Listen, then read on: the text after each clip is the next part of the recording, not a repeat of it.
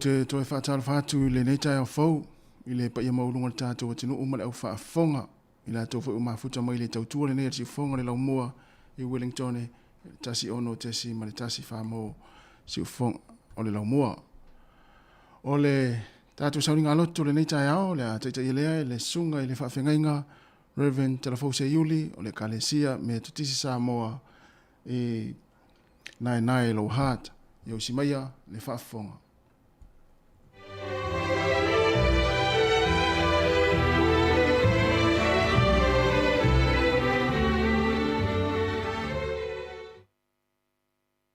Au manuia le anga leo le tua.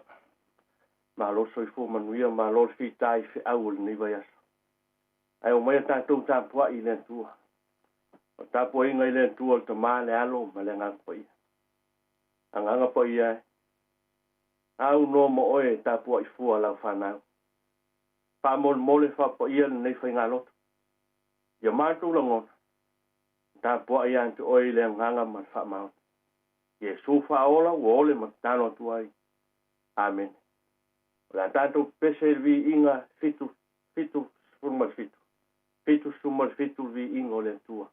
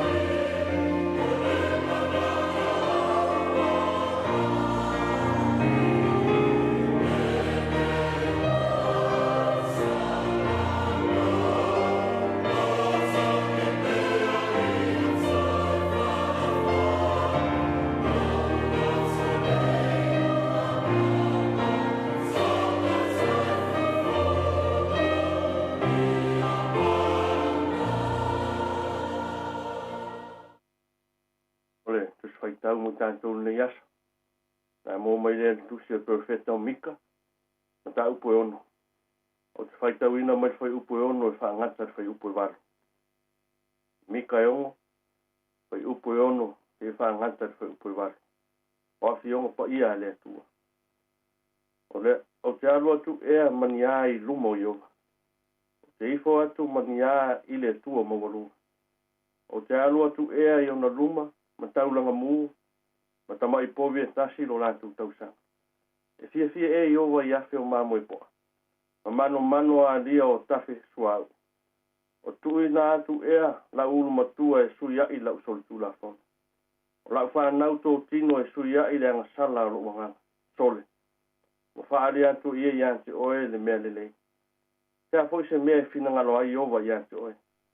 Pe a le o ia mea ia faila mi tonu ia nau le lofa ma ia feo ai mo lo tua ma le loto fa mo la pa manu ia mai le tua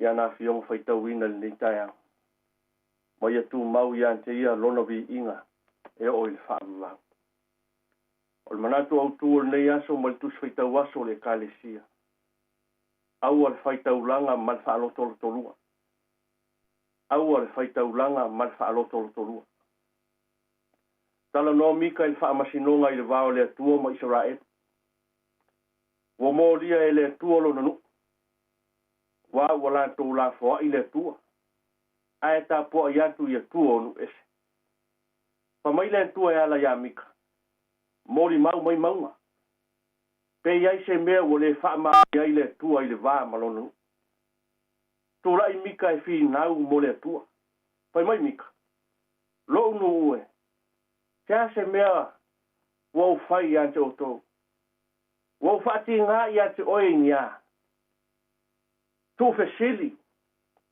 po ana fea na le fa mau ni ile tua se mafu anga wo fuli tua ai ile tua o le tari ele ai se vai pa no le ola Israel na fata mala ile tua awae mori mau ngai le fa mau ni o le tua maunga maatu maunga na lato tiro ifo au tai mai ele tua Israel mai le mea sa nofo polonga mori mau ma mea mau rulunga i va venga te tele na fai ele tua molonu a o mau foi mori mau ile fuli tua manga sala Israel ole unga fa masinonga e mamai ova ai sala Israel le sala Israel le nai fa mau foi upo iva le ful moleono e ai ele maona e toto saito a ele selsele e soli o live a ele uusua e soli vine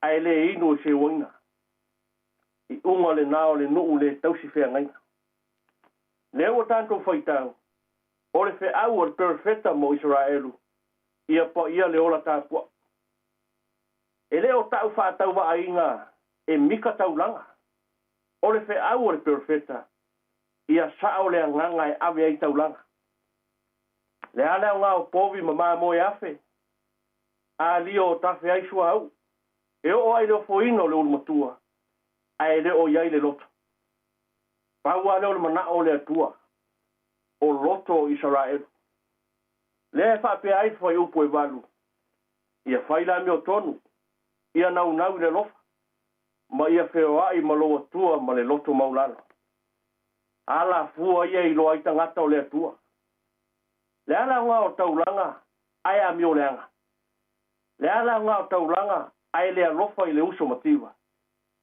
le ala nga o taulanga ai ola fa maulunga te au le tala le nei aso au le fai taulanga mal fa lo tolua o tangata fa tua e fa taulanga le ola o a me fai nga luenga matiute i a inga to tono le atu no fa pea le kalesia e nga lue e punou ma le mautinoa o lo sila i aile tua o fa manatu le nei aso ia moni le nganga e fai ai fai la mi o tonu fai le lofa fai le loto mawalalo ina ua mafuta tātou ma le tua ono Yesu amen tātou fai u le talo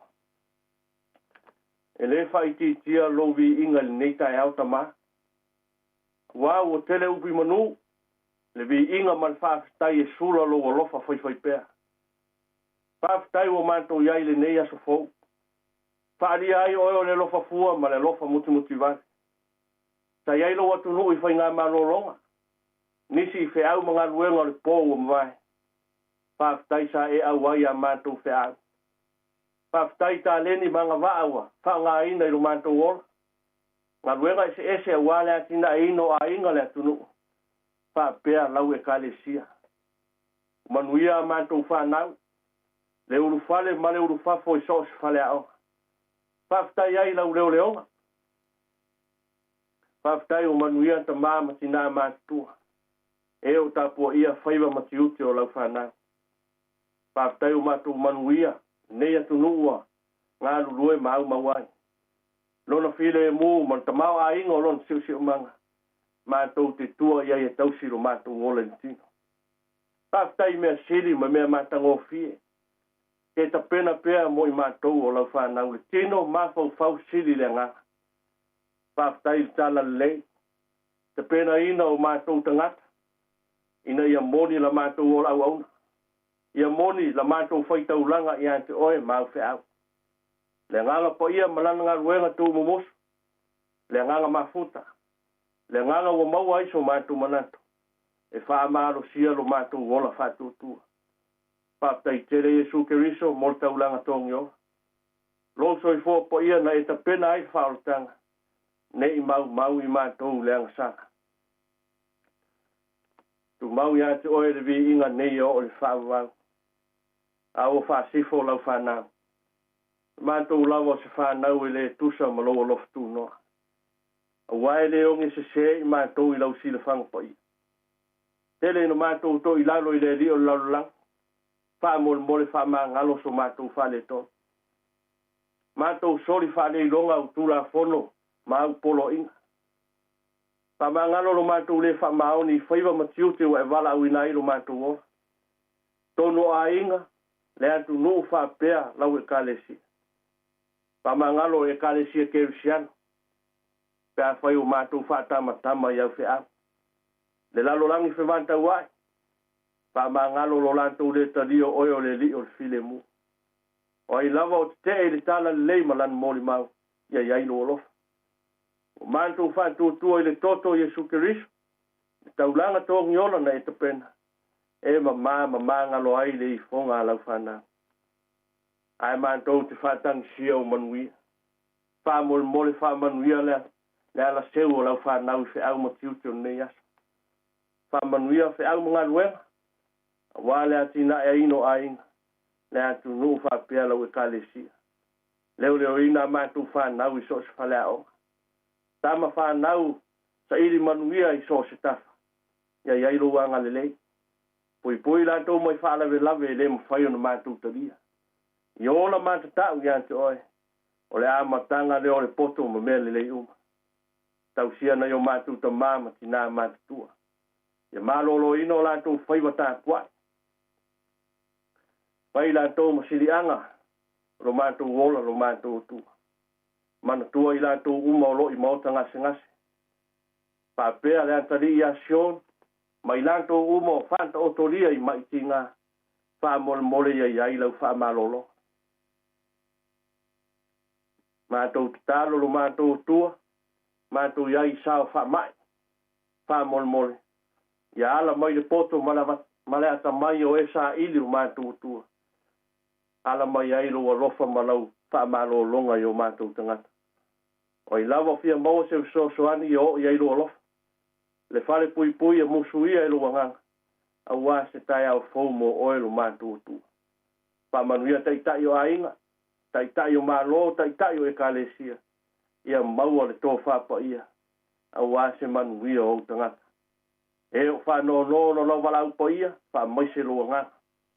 Tau nia matapena ina i mātou nei masina. Le masina whaitau langa o le kālesia.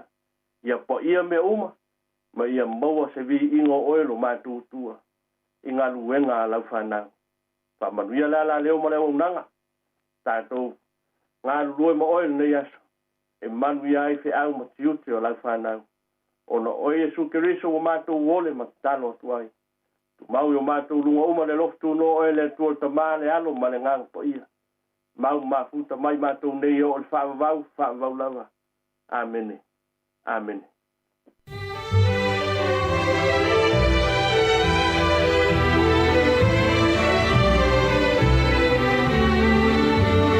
O le tātou sauni ngā lotu le nai pe o na whaafonga i le tātou atinuu na sauni lea matapeneina i le sunga i le whaafengainga Reverend Talafose Yuli. O le kalesia me totisi sa moa i nai loa hat.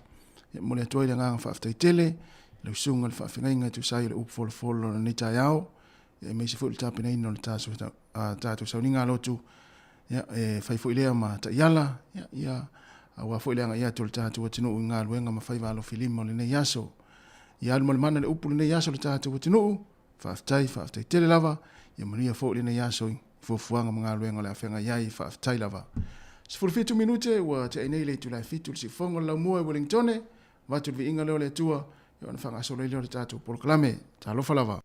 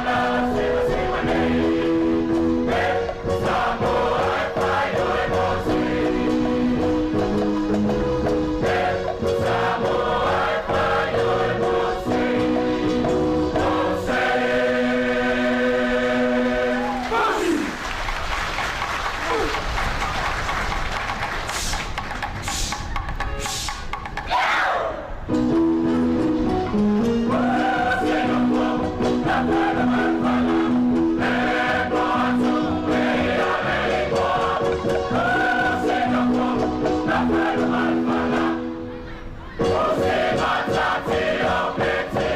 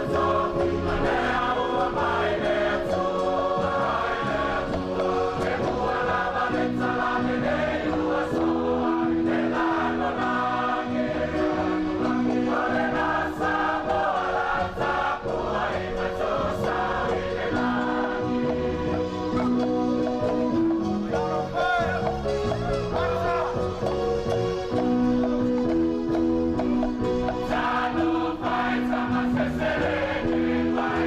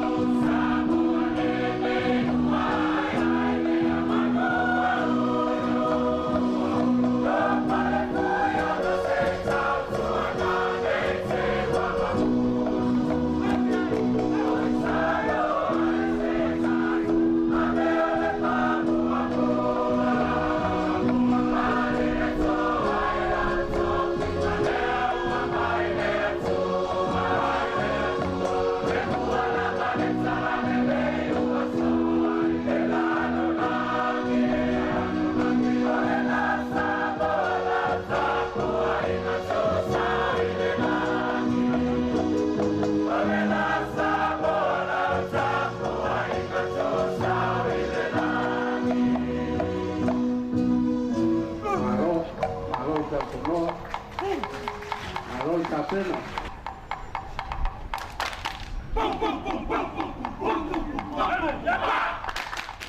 để không bỏ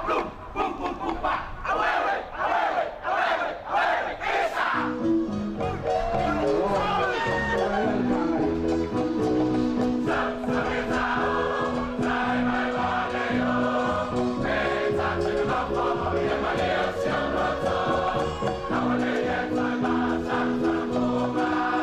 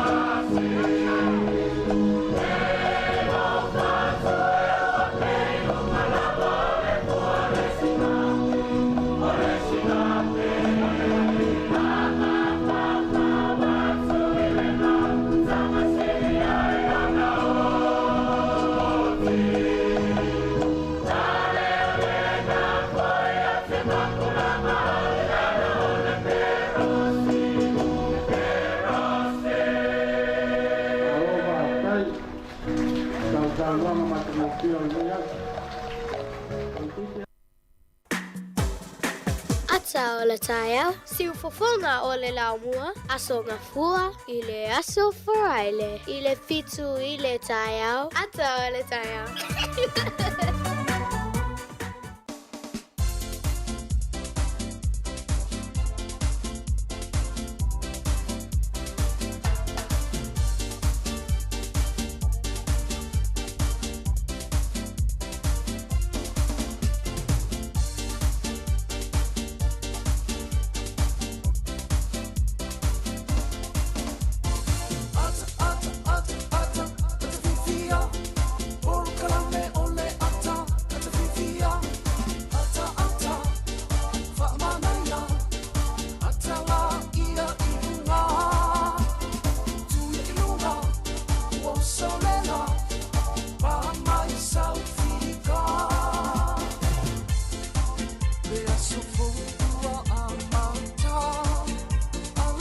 Fia o tamata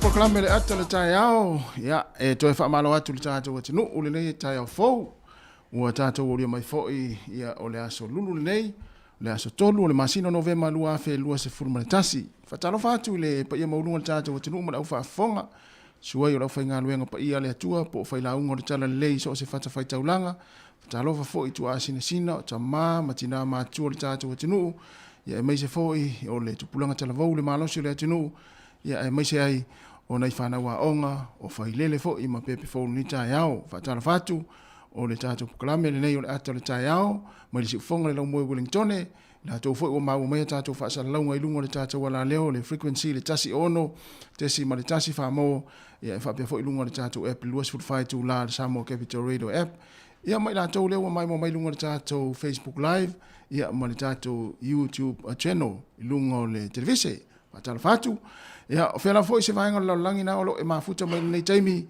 ia ia manatu e se la foi aso ma taimi o to atunu o to wa ma wai ia ma to ni sila nei ia o tau nei o le aso lulu ia fa timu fo le nei tau ia ma to ia manatu to fa tu sa to le lofa ma le anga leo le tua lo so fu molo to so fu manuia ia me se fo se o la fainga luenga ali se fonga la mua ia le fo to am tadi ai le tatu to tua ma le mato maftanga ia ma le auso nei tau ia o le vato tolu o le kapteni ia o le la o kapteni le mato fainga malanga le nei tau ia a o telenga sina e le la tu lumo le tau mo le va fasino sino le wala le la le va ia ai tu mo pe tatu sifin sinia ia le sunga ma le valu ia o ia le a fa pe fo le alu wale va o pe le afi lunga sami ia fa si tatu ko ma si tu lo ma fong mai le tu wai le ya sta to mem fai pe ava pe ele anga la fiel va ya on me le fa tana fa tu lo sunga le fo o tu luma ma ai ya luma pasese o le tangata va ai wa lo tangata va ai le sa me va ai le tu luma ma ai po ai tangata fo le na mi se son ya fa tai yo le to figa fa tu lo tata va ai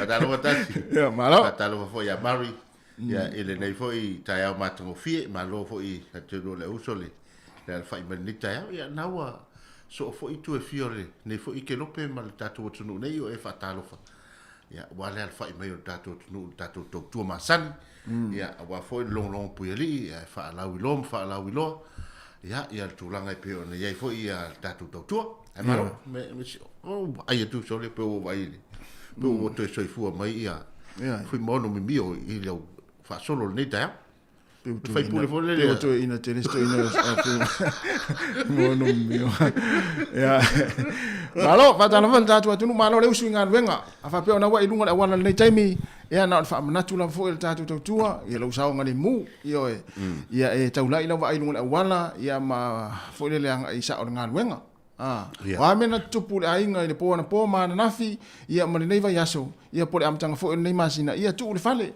se ia watu fu ina ni te mana vai ia toi a va fu ila ia i ol fale ai alu fia nga luenga ia ma mata fia fu nga luenga le nei tai au yo o le wa va vai tu le tau le mana ia le so me le la ia a wa vai tu fu e se fu e fa se ma lu le titia ia e tate na tala ngona ni tai au io te nga tai fa pene ia e te la fa pena ai ala fu tai au ti e ki tu tava le pe ia o te pole ai foi le fa fai mari ni a pe tu nga luenga vili tangata le te masani tangata te lo te fa mo ina fa tu ina ia ai te tu na ma fo matangata le mo sosoni ia e vole le ia tu lo ilunga ia vai po leila ei na malulu wai si vole le va tu u se le o fula fa so le pito te no pito no ma la pito tu al fa ma ia o tu langa na tau na ia tau na ta pena foi ta tu no mir soani o na tangata soani tai au ia wa ele si le e fole le sulu tu le af na ia ona o tu la fole le ona lu ia na tu fo yo no le tu la fata tu pepe ona o le fuel il fa longo tu tangata le no telefoni lan ta vale wo pe o la tangi il fa pele po le meu o tu la tu nga gwenga po wa tili ava mo fini tu wai no ai fa ona tu ta vale wo pe ia e fa pena ia o met tu pule so fanga ma le ona ngadas ai ta pena ia ona ta pena ona popole o kon tu le mole stress o ma fa ia ele o se mai le wa atu mo pele o ma fa ko ting ngalo ulu ia fa pe o ha me o mate wa o foi na overload stress ia o over e ting ai fo lo sa o le fa atu po mai ting ai lo ia fa pe me se ta fo la o fi wa inu fo la o le pene do se fa ko ting ai ma fo ia o le fa fi ina lo lo to ma lo finga na ia na to fo ia na o so so ni ta ya wa ia tanga te mai mo mai fa fo mai sa so so ni le ta ya mo le ta ya fa pe vo isa so so ni le ta ya o sesi sa na mi so so ni ya ma lo fa tai ma lo pa wa na o tu la lo ya ngai mo so so ni ya fa u lu mo le pito lu mo le ofu ai o le tu le fa ma ya la tata to pese ma ya mo se pese fa tu tata o tino le ta fo tata maftanga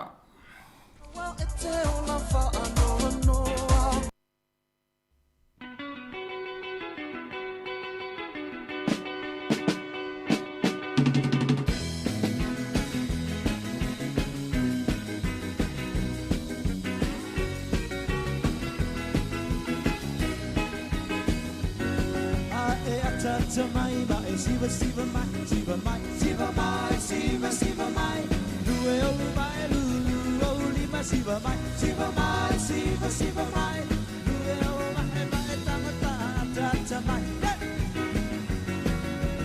ata mai, tik ata mai, ata mai.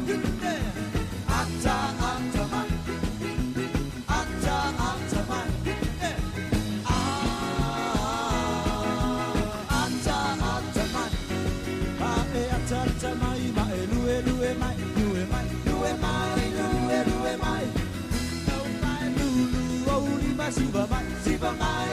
Siva mai, pusi lau panga mai tango pa ata mai. Ata mai,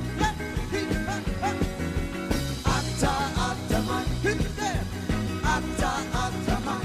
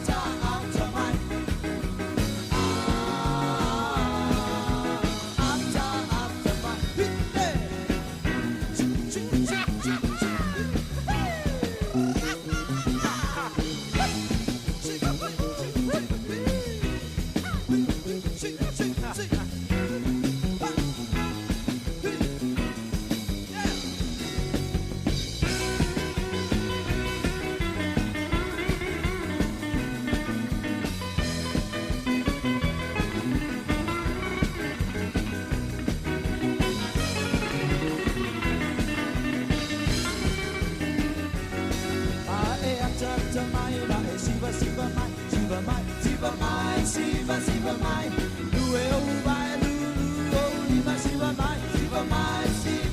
mai, pusi lau panga mai tango pa ata mai.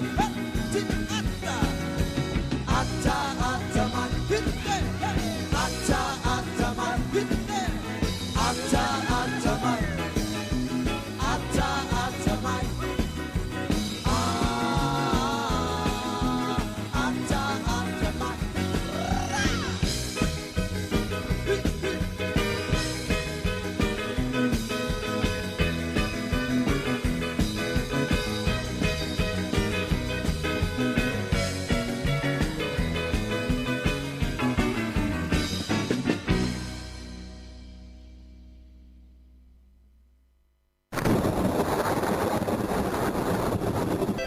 Malova tai ia mana fo ina pese va vena ata mai le tai am faina so fa malastino amato le tai au io o sauni fo o mga luenga o tau mo le yaso mo tata Wellington o le mai tau atu a waoa o Savili e ono o atu malolosi le iva se fulu kilomita le tula le malolosi o Savili tata Wellington le tai au mo le yaso ia a waoa tata fa pena fo ile aso tai au le asfraile fa pena fo ia ma le stonai o le mai tau atu e a waoa e to ulufo ina i timu inisio taimi. Au le asola va ia a waoa tātou Wellington e whaifo isin tau malolosi o Savili le whaamawina e iwa se fulu kilomita le tu lan malolosi o Savili ino fuanga ta alai lai. E whaasolo atu le motu i saute o nere sone le whaamawina i le neitai au e langi le leisuru mātango fia le lai a waoa kala istete o Queenstown e langi le leisuru fo i le la e langi le fo i tanine ma ima na kako. O le malulu ina makako le tai o nei e lua o Christchurch 5 o Queenstown e tolu e valu Dunedin ma Nelson le fitu o le mafanafana le mawalunga le mafanafana le motu i saute e le vao le se fulma le lua ma le se fulma le 5 Wellington le tau nei le malulu o le whamawina mai le vaitau e iwa le malulu le tau nei le mawalunga le mafanafana le ea e se fulma le lua o tātou i pori lua i le so e se fulu le malulu le tau nei fa pena fo i lo hat se fulu le malulu ia o apahat e valu e iva wenu mata para umu iva a o le mawalunga le mafanafana le ea mo tātou Wellington ia e se fulu le lua le mafanafana poli lua le whamawina se fulu le tolu o le tūlanga le eile tau tātou atinu i Samoa le nei aso ia awaoa o le mafanafana le whamawina e lua se fulma le 5 o le vevela e lua se fulma le 8 o suva i fiti e langi le le yaso se fulma le 9 mafanafana o le vevela le tolu se fulma le tasi Rarotonga i Cook Island e langi le lua se fulfa le mafanafana le ea o le vevela le whamawina e lua se fulma le 5 ngoto ifo le lana fiafiana nei le 1 minute te ai le valu tātou Wellington to yoso ai le lana le tai au i le 2 minute te ai le ono i le tai au. O le au te lenga o le tulanga le eile tau tātou i New Zealand nei, mai le motu i matu nei lava ia e mai tau atu o le tele lava vaenga o le atu, mai se lava ia le pito i lunga o le motu i matu nei le i au ki lani, ia e falling mai o le talo le tau mo utau e ti munga, to ulu ti munga le nei aso, ia au tātou Wellington ia e mo ilan fo ia e au awa, tele la fo ina au awa. Au e wangana le motu i saute, ia o le tele lava vaenga o le motu i saute, lea e whamawina e langi le lei e pe ona i fo ia i motueka ia mablenem. O le talo le taimo le nei aso mo le whangota, ia manuia whainga whaiwale a whainga i mautou tātou Wellington, ia le vai atu malolosi Savili ia e fuala vai oe pe saofia se whaiwale nei aso. Ai o le talo le tai, pe le tai le tai o nei, e le to e se fulu tonu minute le tula se fulu le tai o nei, ia pe le tai. Ona sua leo le tai le fiafina nei 2 minute te ai le wha. Le vini, po li roa ma Foxton, e sua le tai le tai o nei, le to e se fulu 2 minute le tula iwa, pe le tai le fiafina nei i le tātonu le tula tolu. Ia o le tulanga na o le aiai le tau, ia ma le taro le tai, ia mo le nei aso, ia fua ia iau fuanga tātou Wellington, ia mai pe saofia se faiva, ia ma vai foi pe saofia ni ngā luenga i fafo le fale, ia le malosi Savili tau nei, ia mo le Olaf tupe, ia o le swing o le tupe mo tātou le nei tai au, pe alofa sau tupe i Samoa. O le swing o le nei o tātou tupe, tasi tala New Zealand mo tupe Australia iwa suma tol sene, tasi tala New Zealand mo tupe fiti tala fast fuma le fa sene, tasi tala New Zealand mawal tupe Amerika e fitus full sene, ma le tasi tala New Zealand mawal tupe Samoa tala fitus full ma le ono sene, tala fitu ono sene. Ia, nau ma nei atu langolo ien tato tupe, ia manuia la fuino to se leni ne yaso.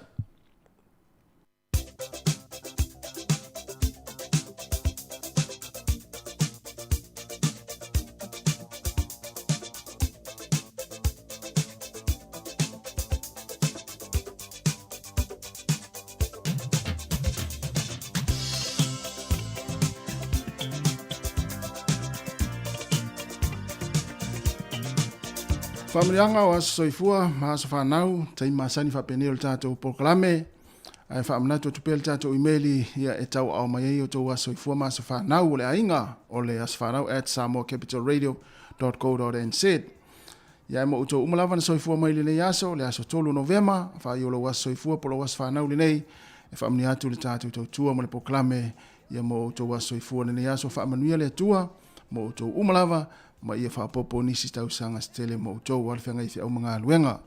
Ai o le tusi whaitau, mo tātou le nei tai au, o tātou as whanau, su e nei lau tusi pa ia whaitau iai, mo mai lea le evangelia ma reko, lona mata upo i lima, a lona whai upu e tolu se furu ma le tolu. A o le whawhine, ua matau a o le whawhine, ua matau ma ngatete, ua nei loa le mea, ua whaia ia te ia, ua sau ma whaapa uo o ia i lona luma, matau tino atu le tonu ia te ia. A o le whawhine, ua matau ma ngatete, ua nei loa le mea, ua whaia ia te ia, ua sau ma whaapa uo o ia, i lona luma, matau tino atu, le tonu ia te ia. Evangelia Mareko, lona matau upu lima, whai upu e tolu se furu ma le tolu. Ia, manu ia tele lava o tau aso i fua le nei aso, whamunia le tua, whawhiwhi atu le tia maa mo utou.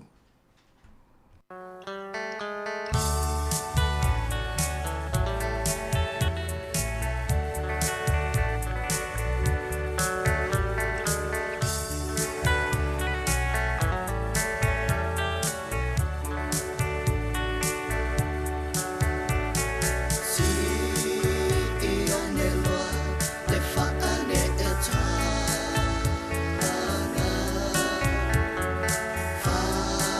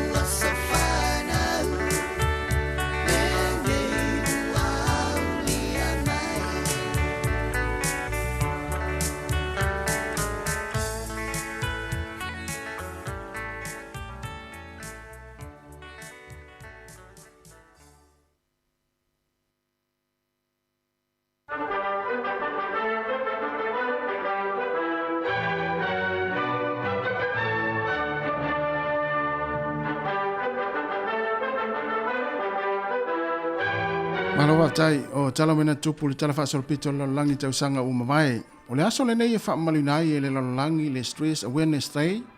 O le aso lea e whaatawai le puipuinga mai le nofo popole o le mawhauwhau. O le aso fo le nei e whaamanatuinai e le langi le National Housewives Day. E whailo ai le whaitau miliona o tina whainga luenga ma losi mai whaamalunai fo i tina no whale o lo tausia whanau le whale. O le aso le nei a i Samoa le tausanga e tasi valu i vatolu na sui ai e Henry Clay Aid i a Otto Conrad Waldemar e a vea ai ma wha masino sili o Samoa. I le aso le nei tausanga e tasi valu i vatolu. O le aso le nei tausanga e tasi valu i vafitu na tuai e William Churchill le tolu i a malona whaletua le tātou atinu o Samoa ina ua whamalolo mai lona tofi konsula sa aveai o ia ma konsula sa Amerika Samoa i totonu o Samoa. O le aso le tausanga e tasi iwa, tasi valu na mawina i lunga o le vaa o le SS Sonoma ni tangata na whaamaonia le whaamaioti o le Spanish flu. Ia na taula i pangopango i Amerika Samoa i le vaa. Ia ma whaatino ina inga luenga, na mtanga luenga le soifua malolo ina maltiute mai le iai ni tangata na mauma waisoifua i lea whaamai tonu a Amerika Samoa. O le tausanga e tasi fitu, to e fo itua, tasi fitu i vaono, ia na whaapaleinai ma atofi ai le tangata nei o John Adams e avea ma presidente lona lua o le malo a Amerika. O le aso le tausanga e tasi valu iwa iwa, ia na whai eise fusuanga le champino lo langi le panga o heavyweight, i le wāle tangata nei o James Jeffries. Ia ma le tangata ai alani le nei o Tom Shaki. Ia o le fusuanga lea, e lua se fulu lima ta amirsanga, ia le fusuanga lea, lua se fulu lima ta amirsanga. Ia, na toi manu malo e le tangata le nei o James Jeffries, i le tangata nei o Tom Shaki.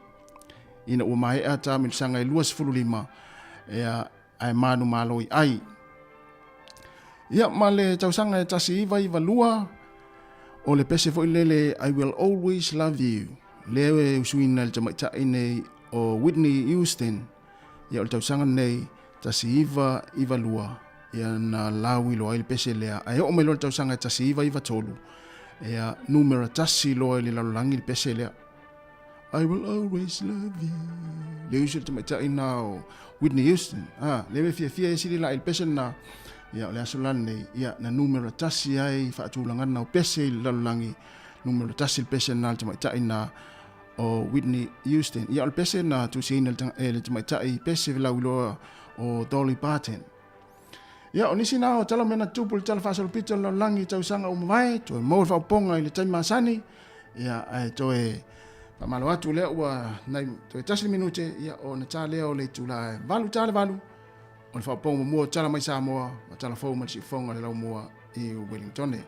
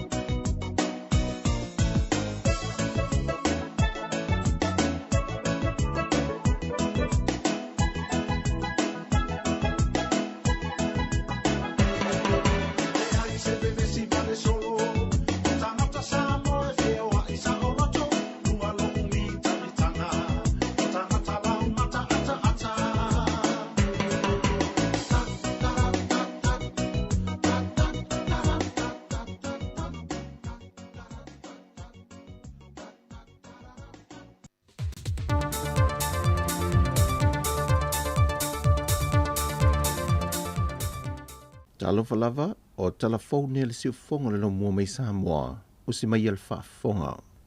E o mai i le asone nafi, e nā o sui o le vang whaapo whai o le whaatua tui le tua Samoa wa tasi, lea ua mai arresta le tau vai mō whai ngā palota la iti.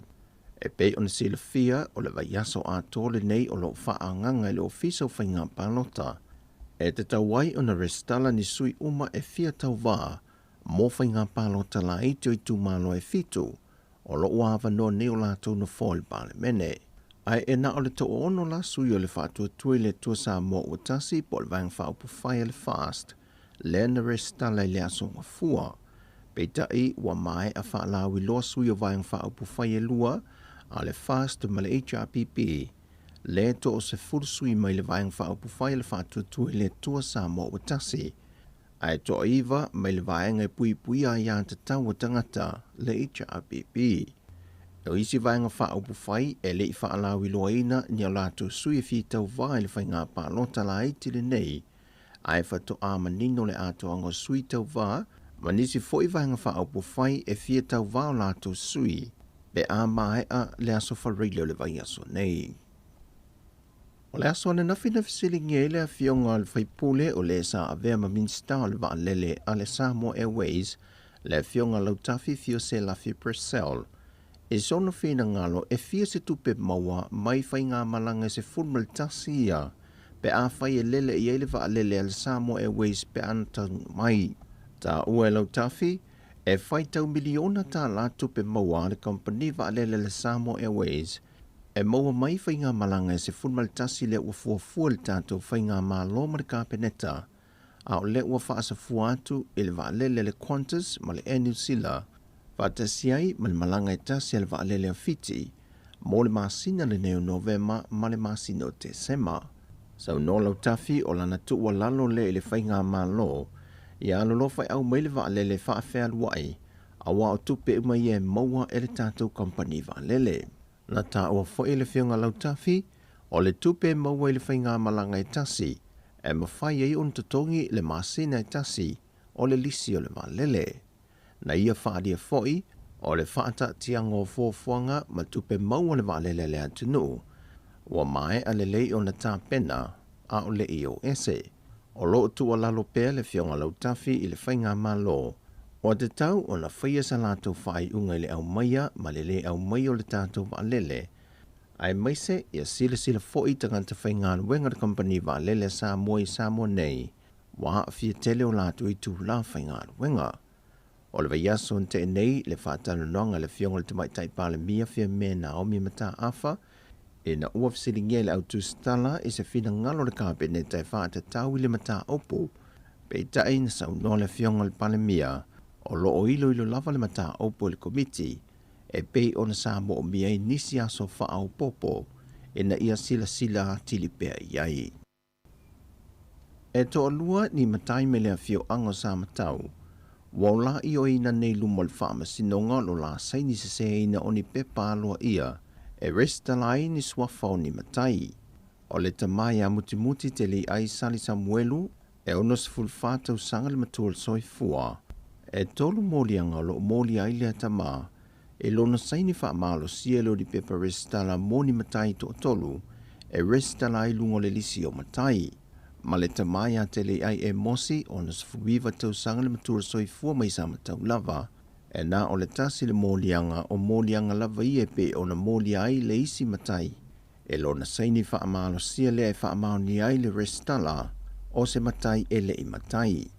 Wan tolu boi le a fionga fpulai ambe Russell Roma le mata opo, whaato a lauso la whaasalanga i le aso se fulmali vo le masina le nei, e luma o le awhionga a vui Clarence Nelson.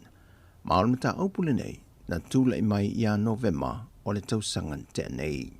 Ma le tala whai u, ua whaamawai mai le awhionga mulianga tele James Awa, mai le tofinga perestene o le asosio whaamta langa ma fsota inga wha teknolosi. Le awhionga mulianga tele James Awa, na ia tau aveina le tofinga Neil perestene, mai le tausanga lua fesfumaliva. Ua whaasea nei le awhionga whaaso tau loa Sam Saili, e a vea ma perestene o le asosi. o whaso tau loa Samsa ili e mai le company e le Sky ai. O isi sui o le asosi e au fiai le sui perestene e a malai ulu Joe Benzema noa, mai le matanga luenga le MCOL. O le teu o loa po le teu tupe, o le sunga ainu u seu fale, mai le matanga luenga o tupe. Ma le whailau tusi o Akosita Salesa, mai i le company telefoni le Vodafone. O sui o le komiti whaatonu e au fiai le fionga mulianga tele whainu le Lay James Awa, mai le UTOS. Vata siai ma le sunga Mailo Henry Mailo o le Urban Tech, sa Raite Vita mai le NUS, Alex Abraham Zuba Wise, ma le tamaitaia Elisabetta Mawai mai le NUS. O tātou tala ia mo le nei fo yaso, manui o le tātou atunu le nopia iai i tiute ma fe au mga ruenga, whaasoi foia.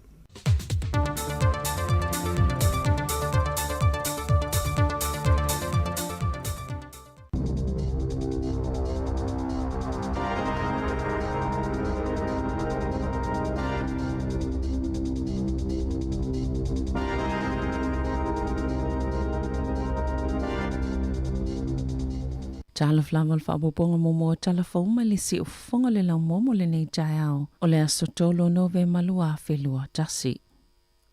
O le toi tasi le minuti le to lais fulma le lua le vailuanga le pōna pō na nga iei vaenga pito i mātū o Northland i lapata ingo le vaenga tolo le COVID-19 fuluiva. E o atu le vailuanga le pō le asonga fua valua Novemba ono o ni tangata iena maua le wha mai ai olo o matoa miste li o le mafo anga. Na whai elements mo le tali atu le COVID-19 fuluiva le fola sanga i se whilo inga whaafose ina whai amtu stala. I le afo le lima i le afiafia na nafi. Na tawe Chris Hipkins, o le tangata faule na maua le asolua e kai taia ma o se tasio le ainga o le tangata. Le na whaasilsila i le asonga fua wa afia le COVID, na whaalia fo elements o le tangata faule na maua na nafi le vairusi. Ele o manino sona so otanga, ele tangata le na whaamaonia mua, whaatasema situlanga manino ile iaio ni so otanga o lo omisi. E to o tasi na whaamaonia i Northland ile asolua, wa ato i ele to o se fulu tasi o tangata o lo o awhia le vairusi, ile taimine i Northland. Sa ele pale mi Jacinda Ardern ile asoana na fi Northland, sa sia si fale mai po vaenga o lo whaatino i naile whaingoto i pui, peitai na malanga esemai lavana na fi. Na ta uele min mo le tali atu ili COVID-19 fuluiva Chris Hipkins, ele i ele pale mia ile i tu lea ua whaamamalu i naile la pata inga vaenga tolu, o a inga le pale mene i sa taimi ele i mamao atu, e te tau iso sa whaipule, na iei se vaenga o le atu nuu olo o ile la pata inga tolu, o na whaiasona su enga mo le vairusi pe o a afia, e te tono le fitus fululua i tu la, a o le Itali watu i Wellingtone, so ai maso i lima i whaanofo e se ai Wellingtone, ma ia whaiasona su enga i le asolo na lima, ma ia whaamaonia e le o a afia i le vairusi, pe ta ina suia i le asoana na fia tuunga, pe ona sauno le whonga fitalai Trevor Mallard. Wa ia i o e suia i inga mo whaipule malanga atu il pale mene, ma i vaenga o le atunuu, ia e mawalunga lava pata inga o lo whaiai mo le whaamai, o le tuunga fo ua iei nei, e au i whaipule o na maua su enga i le o a afia i le vairusi, na whaiei se umi e leila lo i foma le fitu lua i tū la, a o le itu ua vaenga o le atunuu, o lo o i le lapata inga vaenga tolu, a i se whailo inga le pale mi Jacinda Ardern malauto stala, i le asoana na fi Northland na whaamuta il pale mia ele i maea, ma toi sifil whailo inga i tutono, ono o ni tangata te mai whaalua na whaalavlave se tau lea a o tali il pale mia fisile lauto stala, e na whaalongo ina fo ile leo le isi tangata o pese mai e mai i tu atu, ua fuafua Ardern e asiasi o kilani i le vai asofou. I le vaevaenga pitola tamai o tangata ia na afia le Delta na mawai, e fitu tasi paseno i la tauia ele i whaiani to ipui o le whaamai o le COVID-19 fuluiva. Mai fitu se lau luas fuluiva leo whaingo o tamai ti lalo i fulta is fululua tau sanga le mātutua. Na afia le whaamai, to o se fululua na tau fia i whale mai, o atu le tolu awhi ono se lau tolu sfulfa leo whaingo o tangata na afia. E au fia li to awhi valu se lau ono sfultasi, e ta isfululua tau sanga nga ilunga ele i whaiani to ipui, e tasi pe lua o le COVID, to o se lau valu sfuluiva i la tau na tau fia i whale mai, e to samal to o lua se lau ono sfultolu. Le whaitau o whai o tangata na tau fia i whale mai le pipisi o le Delta. E to ono se lau iwa sifululua i lātou ua mai atu i te tasi, mai to o 5 lau whaingo i lātou mai le whainumera, na tau fia i whale mai. O lau whaingo tangata ua mai atu i te ilua na PCL wha mai e to o 3 se lau 5 ai na o le to o iwa na tau fia i whale mai, e au fia ile to o whabea mal ta ilua vai aso. Talo na mai o lātou tuilo na lua, ai a fia i le virusi. E to o se lau 20 ono tangata whonu wha maonia le aso na fil COVID-19 i vai au fia le to o se lau male fitu i Aukilani, to o 10 i Waikato, male to o tasi Northland, pio na wha maonia le mtanga lwenga o soifua maloloina, e to o lua tangata whainga lwenga, i le whale o tangata mātutu o le Edmonton Meadows i Henderson i Aukilani, o wha maonia le COVID, ma ua ato nei il to o 10 tangata, o lo o a fia i le COVID i tutono, i lea whale o lo tausia i tangata mātutua. Ua whaupopoina lava le fifi o tangata no fo maututongi Wellington e le tūlanga le o le tele o whale no fo maututongi e tutono le a ai a oanga i mali atu le taimi e tele tangata e sa ili ni whale no fo maututongi e to o tele eo e se mai whale e le mo le ola maloloina ma whale taungata ai la tau te tutongi na fo ini tau taungata mo nisi whale e le sao i ele vai tawalunga ma pui e to whani tamaitia o ngā university. E nono fo maututongi se whale whapoto mo i Mount Victoria, ai awhi tā la le tau i le vai aso, o nina i aso lumana i nei, o le ao ese ai ma le whale. Peita ai, ua toi whaasala lau le whale lava le e tasi, e awhi lua se lau tā la i le vai aso, pe ona si i ai, o le manato se tasi o ia whana wa onga, ua mutoa soli tu la fono lava le 20% o le si tanga o le tau. Mō tangata fōu e nono fo maututongi ai, ai o le wha alo le whale o sa solo i le lenga, o le whale tā ele ua pala. E sao le sua vai mai lunga o le wha alo, o le wha amatalanga i lātou ia i le leito o New Zealand, e mana na o e tau i tangata fōu, i e fia nono fo maututongi ai, ina ia awane i o i ai, ai eilo lātou popole ngai ngai o inga company, o whale no fo maututongi e whaia ia i lātou. E ta alonga, na mole solfanua very elegant i le ipo me le pone le awaulia na nafi. Masato le ni ina pea awa oina e Chris Wallow ni usila, na matel to tele ala i peta petienga i le solfanua o incentivize lea na tūlanga lua. Na tūlanga tolu le solfanua Spanish Mission. Sale i se whaitau ia very elegant i toi se konel tō unga, peta ai na mamaola na mua, mauleli Waikato James McDonald, lea na ti el solfanua le tō unga. O le solfanua mo mole na whaafailele ni usila ua maana malo le Melbourne Gap. Tal mai tau sanga lua fisfulima, lea na maana malo i Prince of Presence. E tu asfulua fitangata na mwhaiona mai moina le tu ungai le malai. Valu miliona tala le maana malo. Tala fawia ma le si ufonga le lau mua mo le nei vaenga o le tai au.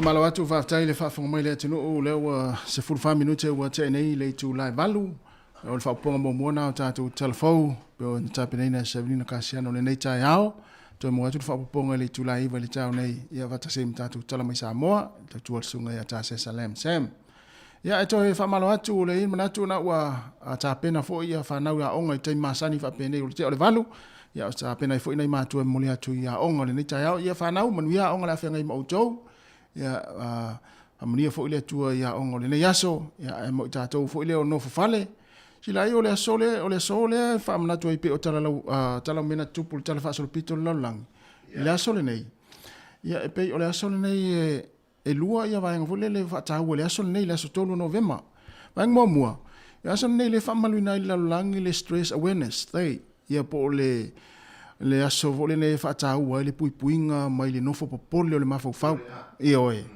ya fa pela ona e popole lo mafau le ne yaso ya awane i afaina oe le ne yaso i ya mafo fo ona popole ya ona wa e vole le wa na tele ya wale tu sa vole le wa o le mafo anga le no popole le tangata la so lo e fa tangata fo le masani popole fa tangata popole tofu atangata ia ma vaenga o mai popole ia na sa ngom e popole foi de foi atu tatou anga pulanga o tanga te whai ainga. Ia. Ia vaenga o le ainga e wha e popolenga fo le fufuanga ma me whai. Ia au tatou fo i vama tatou whanau tasina polenga e popole fo i matua. Ia. Tonu ai o le ainga. Tonu le ainga. Tonu ai o le ainga. Wani polenga i tonu le ainga. I matua. Tili. Popolenga i ia o le fufuanga o me tau tupe. Ia. Tasina ma fo anga popole tele idis. Ia o fufuanga o tupe pe a le lava se leni. O le paketi le ainga. Ia o lesi popolenga ia ua e popole ia tina i fo lele ia mionga to ina. Ia. Tasina ia popole fo to ina ia mionga lomtua. Ia. Fa pena fe ia ma meu tulanga fa pena ia popole matua i tulanga i fanau. Ia e fa pena. Ia. O to tele atas lau ni lisi o ma le. O tato fesili fo na le tau le atu. Na to yo fa fo mai lunga tato Facebook mo le YouTube. O le ala mafuanga ile ona popole le tangata. A fo ini va volele e o te anu tele ia. Ma fo yo na popole. Wa tonu ai la inga pena tau sili lai. Ta sile va nga ma fo yo na popole matua. Ia matua. O va ya tu le se me ai fa na. Ia o le tu tau tupe. Ia o me fa le kalesia. Ia e o to tau mate fo yo nei fo I a masina ia ngai fo ia niso kalesia fenga taulanga. Ia e popole fo le to tele. Ai o le si vaenga ia o le tonu ai la inga ia le va ma tamama tina. Va I lo atu lolta ma weisa no me voli lo la le lo tina. E te vai tu pe se senga fo le tama. Fo le va fe pelela. Pe ya lo si senga. Je me fo le la wasas. La o papel la o tafi o fiel tama no na loto. Ia ai le fa sol tina. Ia poltina fo tama. Mela na ma foi ona popole tutonu la vai le ainga. Ia o lesi. Ia o lesi me ana pole ole o mo sanga tupel mariu. Po ani fa la vai le ainga. Ai fa me lo marsao. Ia a me sala pe fa pe mai le sa. Vili atu ia vaenga le ta ilima se la mai le so tofi. Sanga tupel mariu. Tasina vaenga ma foi na pole. Ma to inga pole lana. Ure anu foi ai. Ia tu so popole na te lau mai. Ia. O popole foi le a fama mafa tangata. Ia. Ia ona vele mama. Tonu a. Ai o mta upu na te tō lau mai te se mta upu e se whaingo fiena. Na fo. Viki fa pele lima fa pas. O me fai fa pas. Ia. Ai e ito inga popole e te iloa e foi lele a e fa pea wa faina o i sengase. Ia. A vela ma vaenga wa e popole. O ina lau te iloa e tupo I ma vaenga foi lele wa. Wale ngata ina e ma wale ngase. Ia awa ngase ma lo ma fau lo popole. Ia. Ia e whainga tātele. Popole le vai fo mai. Ia. Popole le whaita o tonga. E popole me uma whapena. Wa foi li se mea na o ele ola. Ia. Ai pe o mea na e mea tau tupe ma e sao. E popole le tangata. Pe a whai wha mafa. Ai a wha pe a tangata foi le lewa ngai roa lea. Wa mea whapena. E le whape e sao tala to ina foi li. Ia. E le ai mas whalpui tato mena pe a le whai. Ia na. Ai ma tua foi tat fautuanga le whai so o ai I foi le tato tunu. A whai o wa te le mo ke si o lo whale. Wa te le behind all payment. Ia. Au te no whai. Awa I nana le tu pole lea. Vili ofisa. Vili le ofisa. Po la fo wa te le pilo moli, pilo telefoni, po la fo o isi vai fo le wa. Behind le fale. Vili. Vili ofisa longo whai le tala. Ia. Ia ma ave uma ia tu langa au tupe maua ma. Na fua mai la ia le lato. O sa o lele. Ia wai le ma whai ana o mai fua se ia se foi le se company fale po se bank. Fa tau le fale ono se lau afe le o fai mau o tele. E le whai no e le taimi te le ma whai na whai. Au na I vai ngā pena au ne fa tupu mai. Awai o inala le tio a pipi I lua le o aso I e lua. Ia. O le popole le mafau. Ma le tina. Ma le whata ua le tina no fofale. Le aso foi nei le whamana tui nai laulangi atoa le whailonga whailoa ai le whaitau o whai ma le whaitau miliono tina whainga luenga malosi. Wawai. Tina whainga luenga malosi a whai ona e te iei vaenga le whainga luenga malosi. Whainga malosi toi ai malosi. Ia, o tō una le whaatau i matina no whale. Tanga lo nafa ma le tau singo mātua ma whaiwhi au le whale. O tō le whaatau i le aso nei. So stina umana laulangi. Tina sa mo le fafonga mai, wa ile tau fa isau comments tina. Awa le popole foi le tate fata ua la tonu. Ta si alfo tina. Wa tau fa isau o comments al vaenga le au popole o mari alosio ya o fui mamao pie a base ya wa vai. Ya Erika Maoe, ya Maave Maua, wa vai. Tangata ia te rongo fia e wa maua fola tu. Ya. Mon fa matu ha popole le Erika Maoe. Yo.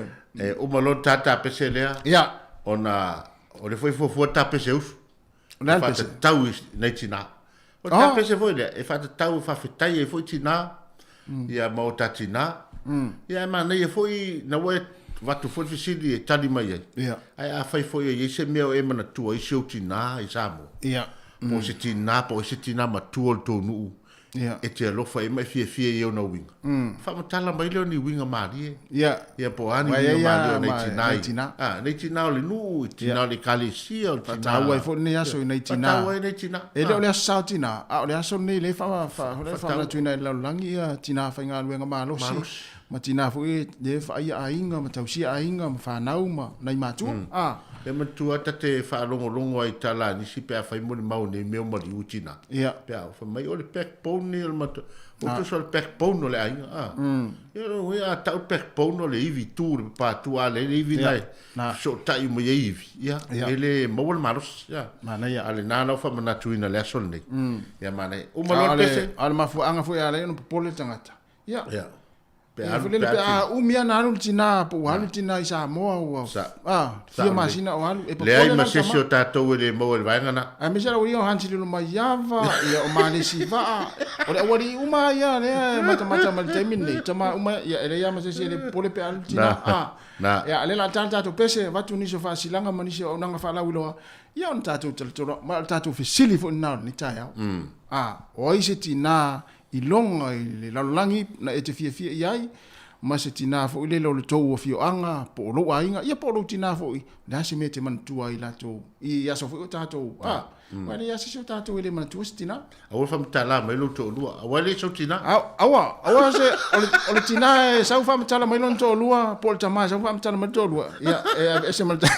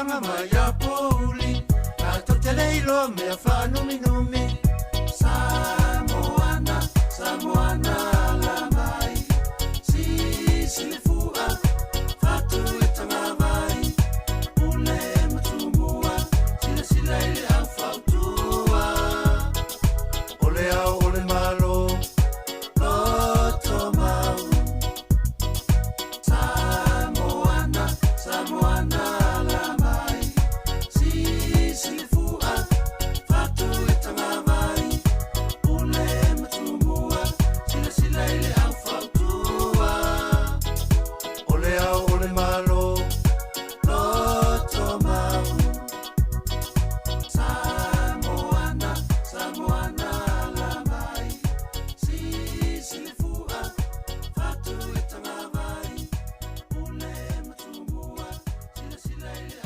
fautua ole au ole malo O fia whaali sofi na ngalo i le lumana i o le tātou a ai. Ua mai ona whaalawi loa i le pule ngā nu o Wellington e, whaapele whaala putuputonga o le Let's Get Wellington Moving, ni fuafuanga mana i e se tolu, e sui ai whainga tātou te o lai. Toe wha mā losi lo tātou a ai. Ma whau sia ni awala tāla whea ngai mō whe malanga inga, e wha ai titi ai kasa o ona e māua mai i ala o whe malanga inga. E mawhaiona e awai se tasi o polkalame se fulu i no fuanga o saunia. Pe e te awai mai foi i lunga o le upenga ta whailangi e te sila fiai. Au mai ni au fesili ma whaali so fina ngalo. Mō nisi whaamtalanga. Tanga i ane le wcc.nz/tomorrow.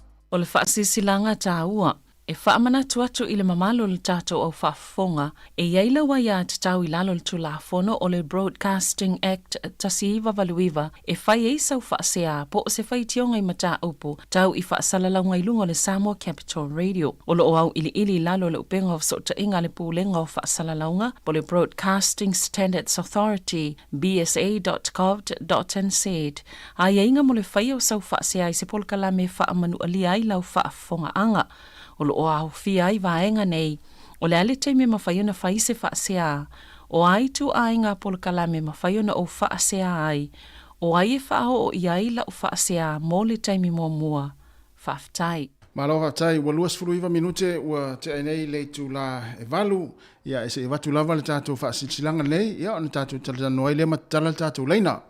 O le whasilanga nei, i le avatele ma le whaaloalo e wala awatuai le pa ia ma le malo le maftanga whaifi au so whaatasi, Wellingtone, Porirua ma Hutt Valley.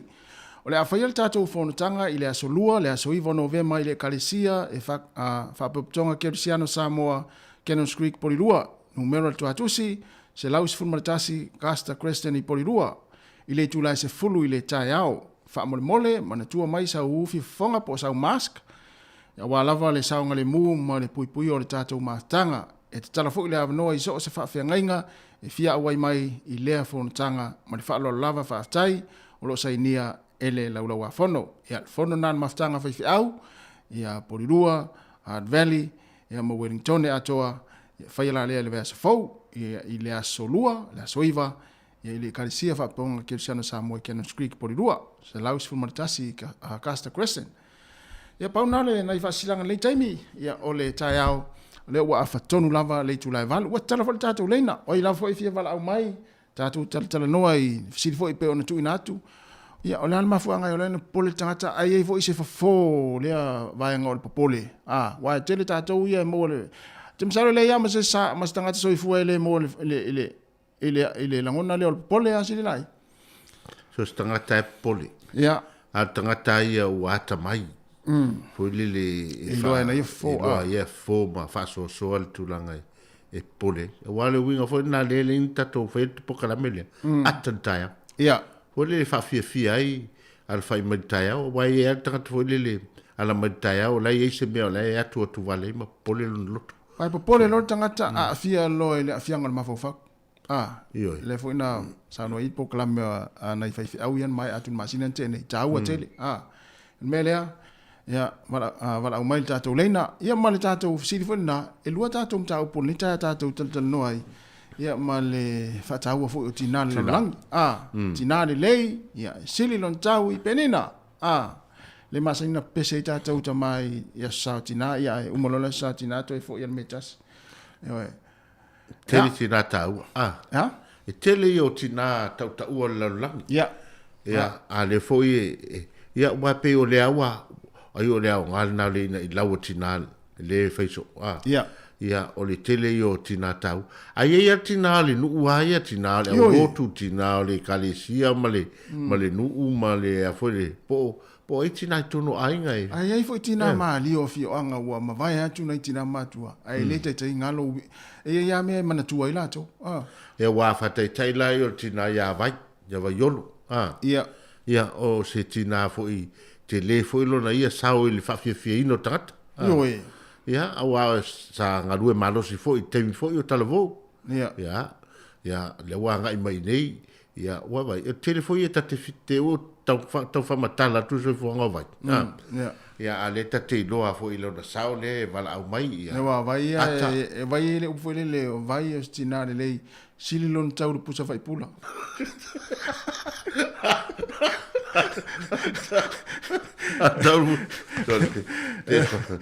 Au te fai se tala to e vili mai fo ia tina ngadwe te ngia ta wa.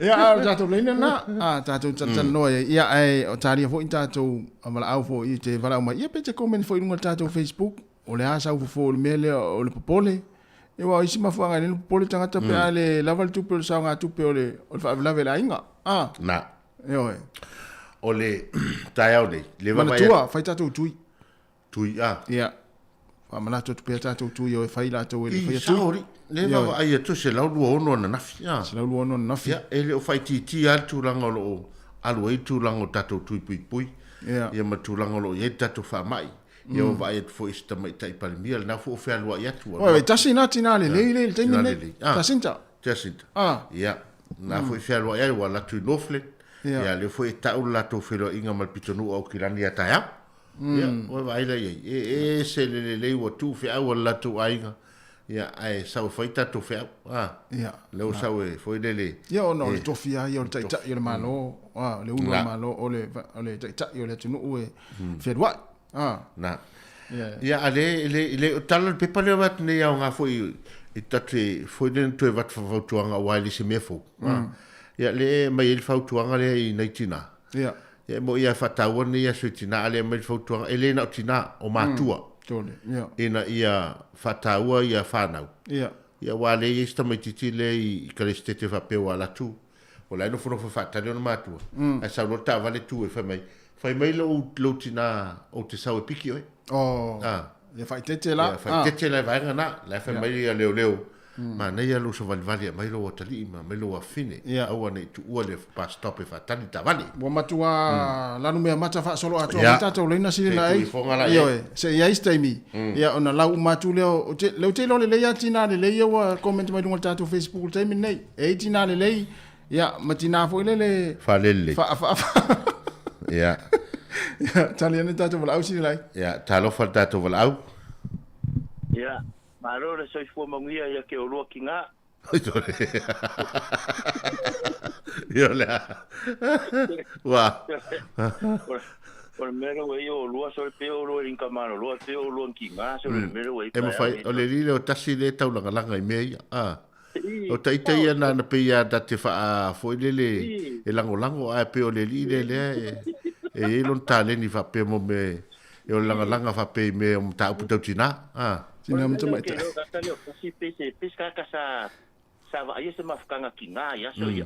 Popota.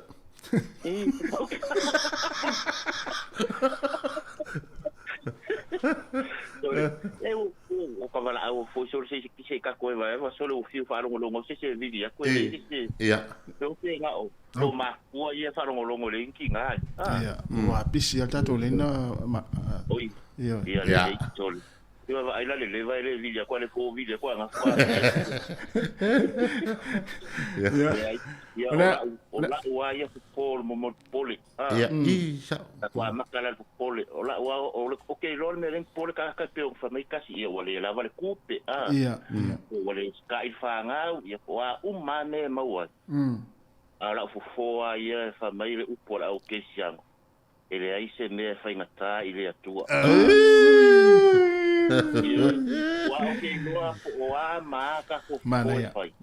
E ia kai me kiua e kai mele kiua Ia. a lo wa ia ka ko ngunga vai e o le ka ko wo o ka ko kua e ko fo ai me uma Mane.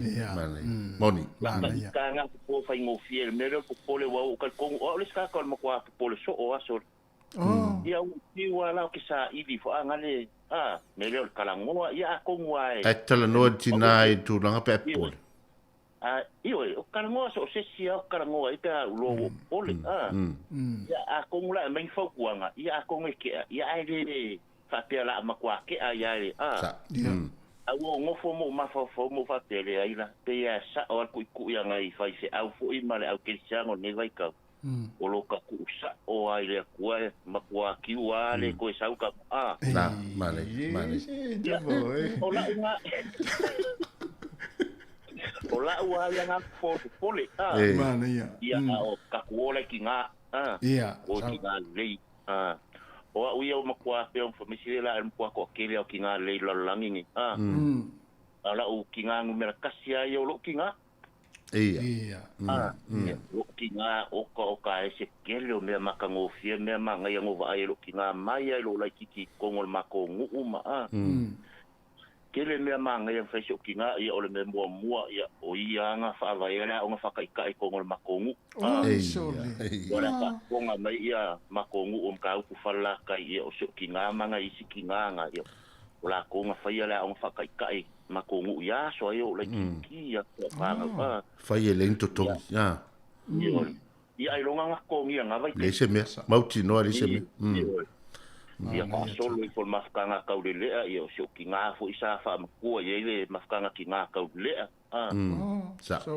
solo mai ala ia malekele o isi mau mea le sa fa so ki nga ko mako o mani kai ni ia mera nga wala ngo ka ngo fa ngo merkasi lo ki nga kini Mane. Nei ma so isi lo matua so. o mai lo le o ki nga o le vango ma fo po sa ki nga fa ngo mera lua ke lo stinale o ngo fa ngo mera lua mai ngo merkasi o kai ni Ia. o ka ko ki nga le o fia me na o mi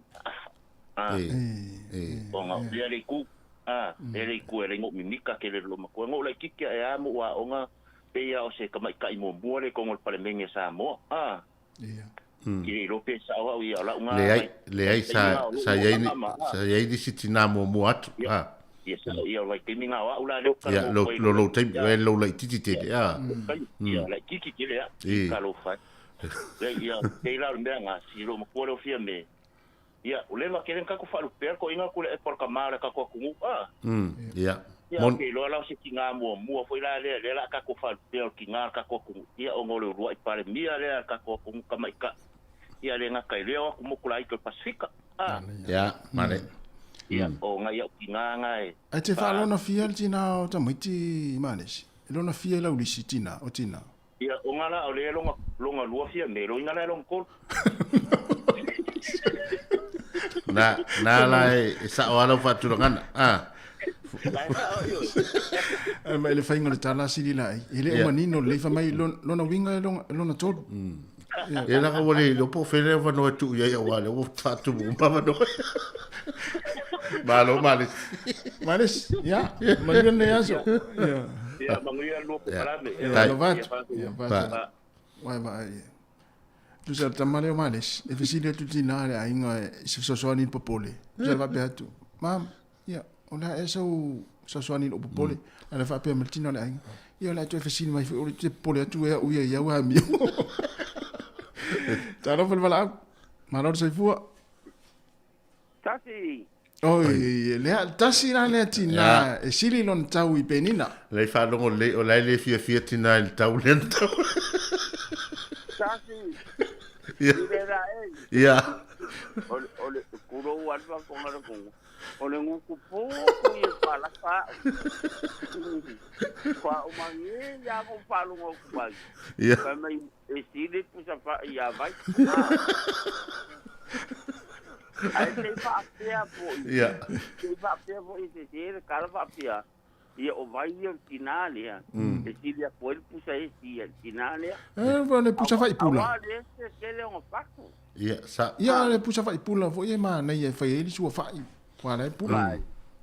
vai tasi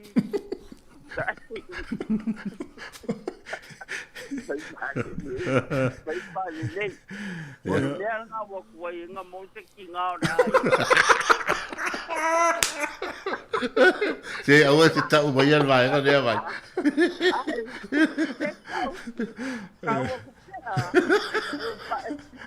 Pai roa ku se o ka matasi. Ia. E ke le uro mai lo ka kalo le po male au. Nga o ang yere ku fora o mo ni ka tau. Mata wele sa tina e nei tina lalla. Ia. Awa ke pa ya ku tire la e. Ia. Ka fesi. Ka fesi ai ho te ke ni ai. Ai ka fa lo mo ku. Ai o tau ni ka kamala Amerika. Alonga winga. Nasi fa fol popole vai. Pole a? Nasi fa fol popole. O le famutala mai vai nga uma ya fia me ma dipot. Kania nga mola o so mai. E ka pungi mai nga me. Alonga winga por kalame kai uma le so ide. Tirira ai. Ol kalame o tina. Tina lele. O tina a. Ia. Ma po ide o fia mo kinga. Ai ke ro se da fia o ro. Ia. Ia. Ole fofole me ol fofole. Ia. Ah. Ko anga ingur fenta. Fenta? Ko anga ingur fenta.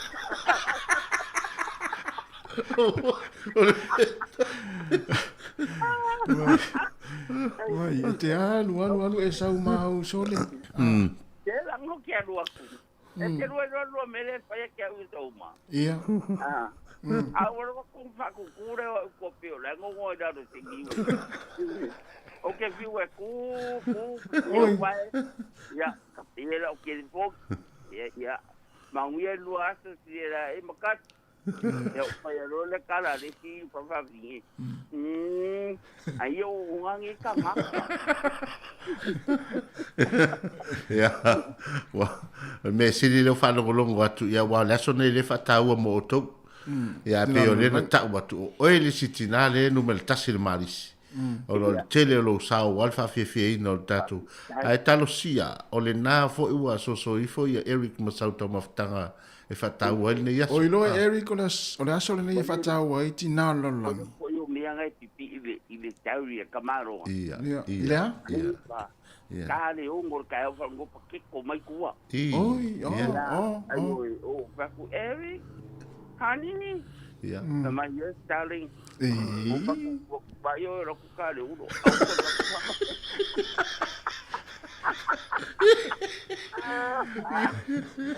Maro mai. Aya ba ku kala. Ia. La ba ku kala le manga yo ri. O le mele fa ka wai nge ya. Ia. Ah. Pe mere kala ku spa ia. Wo pa tusa. Ile te nina. Ia. Yes, na. Ah. Ia. O le mea lai o foi ta sini ki le lai. O le penginga o le mea ka unga ka. Lai fa me ku foi ia. O le penginga o le mea tau kele. Ei. Ia. Ai sa vai ku fa funga. E stili le tau o tina. Ia. Na yo le penginga. Ei. Ku mai ala ia I tonu le winga lo loko le mea le. Ia. A fa yo tenginga le mea tau kele. Ele se so ka kon pa pa kawa. Inga kele pe pa kawa. Ale u fai mai. E si dia kula le kaunga kawa.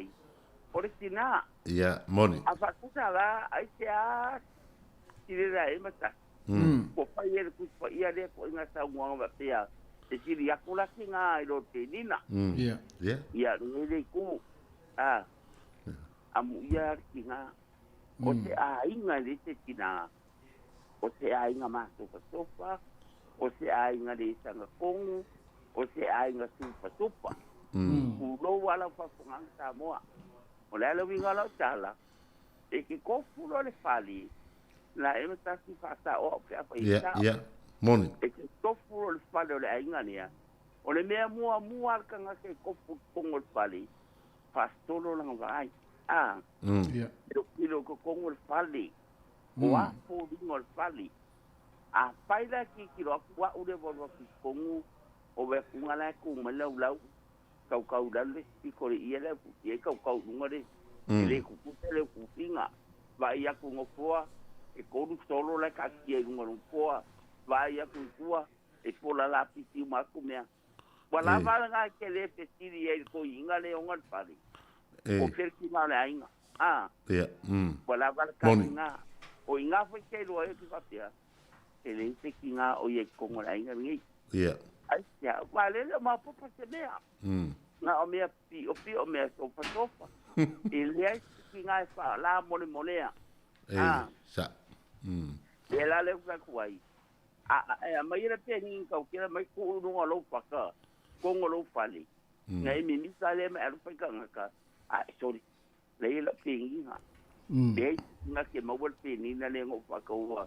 inga ka ngo mai le ko gra wo lo fali fa yo kan ka si mo bakal pe ni na le waru yo ku pe mai o ngolo manga ku ye ka wa o mo wol pe ni na o le ale me pe ni le fa ko ngolo fali nga ava kwa ku e lunga paka ku ya le si ka usanga a ele rua ko a ka no solo me ku wai ko fa ile penina ele sia me penina no a le bon mai solo kala bare ala mai mo kai ni le tio fa merku ele ki nga iko kongola nga estili ya ko penina e mama e ila me uma e o ya o ma e o kanga i ida mai o fonga mana e ke ofu mai foi de ofu e vai fanga ka o ka se o de rio la vala ko de ka ba lo e ka si ala kala kanga ka o de ele listing e listing le non ko rua wo tau wo lava vai wo tau popole a foi le tu lang foi na we e a mata mai tina a yestina se ainga a le yestina se ainga o vai tu apu no la lo ia se uso o no tau a faina fa pe le yestina le te puno le vai tato news vai le riba vai foi yo te walu uma atu lo mo lo fale lo vai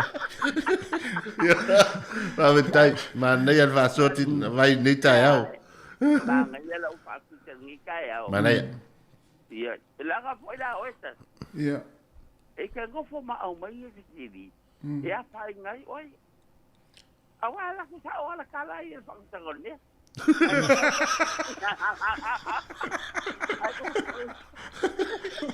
ai ka wa tu mai lo fe tini mai papia mai ia o le ale ku kala e fai ka usa i dingo se kinga e ai nga ele le ai nga o le silinga ale la vele kupu e ngo fure ri nga si la i ma fure me se tini va o la e furi nga ia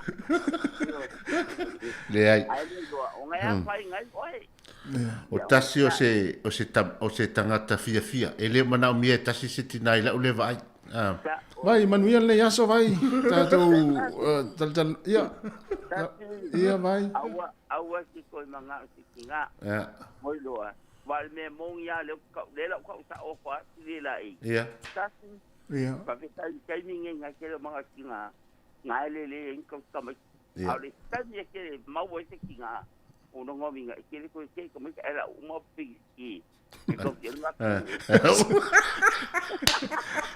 vai tu ti ala uma atu lo manu lo fale vai lo manuel le yaso lo fatu love you vai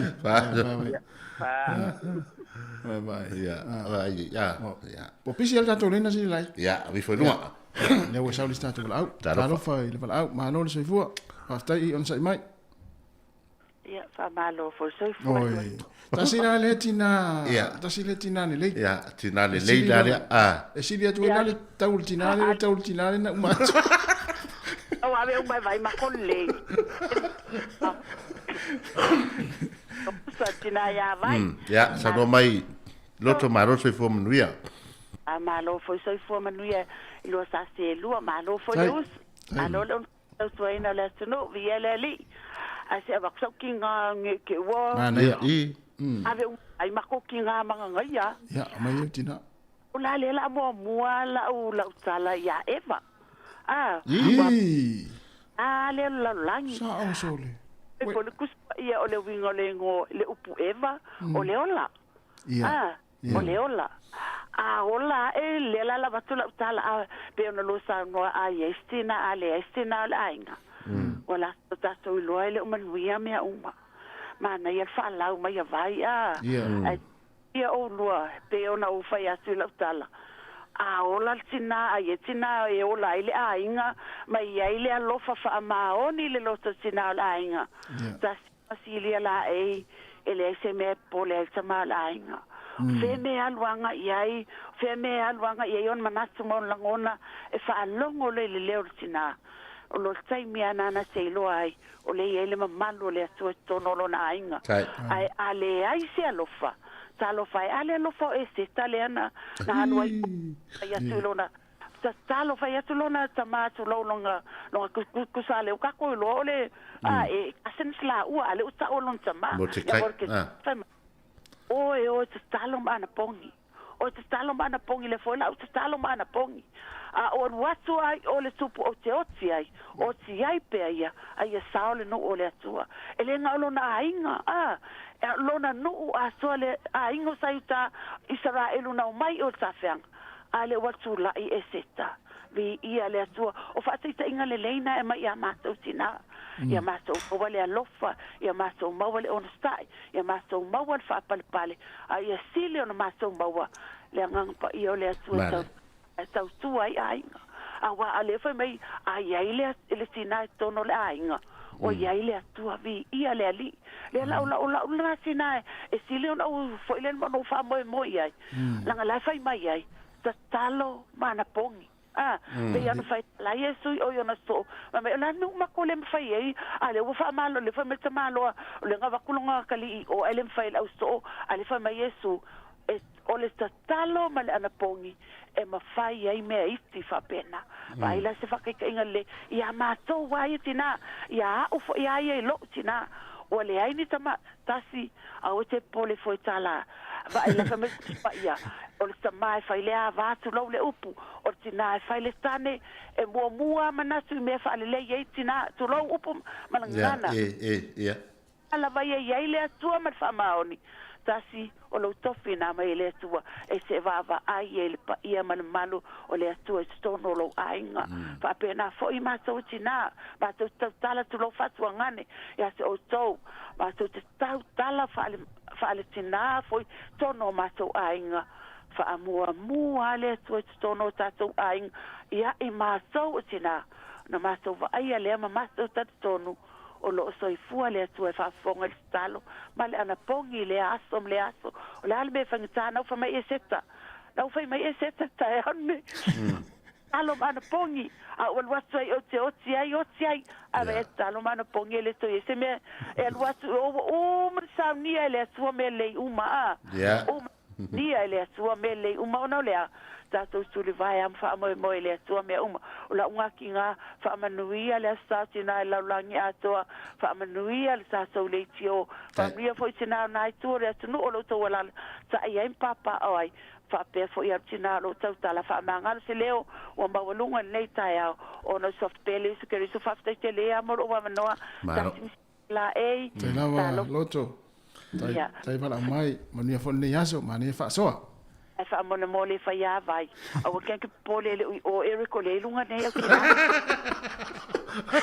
alo vai ta sina le me la ino pole tangata mole fi fa tali mo fi fa tali to la le ke le mai o lo po pole ala vai Eric fa alo tu noto vai felo ai pe fa sai foi mana I wa pisi tatou leina ana ole wa saul me tatou telefon ma tala mai samo ya o mana ya lava mo futa tala tatou leina ole ta o le nei aso ya fa ta wai le aso tinan la langi o me se fo I le afiang ole ma fo le popole ta sina vai ngo fa ta o nei aso ya pe la usuta pese usuta pese o to 10 minuti ya 10 minuti le to fo le tu tapese se uma no le news mo le matata no mone tu ta no tapese ya la matu pese le ma tapese na pese le mai le Pacific Love Band o le pese ta o fili sa wa ino tina oi mana ya ta o fili sa wa ino tina e o lo fa tu tina o mana langi o lo fa fo mai ia ma tina pa anga si fonga la mo Wellington le ua to 5 minute ia o na tale o le July va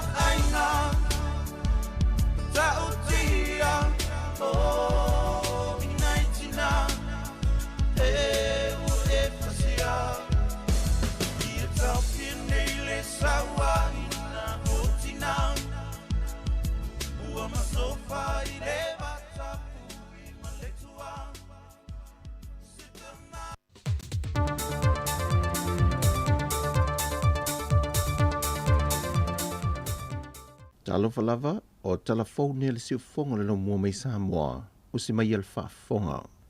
E o mai i le aso ana nafi, e na o sui o le vang wha po whai o le whaatua tui le tua Samoa o tasi, lea ua mai aresta le tau vai mo whai ngā palota la iti. E pei on sila fia o le vai aso a tole nei o lo whaanganga le ofiso whai ngā palota, e te tau wai on arestala ni sui uma e fia tau vaa, mo whai ngā palota la iti o i tu malo e fitu, o lo wava no neo la tau na fōi pale mene. Ai e na o le to ono la sui o le whātua tui le tua sa mo o tasi po le vang whaupu whai le fast, le na resta le lea songa fua. Peita i wa mai a whaalawi loa sui o vang whaupu whai e lua, a le fast ma le HRPP, le to o se furu sui mai le vang whaupu whai le whātua tui le tua sa mo o tasi. Ai to iwa mai le vaenga pui pui a ia te tau o tangata le HRPP. O isi vaenga wha upu whai e le i wha alawi loa ina ni a lato sui fi tau vai le whai ngā pālota la iti le nei. Ai whato a manino le ato anga sui tau va, manisi foi vaenga wha upu whai e fia tau va o lato sui, be a mai a le aso whareilio le vai aso nei. O le aso ane nafi sili nge le a fionga le whaipule o le sa a vea ma minsta o le va lele a le Samoa Airways, le fionga lautafi fio se la fi Purcell. E sono fina ngalo e fia se tupe maua mai whai ngā malanga se fulmal tasi ia, pe a whai e lele i ele va lele al Samoa Airways pe anata mai. Ta ua e lautafi, e whai tau miliona ta la tupe maua le company va lele al Samoa Airways, e maua mai whai ngā malanga se fulmal tasi le ua fuafua le tātou whai ngā māloma le kāpeneta, a o le ua whaasa fuatu i le va lele le Qantas ma le Air New Zealand, Fatasiai mal malanga e tasi al vaalele a fiti, mo le masina le neo Novema ma le masina o te sema.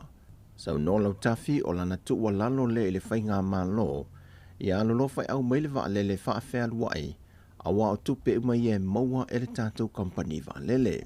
Na tā ua whai le whionga lau tafi, o le tupe maua i le whai ngā malanga e tasi, e mawhai ei untatongi le masina e tasi, o le lisi o le vaalele.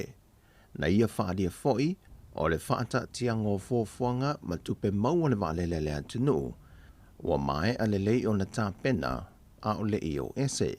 O lo tua lalo pēr le whionga lau tafi i le whainga malo, o te tau o na whaia sa lātou whai unga le au maia ma le au maia o le tātou vaalele. Ai maise ia sila foi tanganta whainga wenga le company vaalele sa moa nei, wa fia tele o lātou i tū la whainga wenga.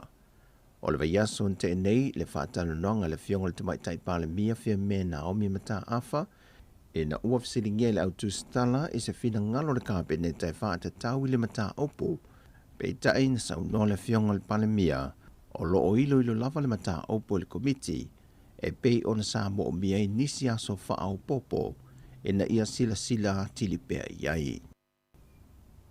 E to alua ni matai me le whio ango sa matau, Wala i o ina nei lumol whaama sinonga lo la saini se ina o ni pepa aloa ia, e resta lai ni swafa o ni matai. O le tamai a muti te li ai sali Samuelu, e ono se fulfata usanga le matua soi fua, e tolu molianga lo moli ai le tama, e lona saini wha malo sielo ni pepa resta la moni matai to tolu, e resta lai lungo le lisi o matai. Ma le tamai a tele ai e mosi o na sfuiva tau sanga le matura soi fua mai sa matau lava, e na o le tasi le molianga lava i e pe o na moli ai le isi matai, e lo na saini wha amalo sia le e wha amalo ni ai le restala, o se matai e le i matai. Wa tolu poe le a fionga fpule ai ambe rosa roma le mata opo, wha toa lauso la wha asalanga i le aso se fulmali vo le masina le nei, e loma o le awhionga a vui Clarence Nelson, ma o mata opule nei na tūla i mai i a Novema o le tausangan tēnei. Ma le tala whai u, ua whamawai mai le awhionga mulianga Tele James Awa, mai le tofinga peres tēne o le asosio whaamta langa ma fsota inga wha teknolosi. Le awhionga mulianga Tele James Awa, na ia tau aveina le tofinga Neil peres tēne, mai le tausanga lua festival maliva. Ua whaasea nei le awhionga whaaso tau loa Sam Saili, e a vea ma presidente o le asosi. O whaaso tau loa Sam Saili e mai le company le Sky Ai. O isi sui o le asosi e au fiai le sui presidente e a malai ulu Joe Benzema noa, mai le matanga luenga le MCOL. O le teu o loa po le teu tupe, o le sunga ainu u seu fale, mai le matanga luenga o tupe. Ma le whailau tusi o Akosita Salesa, mai i le company telefoni le Vodafone. O sui o le komiti whaatonu e au fiai le fionga mulianga tele whainu le lei James Awa, mai le UTOS, Fatasiai ma le sunga Mailo Henry Mailo o le Urban Tech, sa Raite Vita mai le NUS, Alex Abraham Zuba-Wise, ma le tamaitaia Elisabetta Mawai mai le NUS. O tātou tala ia mo le nei fo yaso, man wiol tātou atunu le nopia iai i tiute ma fe au mga ruenga, whaasoi foia.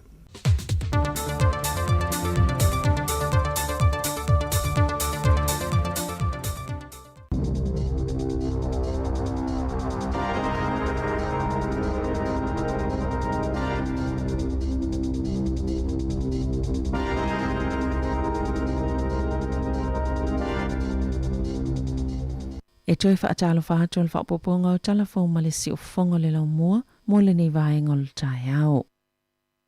Ua talia i so enga whaasai nisi le au so eni usila ma Samoa, le au ngao le la awala matalafi e whaititi ai ma i fula. Ua maua i so enga masai li linga le tamaita i sai ni tisi Samoa o Dr. C.S.A. Moli Mau Samasoni, whaatase mal tamaita i so ele atu kuki Maori Dr. Helen Woolner e whaapeo lau le la awala matalafi e tutusa le leilo laonga ma le fuala au o le ibuprofen, walolomina ma whaalauloaina le unga o la suenga.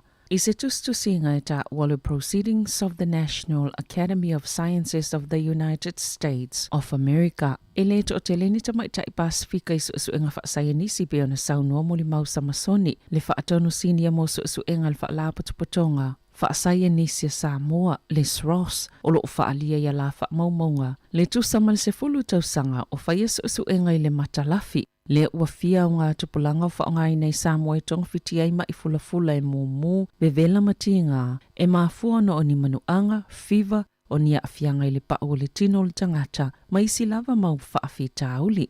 Na amata suenga Dr. C.S.A. le matalafi le tausanga i lua afis fultolu, i le taimi a o ina le University of Victoria i Wellington i lona whailonga le fōma i o le tau whamanino po le PhD, ina o toi fo i le Ross i Samoa, na talo sanga ina e Dr. Woolner, se vai ngā tupe mai le Health Research Council of New Zealand, e whaawa wale suenga le matalafi, le ua whaatino i bea le suenga i o mai le taimi nei. Na malanga Dr. C.S.A. lo na lalawhanga o sale mo i tau lasia na te sila fia ina, ma o lātou ngā lulu e whaatasia i au ma suesue, le lau o le matalafi, na i tā ua, e tele vai la au whaalana turua ua whaitau se lau tau sanga o whaongaina o tātou tangata, ma o le o i suenga whaasai nisi e mawhaio na langolango ina le tūlanga o ngā, o lo i ai nisi o tātou vai la au whaalana turua, mō tonga fitinga. O le vai astalo ina whaingoa ina le kampani o Polkalame whaate konolosi o le kami i Aukilani, o le kampani i pito vave o na ola i tutono New Zealand, i whaatulanga ngal Deloitte o le Fast 50. Mana patipatia le kampani lea whailonga e ala ilona tufa ina ilana au whaingaluenga e to o limas fultolo, o ni ala tau pōnesi e ta i se fulu wafe tā la, o le kamina whaavaina le tausanga i lua afis fultolo, e ne tamaitia o ngā universite se to tolu. Ma wasilia nei maliselau valus fulu atunu o lalangi o whaongaina la lātou app, malisilia maltolus fulu miliona o whaia onga. Ma tamaitia onga ua whaongaina, le Polkalame whaiei whaamaumaunga i whainga whaatekonolosi au noa le tele o ni lave. Na tā ua le pulisilo le kami Henji Wang, o le pōnesis fulu awhita la, o se awalai whaafetai ele au whai ngā luenga o na Olive Soswani, ia mawhaiana whaatino ngā luenga i tutono potua o ngai lunga upenga o sota inga i le taimi o le whaamai. E isa tangata na taunu ini usila mai tau walu na whaiana suenga ma whaamaoni ele COVID-19 fulwiva. O le lua vai aso talawai na taunu o ele tangata ma whaamaoni ele virusi le taimi na taunu wai, maolo o whaanofo e sea i Aukilani. Ele i eise tangata o whaamaoni ele virusi i totono o tau walu. E tu samanis fulwhawhile au whainga o tangata e au mau i tau walu, ma i whaamaumaunga malo au whaatasi. E tu samanis fululu awhe se laus fulwhale au whainga o tui pui, ua mai ona whaatino i tau walu. Ile vaivaenga pitola tamai o tangata ia na awhia le Delta na mawai, e fitu tasi paseno i la tauwia, ele i whaiani tui pui o le whaamai o le COVID-19 fulwiva. Mai fit se lau luas fuluiva leo whainga o tamaiti lalo i fulta is fululua tau sanga le mātutua. Na awhia le whaamai, to o se fululua na tau whia i whale mai, o atu le tolu awhia no se lau tolu sfulwha leo whainga o tangata na awhia. E awhia li to awhia valu se lau wono sfultasi, e ta isfululua tau sanganga ilunga ele ifaia ni tui pui pui, e tasi pe lua o le COVID, to o se lau valu sfuluiva ila tau na tau fia i fale mai, e tu samal to o lua se lau wono sfultolu, le faitau o fai o tangata na tau fia i fale mai mai le pipisi o le Delta. E to ono se lau iwa sfululua ila tau ua mai atu i te tasi, mai to o lima sfultolu lau fa ingo ila tau mai le fai numera, na tau fia i fale mai. O lau fa ingo tangata ua mai atu i te ilua na PCL fa ama e to o tolu se lau lima sfululua. Ai na o le to o iwa na tau fia i fale mai, e au fia le to o faa bea mal ta ilua vai aso. Talo na mai o la tau tuilo na lua, ai a fia i le virusi. E to o se lau lua sfulua no tangata fonu fa maonia le aso na fil COVID sfului vai au fia le to o se lau male fitu i Aukilani, to o sfuluvalu i Waikato, male to o tasi Northland, pia na fa maonia le mtangalwenga o soifua maloloina, e to o lua tangata whaingalwenga, ili fale o tangata mātutu ale Edmonton Meadows i Henderson i Aukilani, o fa maonia le COVID, ma ua ato nei ili to o sfululua tangata, o lo o afia ili COVID tutono, i lea fale o lo tausia i tangata mātutua. I atunu i fafo, i whaitau se lau le numero tama i masini po robots, wa wa aiale whiwa i solo i mga ala le United States e ti liva tau mafa whapea fo i Peritania mai si baenga lalangi. Sale i te leni masini le taimia o le i tupu le virus o le corona safa ata ita, e na whaalia kampani o lo whawina i masini, o le le lava o tangata whaingalwenga na o le whaamai, whaata sema tuutuunga mo au nanga ina ia awane i mauni fsota inga vāvala lata tangata, ua mafo ina whaanati nati le whaungola tau masini, ma whaatino ina loa le ngalwenga. Na matua mo le mawina le te leo le mana onga au nanga robots peo na ta wale pulisili o le Starship Technologies, lele i lewa na ato le 2 miliona o lato tiliva e whaatino e a lato robots, e silia male afia lato masini, si itia mai le lua se lau 5 na iai le tau sanga lua afi 10 iwa, ai fai tau se lau isi robots o le a whaatino ina, le au nanga i se taimia le otoe mamao. Mai tiliva ina tau mawhaino whanga titele ese lua 10 i Amerika, ai o le a whaupopo iai mai sino whanga i lua 5. O isi masini e ta i whapau, a o isi e ta i ono, e whaongaina masini po e ata, o census, GPS, po masini whaasinoala ma whaafanua. A tau no ule robot, o na tālea le tangata whaatau si whai numera i a lātou telefoni, e te talai le tāpuni o le masini, ma ave a lātou tau mafa, po a lātou oka, peitai, e le mawhaina whaili tangata le masini e tu ule tau mafa i whafol whai tutoa. Ai le talia foi e a ai te tele pe o New York, Beijing, ma San Francisco, i e tu ai ngō masini. E ta alonga, na mole solfanua very elegant i le ipo me le pone le awaulia na nafi, ma sato le ni ina pe awa oina e Chris Wallow ni usila, na matel to tele ala i petapetienga, i le solfanua o incentivize lea na tūlanga lua, na tūlanga tolu solfanua Spanish Mission. Sale i se whaitau ia very elegant i toi se konul tō unga, peitai na mamaola na mua, mauleli Waikato James McDonald, lena ti ele solfanua le tō unga, o solfanua mo mole na whaafeilele ni usila ua manu malo le Melbourne Gap. Tal mai tau sanga lua fis 5, lena manu malo i Prince of Presence, e tu asfulu afi tangata na mwhaina mai moina le tō unga i le malai, 8 miliona tala le manu malo. Tala fawia mo le si ufonga le lau mua mo le nei vaenga o le tai au.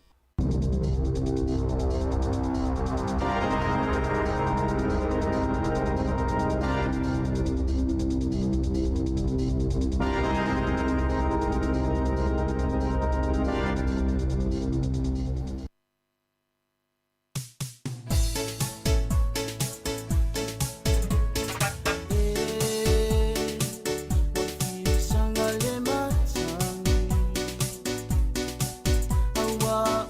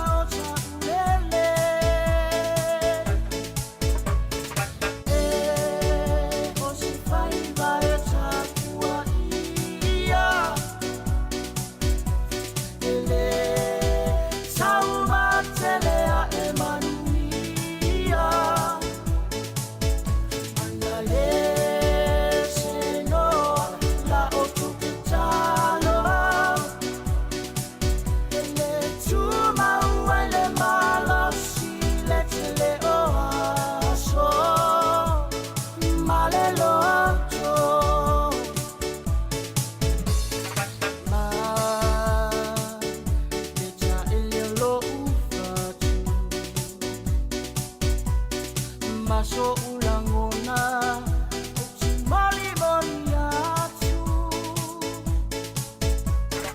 uso anganga lefa apetai matua pale anganga ile tutalomba mama la saufa semana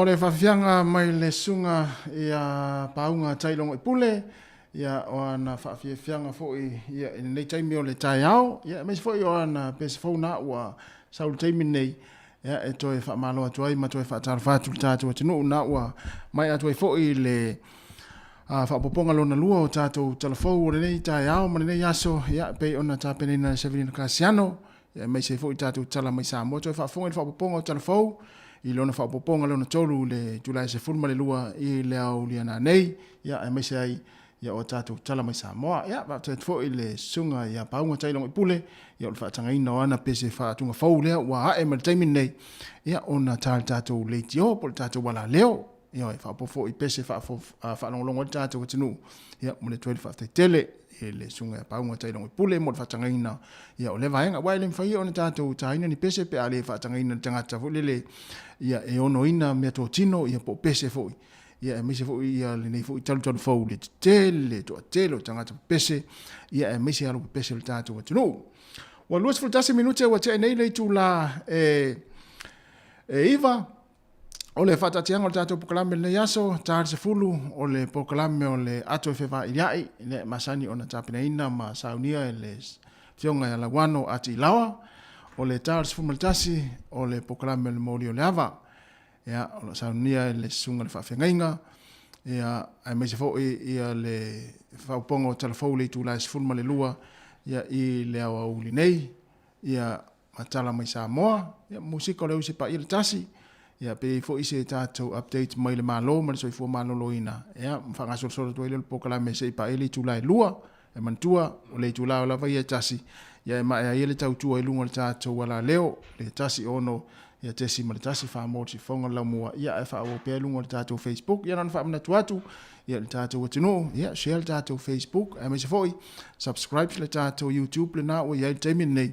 ia te mata ai mai wha longo ai ia i tono whalwhai ngā luenga ma tono ainga ia bo te mi fo ia whai eini au fi au le whale ia a o whianga ia tātou ia mga luenga le nei aso ia o le whatatianga na tātou poklame nei aso o sini lai ia whaftai taso naua le lea whai le tātou tunu tūlanga tātou poklame ia umi fo i aso e tau le lua o tātou e watu io e mo le Facebook ma le tātou YouTube le lai ia tātou le tio ia e mai e tasi o ono tesi ma tasi tale le tūlai tasi le uli ia ana le te lo whanongongo atu le o fole ua ave tātou fisili e fwina tali menetina ia i whataua tina o le lo rumana la whanga ma tina e ua uia latu ma whau telo tina no ma whau i matoru ia ai le ua sauri tala whau le sole le minga le matalafi le matalafi ai te ilo lawe o i nā fwina to e tau e lo ma whau ne tina ia ua o la tau vai e sa tu le ia uia solo i titi olea o te alue au ma le matalafi ma le ava avaitu la ua na mai au pe a fai wati ngā ina se mai le winga lana utala e o atu nei scientisi mata mai mo la tau fai donga wa le levan scientisi i e ta mam tina matu au ngatu pulanga e lua tolu fale i lunga atu o tatou e vai le mea lo fale atua i o ta onga fa scientisi e a wala tau loa le telo vai la au lei tono o lau lau ma e ule mātango fio le anga le leo le atua e whao ngā ia o tātou tangata haftai fo i nei scientisi ia lau to atu to e tau muli tu langa vai o nei tātou mātua po se alo le atu nua se alo le atu nua ista mai tai lea ia malo fo su su e vai vai lai le mea lo fale atua le na tu nei o tātou mātua tua a yaso o mawai le mau ai e fo ia o mo mai fo le lo tino e tawala mai ia i laula au ia fa inga fo le a pole ase mu e pipisi lo matua ai le laula au le lamu lo matua na no lo fa sanga fa mai pipisi atu yo foringa na telo a wai fa penal fa ingungo le lamu an lo matua te fa e pipisi mai fo le mangale ja upole ale mai na le ia wai e fa pena fo il fingo mo le ngutu malu e penga fo le mat la ya fo a fa pe a fa mai ia tama ia ai fo o vai ulo vai tama ia lamu ma ia ele u me fa mai fa ba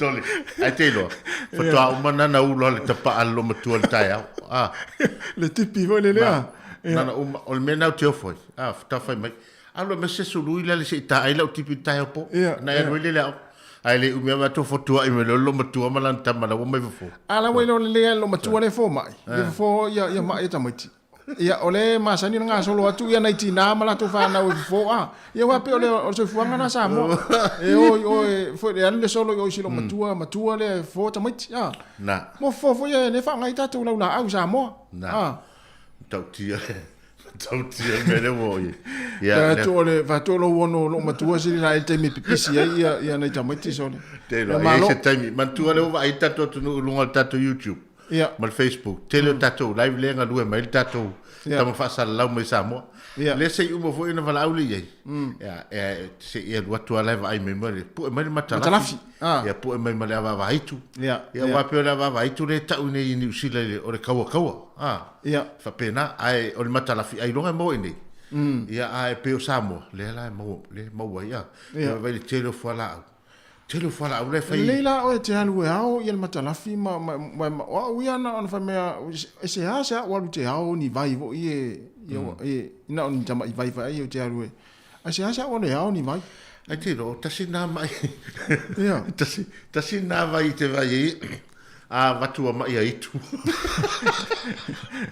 ne ia fa ina fa peni si fa pe vai ta no vole wali ila itu nei vatu to nga mai foi pe fa tautala le vatu e fa tautala ai o te i lo le mam la mai te mino to la tu sol tanga tape o vale fiva na pe le ma wele me na le ala fa mai le la se to ina le ta to tu atu ai ma to ina le ta to tu le mango le vela ia ale lilioltino ia o tinga la o ngole mai la ko ki tau le fiva fa la o tiki fa pege ala fa melo to ia vai lo no winga na alu se si to mo to ina le po mai alu mo eu te ra me mata la fi male me ole ava vai so le u mi ava mai ia fa mo la ia na ai o maria ia ele lo wa calma ta la film le vela la wa fa sa wel vele fa fo e mal me ol mumu e ta o mai le mumu ale fa mai le no pole to ina le tanu na le mango mai ya na to na tala la sa o la lo mtu to la mai na to ta va ai to fo ringa umma lo mtu na sa mal to mai taina e na to fa mo la ye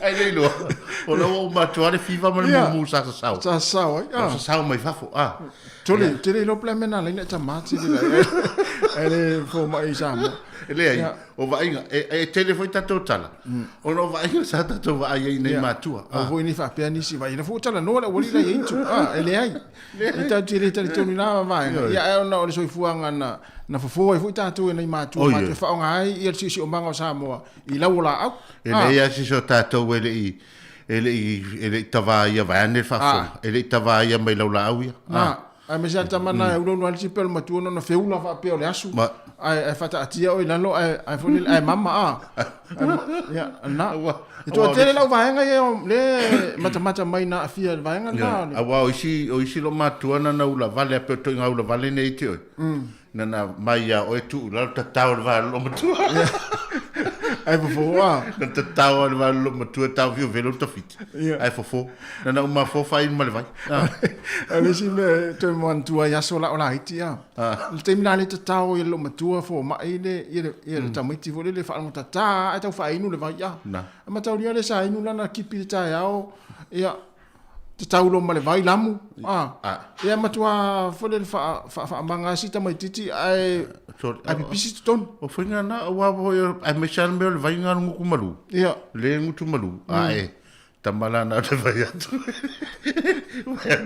e mata e ma se jo vai nga le mata mai no ja to Facebook ma YouTube ia mata to le jo le pipisi e nai matua ya sola ai no uma mai vai nga le yo vai anufe na anu ita mai vai anufe ya batal vatu ya Marie ya tato mai mo mai dunga tato Facebook ya ma fa pe fo dunga tato YouTube fatal vatu ya te tolo mai mo mai ai ya pe el faltua ya Marie alosio tasi de tanga tan matua pipisi mo me ole lambo talafi ya el faltua ya lo toma ya oile silea se si dia miss call paramedic ya fa tele lava le mai mo mai le tatu tautua ya fa pe fo ineti sau Charles ya o pule mela ya o le to tele ya fa pe fo ya le ya hansi lu mai tasina le tama ta fio finga ta ya sola ai pipisi o hans ya fa pe fo pu na fatali ya ma liua ki aleni tai lava liua ya fa pe fo ia al tamaitai le no atu nei o va fo il faltua ya Terini ya talo Terini ya o ile silea o to tele sole wa va tele le alu va nga le lunga va talo atu le sunga ya John Misak ya John ya istemi on tatu le personality mo na mai ma futa mai o ya California ya America fa mai ya tatu pes fo le fuli mai lo tula le ai o le funi mai o tua Misake le funi mai o tula io ma lo va tai ya o Kerupi ya joema masi falva ai ya ma futa mai Sydney Australia ya o Kerupi na teng sau mai Sydney Australia ya fa pe fo ia sanga longo na foi mai mo mai o kilani fa taile fa avano mai o tato avano mai o tato tautua e o faleatu to mota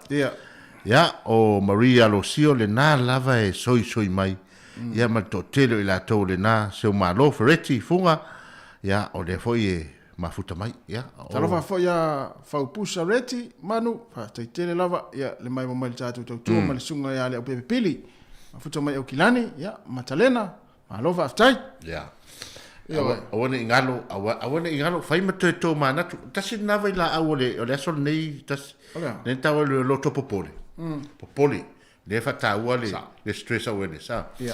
Ia, a tātou popole. Toi tō mānatu, toi nofo le lei lalo, ma toi mawhau i aso o alu o le tātou o langa ma le au maingo tātou. Rā mai le tau lolo mawhau se vaenga mā nei a sa e ola mai ai. E te atu ai a maulangona nā mawhtia. Nei le wala aure tau whai mai, tara fo ia... Tumai lunga. Sunga so le tala, le tō. Ia, nai toa sister, nā ua i tātou wala au nau e tau whai mai, si rei. Tārofa tātou wala au. Tārofa. Ia, tārofa. Wai mau mai tātou, le wai lunga leina. So i fuai, manu ia iro sunga le, a whai mkalas.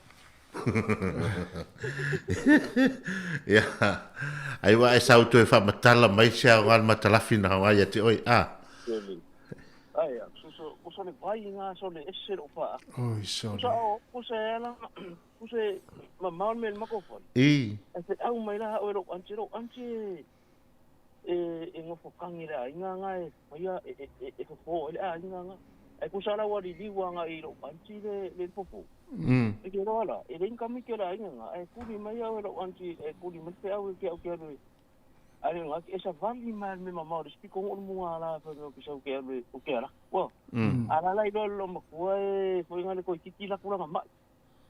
Kusara ngō rolo le au, me makara. Kusa o au fai e au makara. O sa ora o mea ranga ngā fai aso ia.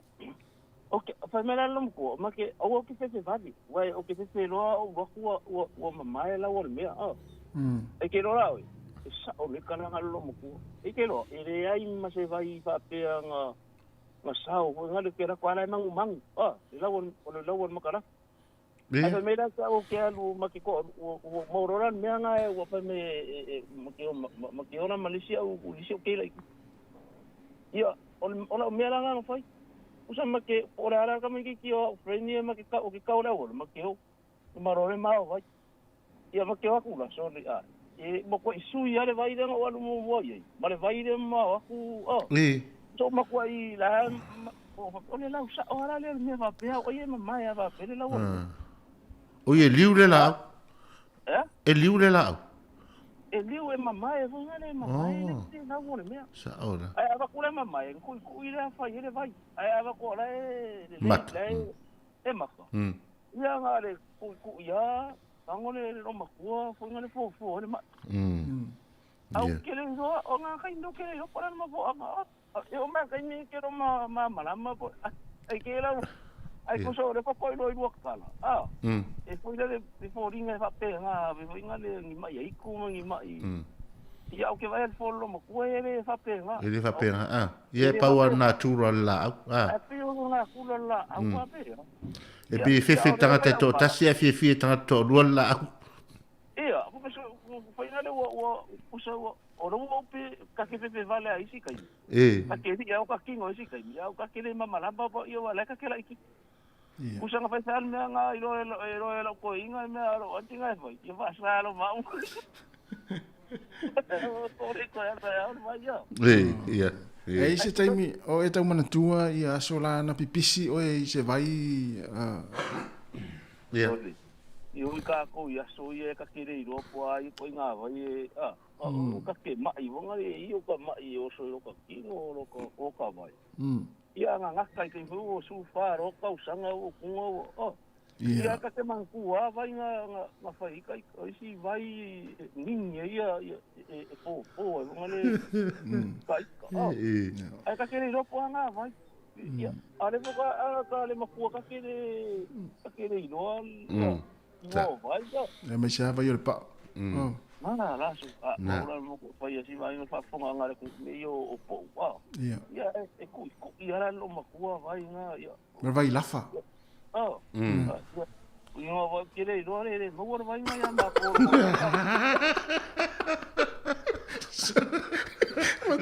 la realización todo no es muy matuate e ata mai e vai na sole sole malo ari uso ka ko kala ngoro i medio yo manguanga rolo uso makuanga po mero sira ilangia o ka mo ko fa ia medio pe au ka e o mo ko fa ia o ora Assim kama isi dai nang ya kama rore au ka fore ole o ngene. Ongara. Ton rara nganu kama fore si singi ngon mako. Cara kama ro markaya. Ufo kama ro ko ki. Sali. Alu yo le so ngir kamera le pino ko fu do e ko so. Mi fai ngol ka ko me ai kaya. No kama ro. Le yo na fai mai ki le ngol ko. O na fai mai ngol ki o ke fa sanga ku o le le ya ko fo mai ya le. Ile nam so. Fa sanga ko kaya o le ko fo mai al mamma o piko ngura lo mo ku. No. Ia apa ko so la ko ina ko ia me nga inga ko ko kaya ko fa sanga ro lo usi le nang inga yo. Ele o ke e bala au me le stimio le makwa o mai masi. Ole o kila nga uso ngel ma uso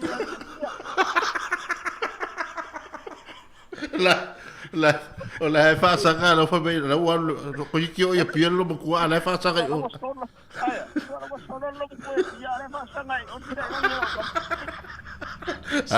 ye va lo tan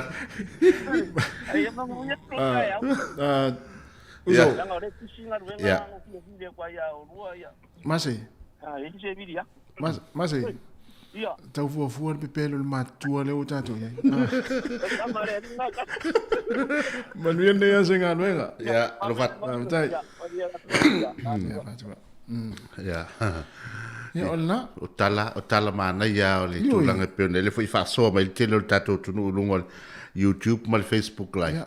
Ia, mo le tāua. Ale toi mana tua le tangata ia vaenga ia i lona soifua ngana soifua i Samoa. Ia o te loe le i lava se mafutanga mana i lo matua. Ia e maali e pe ano tatano. E maali e te leanga lo matua ma le se te vaiane la alaua tumu atu tangata e mata mata le whaingola fufu. Ai, e sa sao e aile lo e pepelo uma e vile iata lo matua i. Ai o folele o mai folele o whanau laiti. Ia. O folele fofola na o mana ia folele wa to titi tumuto no se fale o se ainga se tai o nga solo atu 99 matula to pepe ele o le fale mai nga solo la i lo matua le ai me shala fofo ngol mai le la fia tamiti na to no ia wa o le tina lo tina e telefone fol mai le la fia va ne fa fonga la tu o le mela o ha ula tangate au tate wa ye a fa ye to lima tamiti e lima foi ni wi te i fale matolo mtu e fa senga le a fa mai a le tu le e mo tinola e to su e mai a saula o la wo melo mtu mai va le ni ole fa pena le piki mel ni no le piki mai e a ole se ni ai tu le me por e se foi tanto nunga fa lo matu na te man tu ste mi fa tu silo matu te ro piki mele ni wo silo matu ra sa ala wo mana ai disi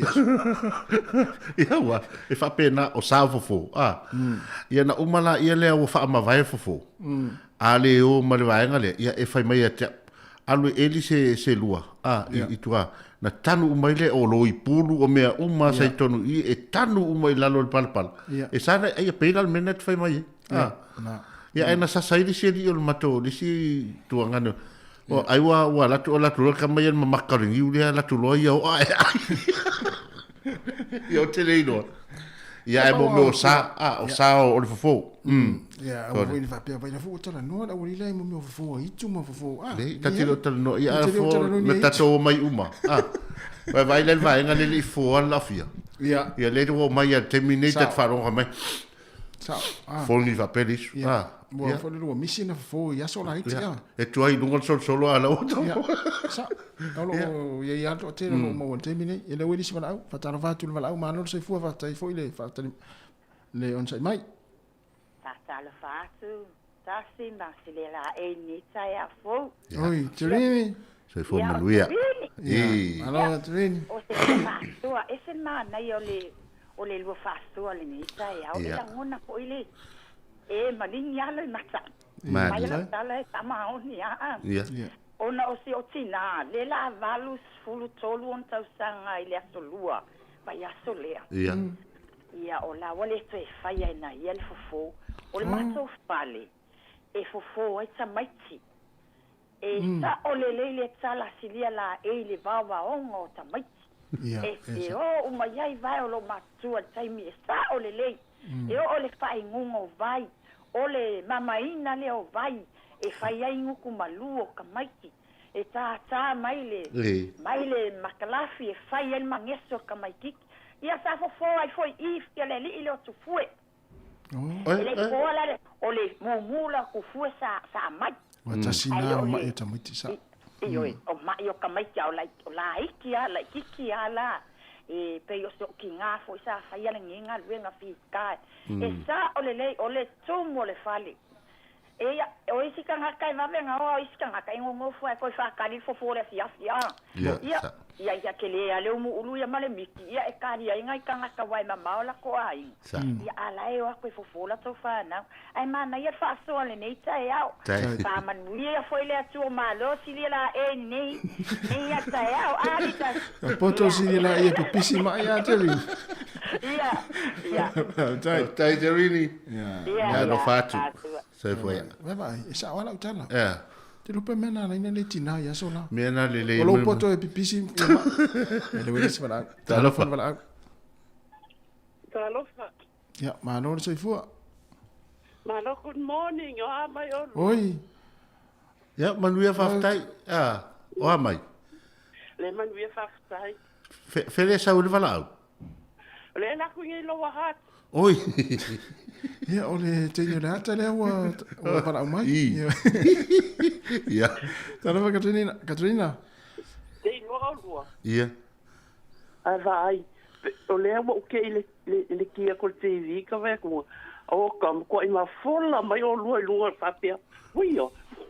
Ole mela na o vala wa vai. Ja. Ja. Ilunga le pa ilunga le YouTube fapia uia o ka e o lua mo manga e fai ma lua folio kwai mangingo aku kwai lo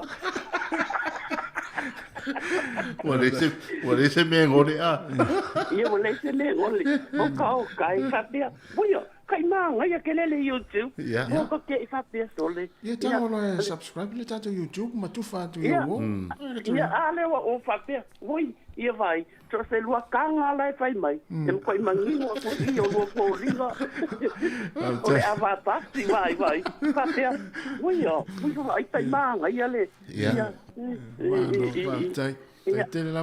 o tato TV na le na tala noa ia le tato pule le tala noa ia famasanga termolesi le lima le ono tausanga talua tato TV na ia le wa matata tato lungo TV taimine Pawalali mea wa misi tai au nei le ula fa solo sunga le awa ya filia la ai wangalo sa monmel popole ya fa tete la Katrina ya manuia le asmane le ava rona manuia le aso ya alo va tvo ya te olua male tomare ainga ya fa Ja, maar nog wat ja, la tata tu peselea. Ja, vai fo ni taimi, ja tu fa malo atu, va tala va fo ile tina matua le wa fa ta si mai tata Facebook ya le sina Casiano. Tele lava, ja. Ja. O ma futa mai on ngaluenga. Ia nei tangata la tonga luenga. Tata e o mala to posta I o ngaluenga. Tama e o mala to posta ngaluenga I fa pi lunga ngaluenga ia na. Ja, mole mana ia mol fa maoni ma le fa mo ina.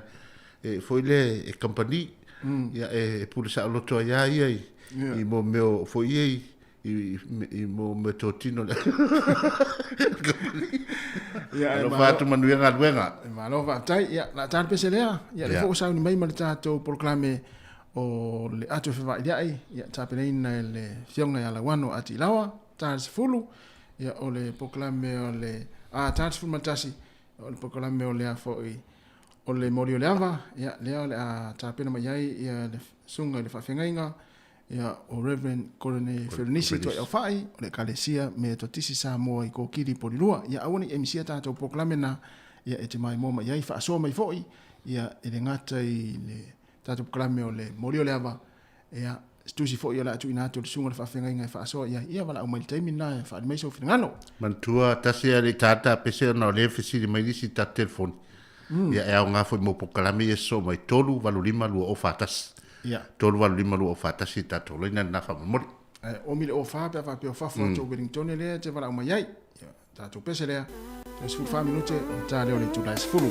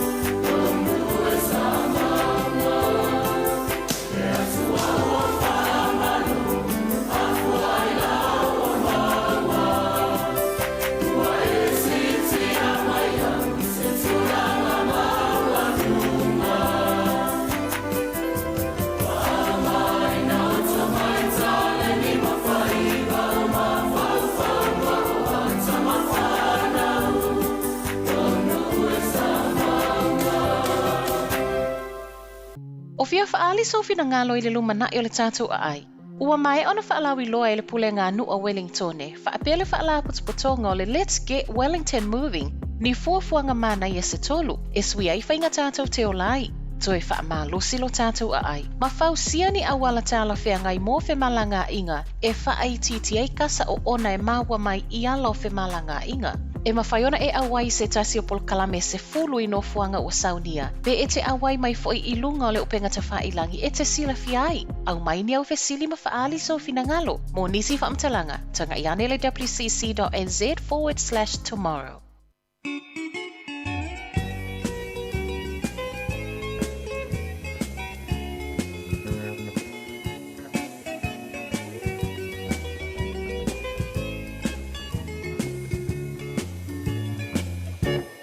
Tau sala se ia la maya o itane wa pia vai atu yo polinga la upele no fo mai lunga se io uopo ina e manu e lue ina io lima lo uloto wa oba ai atu la lele o polinga pe o se la susulu mai a ita ia so mole masaninga lili o iva lutu lo upatu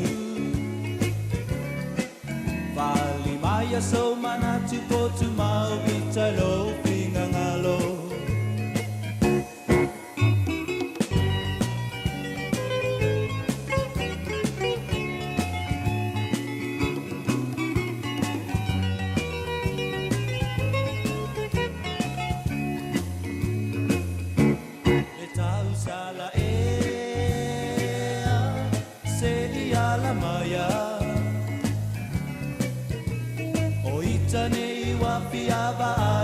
to yo polinga la upele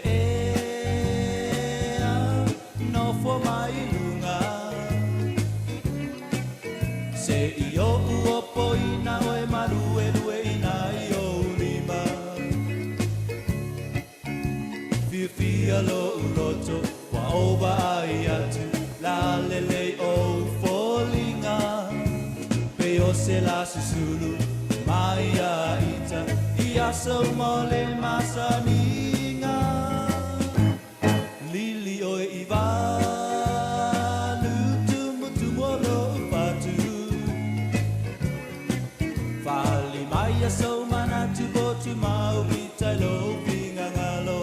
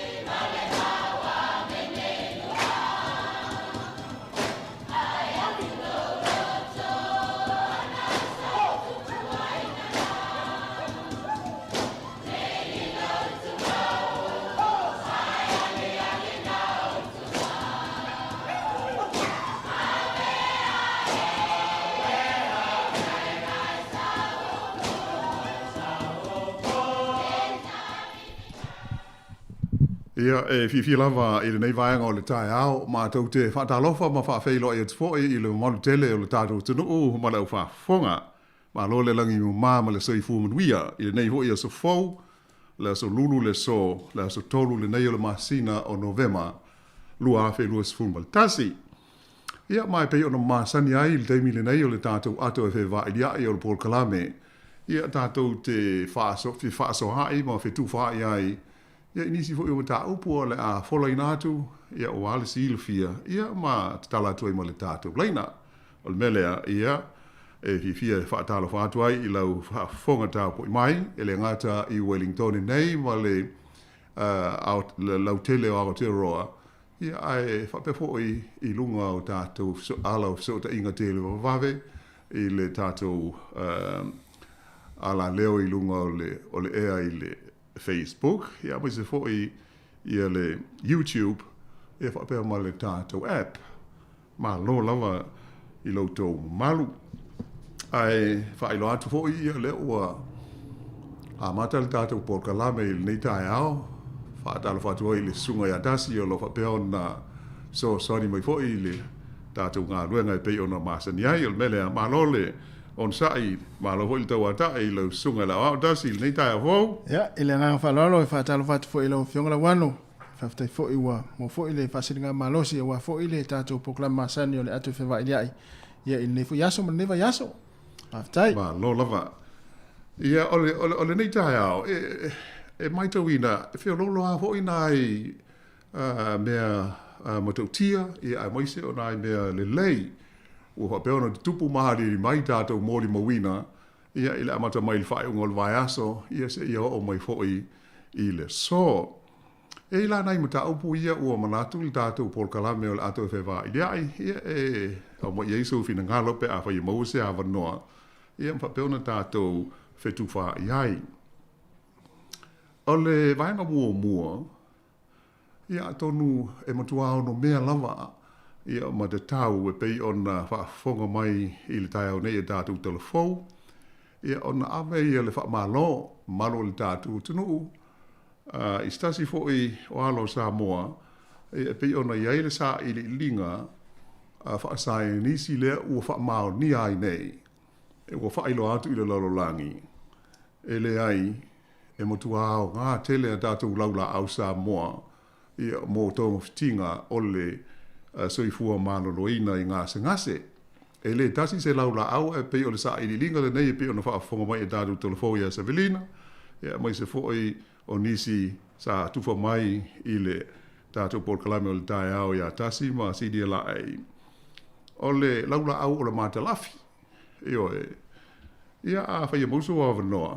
Ia o na wala au mai lea o le ase ngase o lo e sila fia ese mai le ngase le ufa ma ni le sa ili linga le nei ale tama tai o se e mori mau sa soni io e iluna fa ailonga o le doctor isa ili linga fa sa inisi ia mai o lo o ulu ia stasio o fisa da ua le malo sa mo ili te minei ia pe o ia le taula mo ili sa ili linga le nei sa fi fa ma ni ai ia le au ngao le fo ila ula au ia ai ele ngata ile matalafi ia ai o te langona ma o ilo le lei e tele isi la ula au sa tonga fiti ai ia lo tātou tunu ia so ia ai le i o mai fuala au me tinga ma le mau fuala au a o ia nei aso ia ai ele lei tu fa mai pe a fai o ia tasi o lo te montua ia sa ka ingu ho i ka le pa uvi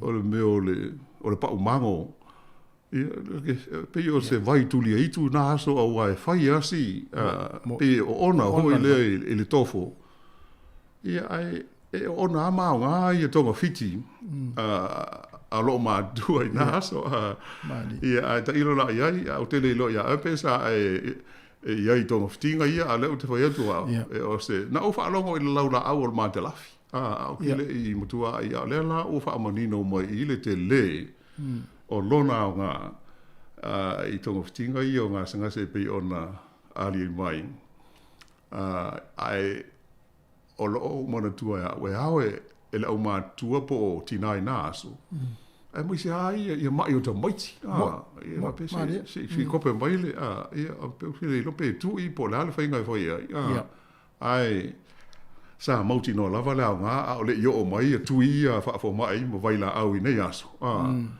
ia mai santa to fa longa ile imtua 11 nei pe a ta watu ia le fo fa sa mo ia pe amu isi ia mo fa le fia nisi po la fa nga go fikia le ave le forma ia pe o tato masaniai mali ai pangalia ia le o fa ma nia lava isa i linga fa sa nisi su nga fa abitone ai ele fa mai ma ia to fiti fo ia anai tina mai ma tu ai na no po ia va be mo se ava no vala o mai po la si la au ia po se si vai la au ho isa tu i nas ia to ma fiti o le si me o te man tua o le mele o le lau o le fo saina ia fo saina e fa te inga a pe ele velo li mai se la fo nga va ho ia po i ngas e va veanga tapai ale au matua fuki mai se ia na le mai a mili tu il mele o wa faina ia mo ia fe alasi ai ele ngata ina na utu wai le toto ai se pe ai la ke ko kilo ku ia pe u fo ia le pi ia po me fa pena o le pie pe o mona sa no o le tulanga na fa ye pe tau ile sua vo ile le manini ia ta u tele ta tu laula au o tele ilo ia o le fa mai ana ma ta no i fa fo o le laula au le ma ta la fie mo i ne i New Zealand ai pe e fa noi i maoli o tele o manino ia o tele ilo o au lo fa pe o le mo i ne a fa ye mo o le la mo nuia ta to ba fa ye mo nei ya wa le na sa fa fo e sa na ta o sile lai pe o le ta u i nei e tunu nei ma o ri o le kawa ia al matalafi ta to o le kawa ta fa ma o sa o la na i si la e il ta u le me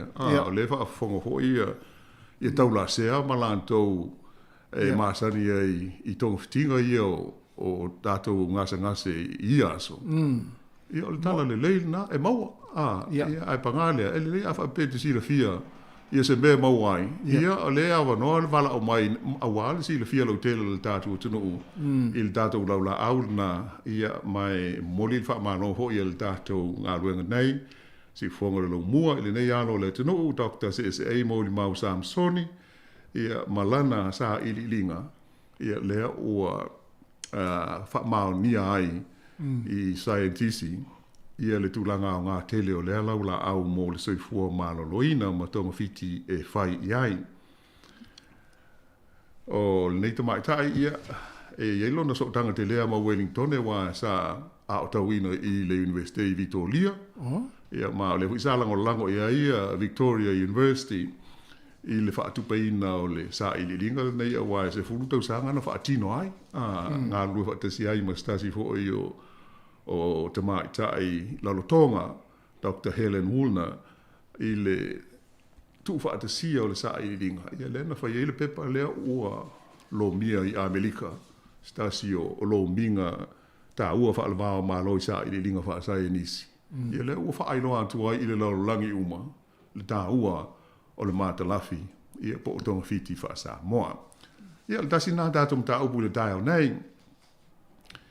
O lona lua mta upu tasi. Se iai le whawhi tauli le e mai ta wina pea, e le o mawhai au na pe tea e se atu. O le tulanga leo le whaawasenga ina o ta maiti i le tonu a onga. E tau whaapeltania o le academic streaming i e pe o lona winga ua no whaafa ia onga ma vai i a ta maiti a onga i le vaenga e tau o le academic i a Malaysi vaenga o le non-academic a tau le academic i e pe o lona winga o ma tau pu ia o le poto salalau, ama le poto whaapitoa. E le mai loa, pe ai se ae mafuai, e le o se whainga whaamai ale malo, ua mauti noa le nā mea, ua leo ua maita watu hoi i tustusinga, whaamau maunga. E te le ala whaina ai o alom whanau al Pasifika, ai moise foi, o ta moiti maoli, e tu sa o te tonu o kolisi, o a onga mau o lunga. E tupu ai le mea lea, e man tu ho i le teimi le nā, o le soifuanga whaala o a onga o le tamaititi i tasi.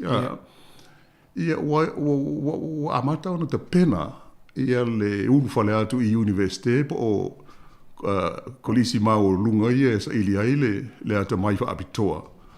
Lo minga la, e ta hua tele. Ia le tau mawhai o alo mawhanau te tonu o le college, ia po o le kolisi, e lea lai, e le silo fia e mātua, e tupu se mea hapea, e le i loa fo i e tamaiti, o lo whaia lea mea, ai, o lai silo fia le i le vasenga o fo i a onga, o le enu lofo ma vai, e pei la o wha mau maunga i le maita watu i ai, lea ua ngai i le vasenga o maoli lantou e mutua au nai, i le malo, e whaamuta, i pe whaasa, ona toi whaia lei tu ai ngā whainga. Ona, o le te leo la whaina i, o le whai wai loi wha maunga i a tangata Māori, po le ofisa o mta upu tau tangata Māori, e matua whaina tele tamaiti a onga Māori, ai maise o tamaiti Pasifika, i tu ai ngā polkalame, e pei o le whinau ngā lātou, e whōringa mai o le tele a o kolisi, e manatu fo nei whaale atawa mai e tātou whanau, se i tu lou le whaafonga mai le tātou tunu. Ona tu ule e le waenga le e a isi ma tā upu. Ai, e le mauaisi le lei pe a i ule au, ai e pe a fo ile nei e sea mauaisi se ava noe ulufalea ia onga mau lunga ia wha universite, e fua i le unga po le taunu unga o ana sa i linga. Ai mantu, e le oi loa e naita, mai ti le mea le tupu. Ia, mari. O mai foi la ele fale, ia ele o si le fia e mātua. Pa wada tau ia mal mta fa yoi o le ave o ta mai ti le aonga. Ia, pa ngā le a o loa i le stage le o le college. Ia la o no foala o le fai aonga la le pule aonga mo fai aonga. O na wha wasenga wha bena, le o wha bea. Ele o tasi ia ele o ngā tu i, ngā ke le mo fai ia mea wha asai nisi, ma mta upu wha matematika, ma... Ia ma tini vai ia ma le tamaititi. Ia sili le tu i le si tu le wa e fia le kopi, na ta longa me a pe tau fa pena. I se si la fa upunga fa fengo fi. O le o no fa ya o mo fa vasenga. I se tulanga e fua i lo lātou, ma salonga ma lātou winga, ma mana onga. Ai le whaia i le mawhaia o le tau ititi. O te langona i tele tātou whanau e a fia i le mele. Le tau te iloa e popoto tātou whanau. Al pangalea, e leise awa no o tu ua i o wa le ua wawai. Ona tu ula i leisi pito. Le e whaapunga na e non-academic, ia mata upuna, ia luinga.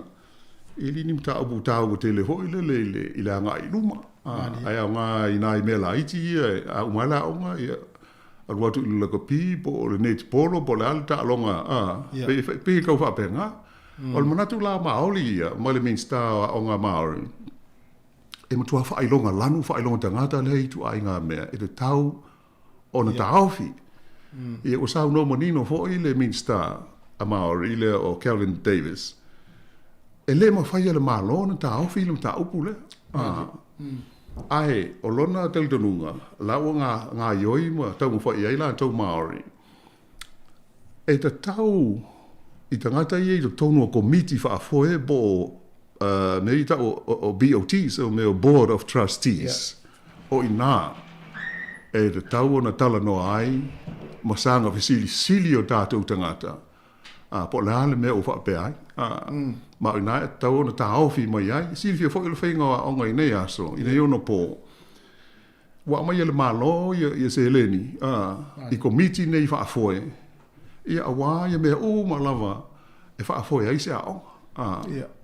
O le pawala le iai. Sa i le malo. A o leo o tuu umo i. Ia o le nganga ho ilele ia ngā lulue wha tasi. Ia whaia onga.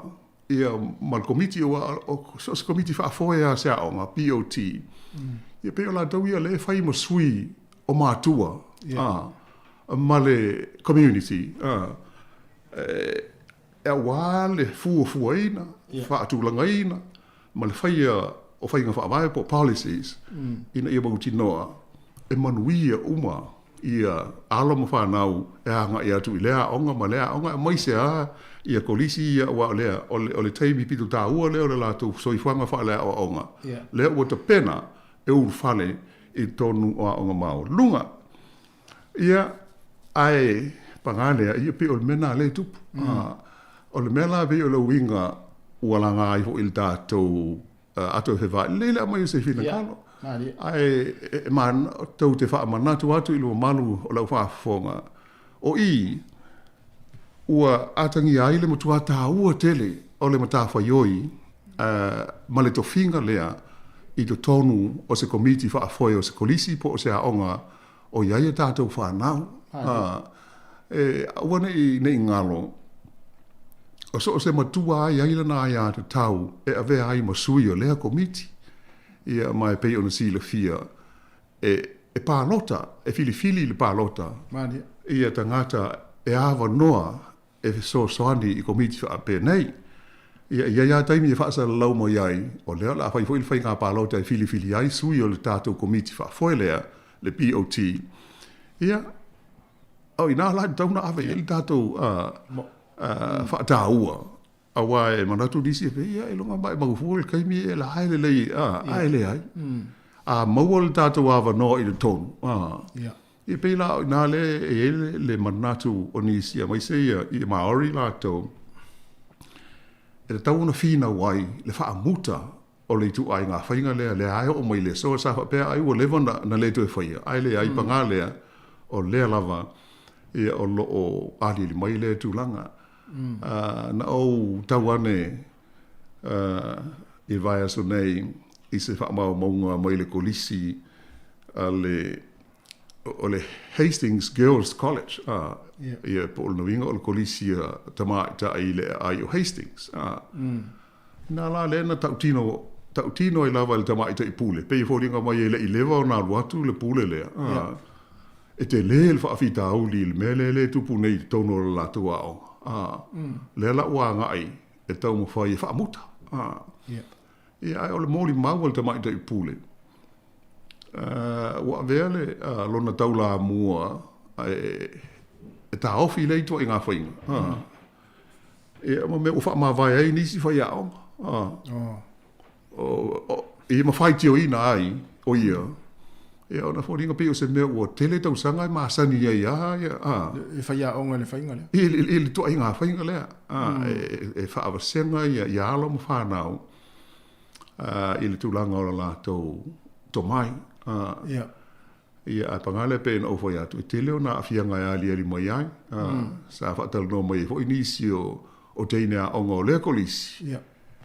I mea ua o lātou i talu le Paul Kalame lea ale lātou au le la o mtua tau whai lea kolisi ho e tāwhi o ni toi ali li mai ia ono mena o mai tau ina lea whaina te lea ai o tātou whanau Maori ia mai se fo i tātou whanau alom whanau Samoa mai si Pasifika ia o stasi nao mta upo mwhai o na au mai eisa u finangalo il tātou Paul Kalame i le nei tai au o le sim ta upu tas au tātou ia i le wha mai ia e mali le o mai tau watu ua fili e le company le nei e la tau te lolo mia ma tā pena ina ia le tusi wha asino upu ho le nei po o le dictionary o le Oxford English Dictionary o fili e le vaenga lea ia le upu lea o le VAX, V-A-X, o le VAX, ia pei o le whaapu lea, o le upu fo ile nei o le vaccine, le ia po o le vaila au le, e tonga fiti ai mo pui le wha mai, le tātou te whea ngai nei. Ai o le filfilinga la a le Oxford English Dictionary, o le upu o le VAX, e whaapea, o le upu lea e te tauona a vea ma upu o le nei tau sanga. Ia whaaparangi o le word of the year, ia le VAX. Ona, o mai tau ina le motua whaao ngā tele, tele taimi, o tā ua ai le nei upu, i talanoanga, o whaasara launga, o tusinga, po le halawa. E pei la o le manatu leo lātou, whaatu lei mai manatu lātou, o fili ai e lātou le VAX. E wha pe o le upu leo le tausanga. Ia e mahalia la wae, sisila ia I wha maunga. E tele I o le, au wha pupu la le VAX, o le vaccine, o le VAX, o le la e, tai pei la e upu e tupu mai ai, o le anti-vax, ia pēr e te I le vaila au, o le fully vax, pēr whai wa ato, no whai au tui o le vaila au, ia mo vax cards, ia po o lela a ngai tātou na whai ia mele kai wholinga se passport, ona, mwhai leo na tanga o I le mea, ia ma le ano la voisi upu, ai ma fua umamai le vaccine, ona o le wha mai o le COVID, ia pe o whaapeltania na mala la tau filifilinga. Ai apalasi mai a tātou, mo si a tātou ngana dasi. O le fisili. E whamata la se upu tā tele, po se upu whaau ngā soo, whaafonga mai eilo malu tātou te nui lunga o le si whafonga le raumua. O le COVID-19 furu iwa, po le tui pui. Ia po le hase isi u. Whengo fia ina, tala noa ye. Ia. Tala tu ia il tātou leina po laso so langona o pe o le mele fo mai tau mai ia se misi se vai aso il ma Paul Kalame il tātou Paul Kalame le nei ia sina tala winga il fa mai ia on o tulanga le posi lilo le mau fa vita uli le ngata ia tātou I New Zealand nei ia o le langi atoa in ona o winga onga ma le wha le tonu e mafua I le wha mai le nei COVID-19 furu mo le iwa ia ma le mau vairusi lawa o le vairusi le si upu e tau a wha pe fili se upu o le tasi le upu o wha ngā so e tātou sa le masani ai e a taru nei na tūla e mai le wha mai ia o le vairusi lawa le wha Samoa ino le virus ia tonu pe e ta ilo ia e te talo pe le tātou leina I hina ngalo whaalia o le mamalu o le tātou. Tino, ia pei o se tasil nao ta upu. Ia, e tauona, ia pe afa pe, maosa wa avanoa, whaafonga mo e le tātou Paul Kalame. Ia, ma le mataupu muli, whaasoa antu ai. O le afo, o le whonu tanga lea malo o whaatasi, o le o whaia i le ai o Glasgow i Sikoti Lani. Ia. E winga i swinga o le tau. Pe fo o le silo fia, o le whonu le neina tolo po mai le tu sanga turuai, ia o le wha mai. Ia le ua whaatau nuu lawa o na whaia. Ia o le nganga ho ili nei o le lalolangi, o malo o whaatasi. E le lei o na toi sila i le whaai unga o le whono le sa whaia i pale i whalani. Le ena whaatula i mai e fo inai fo fuanga ina i whaai titia lea mea ma lea mea. E whaapea na wha lea ngai le ea ma le si o si o manga. Ia e peitai. I le ia se mea o fōlinga le na tula i mai fo il peleste ne taruai o Amerika ma sei e se mai ai le United States e mai tonu o le malienga nai Paris. Ia ma vevesi e iara lau langi mai leise me whaia. Mali. Le la o toi tau mwhai nei ta i o malo i le whono la lea. E pei o lau whalongalonga tua na pō. Ia e la ngona fo i le nganga fia i le vaenga. Ia ona o le aafia i fo i o nisi o halo si o tātou tunu. E pei ona mai tau ina i le forsanga i le pō na pō.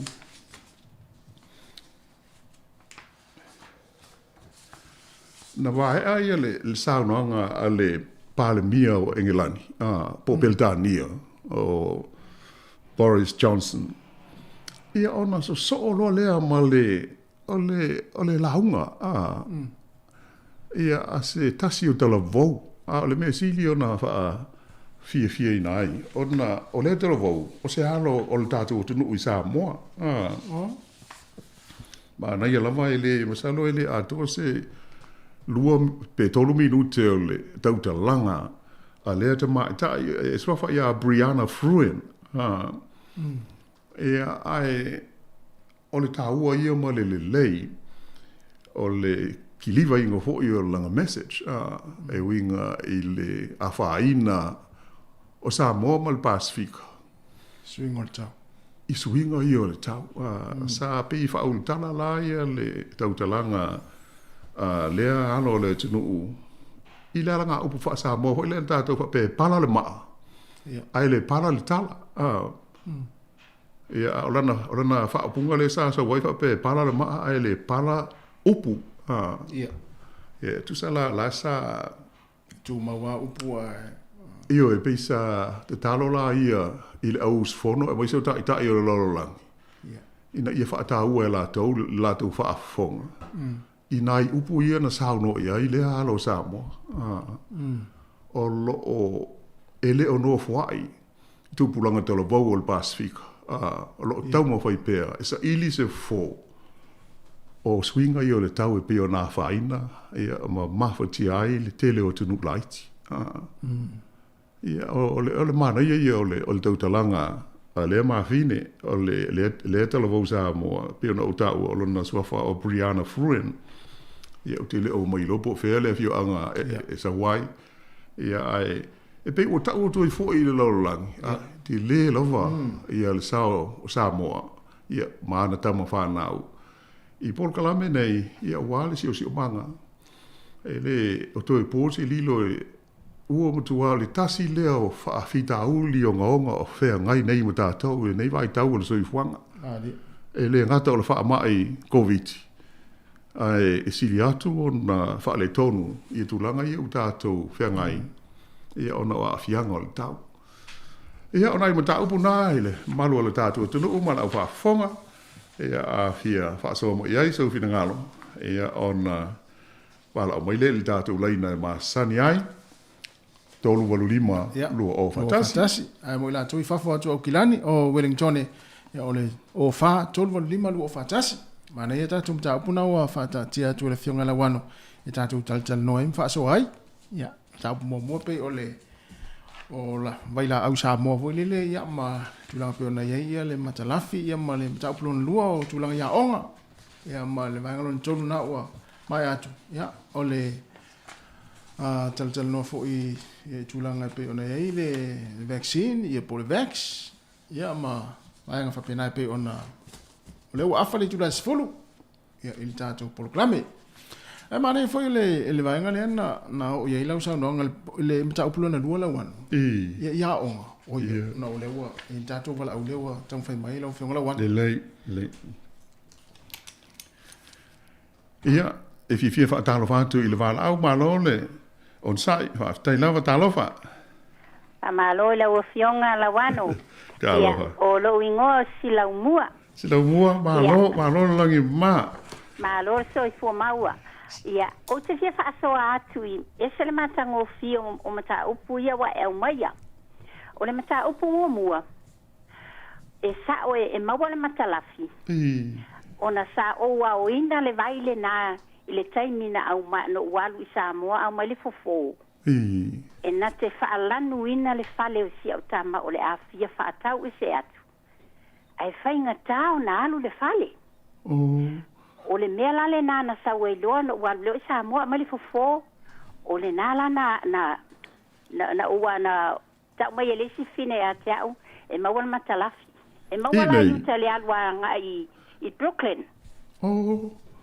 la le I nei Wellington I Wellington ia malo o ina la lela o te mol mawina e mawa I nei matalafi ia na o wawina al matalafi o lona lua la mta upu e se le matango fio le mta upu le wa e au maya I whanau a onga ona o le nei le tu o le sa yelo utuangane sa pule I ngā lue ngā le University Victoria ia wa maliu tama a o le mea na e masani ona tautala mai ia te au I le alofa I mene o whanau Samoa li ia o te matua lango ina le mea le ua e saunoa iai ma I maue pe ana iai ni sui o le tato watu nuu I te tonu o lango o mea ia wa onga le ua e saua ioe awa sirsila o le upola utuangane e vai ma le alofa I whanau e iai ia le vā lea pui le vā lea vai lua ai tātou tangata lanu ma le lanu pai pai moni le leila ava ai atu lo le palangi walua e lunga le tamaititi lanu ia ona tu lo le ia o se maka pe wa maka na tamaititi ina ia tamu fai lava awane ia lunga lona o awina moni ia o le mele e mita matolo pulo I whanau ia walatou su e ina nei mata upu maalua I luma le whasamoa ona o te moli mawina foi o lau whanau e lau tametiti na apalai le ngā luenga na interview atu lungo le o te foni ai whai mai e alwatu na titilo mai lava o le tangata lanu whai mai sorry walu le avanoa ona o le mea lale o le ngangana e le le tautala ai ava ai mai loa la walu atu taimi la whai le interview ia wasui loa le me lale o te matua lango ina e tolo pulo il mata upu ta wa e mai o te alofa I nai whanau o le e taum whai nai matua foi ia ai pau nau nem nai mata upu o vatu e matua tolo pulo whaftai lango whaftai tima I le malava whaftai I o la mata upu le whaftai manuia le aso whaftai sila ua malo lava whaftai tele mo le sauna mai ta ua le vang leu sauna e tina wai o le upu moni lava na le tupu ai longa I se a inga e misi ai e sa yento maiti po lo yento maiti a onga e a whaina o le e maolo wha moe o si o walo e le lei I le mele ma le me ai pangalea e le lo atu tātou le mele tupu I le tono o le aonga o le awa o sauno mai I whai a onga palangi ua lewa na tupu o lea lava e tupu e leise fōlinga e vawe o na uma ia a lo winga la tala a fai le matala tātou ia sanga fai e pele le maori ia le ua fai le la tau mwhainga ua ia le la tau matanga luenga tau o matanga luenga mata upu tau maori o le la ia le mo ia le tatu matanga luenga Samoa a le ia matanga luenga mata upu tau tangata tu motu e la vea ai matatou Ia, a tono stasi lea vaenga i tau ona, tau ave ele vaenga lea. Wai pi ona sao noa le minsta Maori. E le mawhai ele malo na taofi. A wahoi. Ole set up le iai ia onga pe ona o whamtaratu tasi. O se le ni umai whaakaio ia onga. Ole mtawha yoi lea le malo. Ona tu whātu lola lea ia onga. E fua i lea whaio o tangata whai ngā luenga i Taipeila, o le sui a o le malo i tonu, o le pule a onga. Le pule a onga la lea. Fo i lea e au mai o na whaatununga mana na ngā luenga. E le komiti whaafoe. Po le Board of Trustees. Ia, e taua tele lato whinga nei, e eile taimi e le imtoa mau atu, o te manatua. Ia, sa te lea i fo ia se tau mo whainga hoi lele ina ia whaaofi, ia ni o tātou tangata sto tele. I to tonu o komiti nei o aonga. O laho ia o mai nei, e to tele na ie o loo iai, e pangalea, e le lava. I loo lea i loa. E le lava lea whai o tātou Pasifika. O iai to tonu o komiti nei, ia ona o le maumafua anga lava. O le pawa, po le malosi i le whaaltu la fono i le pūlenga wa onga, le ua i lima o komiti whaafoe ia. O le board fo i po le komiti whaafoe, e haia inga i le pūlea onga ma whaia onga. Ma te tongi pili uma me uma i se leni i e wha nganga atu le malo, pe ila o le winga le tala al minsta, e le ma whaia le malo na taofi. O la o uma na tu watu le matata i o ma matata whaia i le komiti whaafoe, ma le pūlea onga. E pe ila ana e mai tau mai i la o whaitau atu fo i le mele, tu pui la onga le a Hastings. Le o tau la mua, le pule a onga, le principal. Ia ai te vai si whai a onga i le fia i le mele. Ia pe ona saulo nei tina ia si lo mua. Ia sa eisi ona, tua ngane le sa iai fo i le universite, si lo fia le ia le mele le tu. Pe la lova. E le se mea fau. Pe ua toi la ngā hoi lea i le nei taimi a taunu e ngā awa lea o tūlata i le unga o le tausanga. O le mai taimi le nei pe i tā ua te le mo a misi a kolisi. O le a ta pena along whanau i universite. Ia pa ngā lea a whai o le whainga lea. Ia sa o istina ia si lau mua. A vele wha malo i nā ialo ma whanau. Ti ngā lawana o na tele ia mau wha le tonu e whai e la upai. Ia alai maua lava awa noa. Ia e o toa universite. Ia msa ili ini whailonga mau lunga. Ia wā lava ia le rumana i munuia o ainga. Ia pei o le tātou mtaupu nā. Ai o lo o talabel tātou leina. Tasi? O lo talabel tātou leina. Te wala maiai. Tātou mtaupu pe ona forsi inatu. Pe o le mingo whenero lau samtalana tau whai atu ele i tari elwa lau stinale na. O le tūlanga nā le whai i tono a onga. A whai o lea wailo e whai a onga le tūlanga le tupu le tama lea, le tūlanga le whai le tama lea, vavai e se fo i lele i a tamaiti o i tamaiti lea. Whamata o lato longo ina mātua, po o iloa fo i a mātua le tūlanga le tupu i le tama ma le teine lea wa e se mai lesi kulupu le lesi kulupu le. O lau whai tau atu ia i wha maunga ia, me se a ia le tupaha Māori. Le se me fa pena o tupu. E le se tala noanga a whai a onga a mamātua. O le nominga, e leila se si le fia o mātua, o tu sa o lae, e whai a onga ia i al whai unga. A e le i loa e mātua. I le polonga e wha a onga alom whanau. E le ia se matua e wha pēa, e ave ia le whanau i le onga ina ia.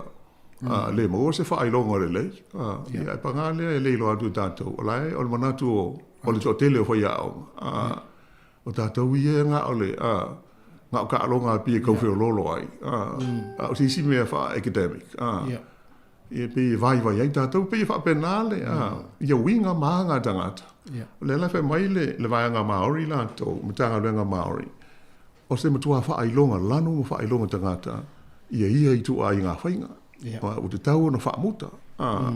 Ai pe o le tātou tala noanga, ma le whaasoa atu fo ino malo le tātou atu no pe na e sao no tasi.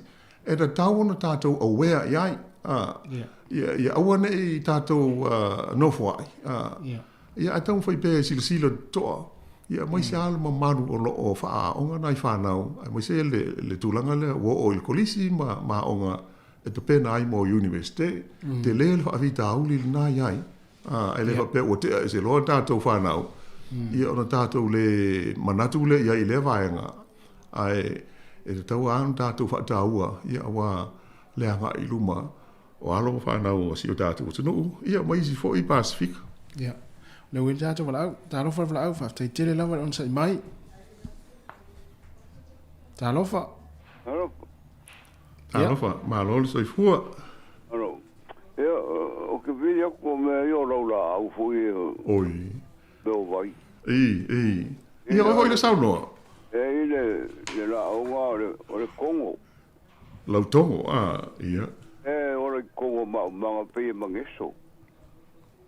Vai ngā siri aku le mea mai o le siri langi po le siri rarofo. Ngā kua kua umaro. Wale vai leo le mea kaungifo ki ngā mamai. Vai leo le lau mango, vai leo o wha mango le lau le mango ko i le paru whai le vai. Ngā kua e le pēr ko e siskai me kua umaro ka ngale o ka se e ungi fo le ko o ve se i forma oi o le skiing ona o kio vai nga sa nga vi ku ko ko Carlo ho fa tai tele fa tai tai lava vala mai o le o te fa sa o le la ho i sa no nga te mane a mai se le melo le lau mango das le o ko le bankua ia so io foi o talo o malait fa pela ti ngale ni fu e família o lo mo ko mai se lau mango nga sakale si tu lo pe fa puna sakale ia o le vaila na pupu ai pupu ai pa pe la ti nga ni fu mo e ale la o ke le ilo o ina tango se ilo ni fo le to ti ai pe ole o tasil na ele fa pe nga fu su mo li o ma o ha ala au ale o tato e au nga pe voi pe fa ele to fiti mo se to fitinga a bise la me tinga o tina fo ye o la na vai le o le vai o le ni fo se tu lo o le ala o le ia si ia e valu mai ala ia le pa u vo le tonu ia na tau ona fa puna le vai ai palua na ia o le lau tongo fo ile o sa fo pe sa no mai te male ka man kuange o tasile me ao mai ona tu ile ia i ko pe o fusi ai se manua e po le ala ia male fu le la le fu le le la fu le ia na ave ese o le pa ia salu la le me vele pe se va vale le tonu le pi le tino le o le la ia ona tu le manu o la le ia tu le manu o se manu e faina le va ngana o le ta ua io o tatou tonga fitinga ia fa Samoa o sa o tonu ala i lo o vaila au fa Samoa awa pe na o fai atu e muri nei o tātou fa lango tele i mea i o tuia a fōmai ia mafuala au ia o sawi nei o na pō o pe o tātou fa tua na ai i nai laula au ia ai o le mesili on tā ua pe on sauno mai fo ia si lau mua i la amtanga. O leo wha maa nia nei. E maua le lau o le manta lafi i nei Wellington. I o le anga ile i Brooklyn. E luinga, ai a tonu ele na o le paulu na o se pito nu e maua. Tele pito nu e maua. O le lau tongo foi. Se kele ia raku i nei. E oe. Ai koe lau ke kele. Le lau tongo le maua i nei Wellington. I pei la o no winga. Ele ise me pole ile au taula se ia ma Samoa. O le mau na ile la au ia tele ho ile lo mango. I ka ki te ua o fa pe e se ali tu inga mango le au nga e maua lau mango i ne. Ya, le wili si tātou la au. Tālo wala au fa. Tai tele lava le on sai mai. Ma lo se fu lo va se lua. Tai. Tālo wala wa. La va ko foi lau au. Le a loe. Oh, i sa fo sa. Ia. Sa sa ele pa au. Au longa vale le ko kong. Ya e fu se foi mango. Ia mo. Ya nga ke le mango la vea po io. I vai po a me. Ia. Ia la au nga. Oi. After tele. Ia lo po kalam. Asta isa no mai. Ia. Ia. Manguia lo a. Ia no ia foi la so. So foi. I sa o pa u ia ka wala aloi. Ja. Wai mo ia ele se la au sa mo la aloi. Le tele nei Wellington. Ke u fa fonga mai au kilani ai longa i aloi ia auto. Au nei. E mo tua ola le lei ale aloi le e mo i le lei lava. Po la sina fa le tonu fo ile maisia na i maru angalai pe fa pe tu ia lo tingi vai. Ia mo tu e fa ia si tinga pe a fa ina lo a tingi vai. Ia fa pe tele mama o le fal mai. Ia o le pe o le vai o le first aid le po le me mo le tonga fiti ai. Na o le pe o sa lo mai tina le. Ia na o le a foi valu o le mele te tonu pe se ia o na nini ai le mafusi. Ia tati ala le pe tasi la so vel ku wo. Ia sa le la fiona wan. Ia wa atu te pane i la fo i vai taimi mo le te lo tau sanga o alu samo. Ia aya na tu fa anga fo le sa ta to wa ia so la fa tu fa anga le sa fa fo ma. Ia sa mo ia sa le fo la o le sa o vai ya nei sa fo i ma e nei ta to ma tu ia ta to si tu le o ta to la ta lo fa la ta lo fa la sunga ta si ai mai se fo i sunga la wan. Ma lo fa se fo oi fo le sa no mai. Ma ro fo so fo. Ya ole e fi fa so tu fo ya na i la au ia te lo e fo. O e tsua fatina? Ya o fa mui. Oi. Ya lo i ma lo no fio. E fi fa so tu fo. Ia sa no ia.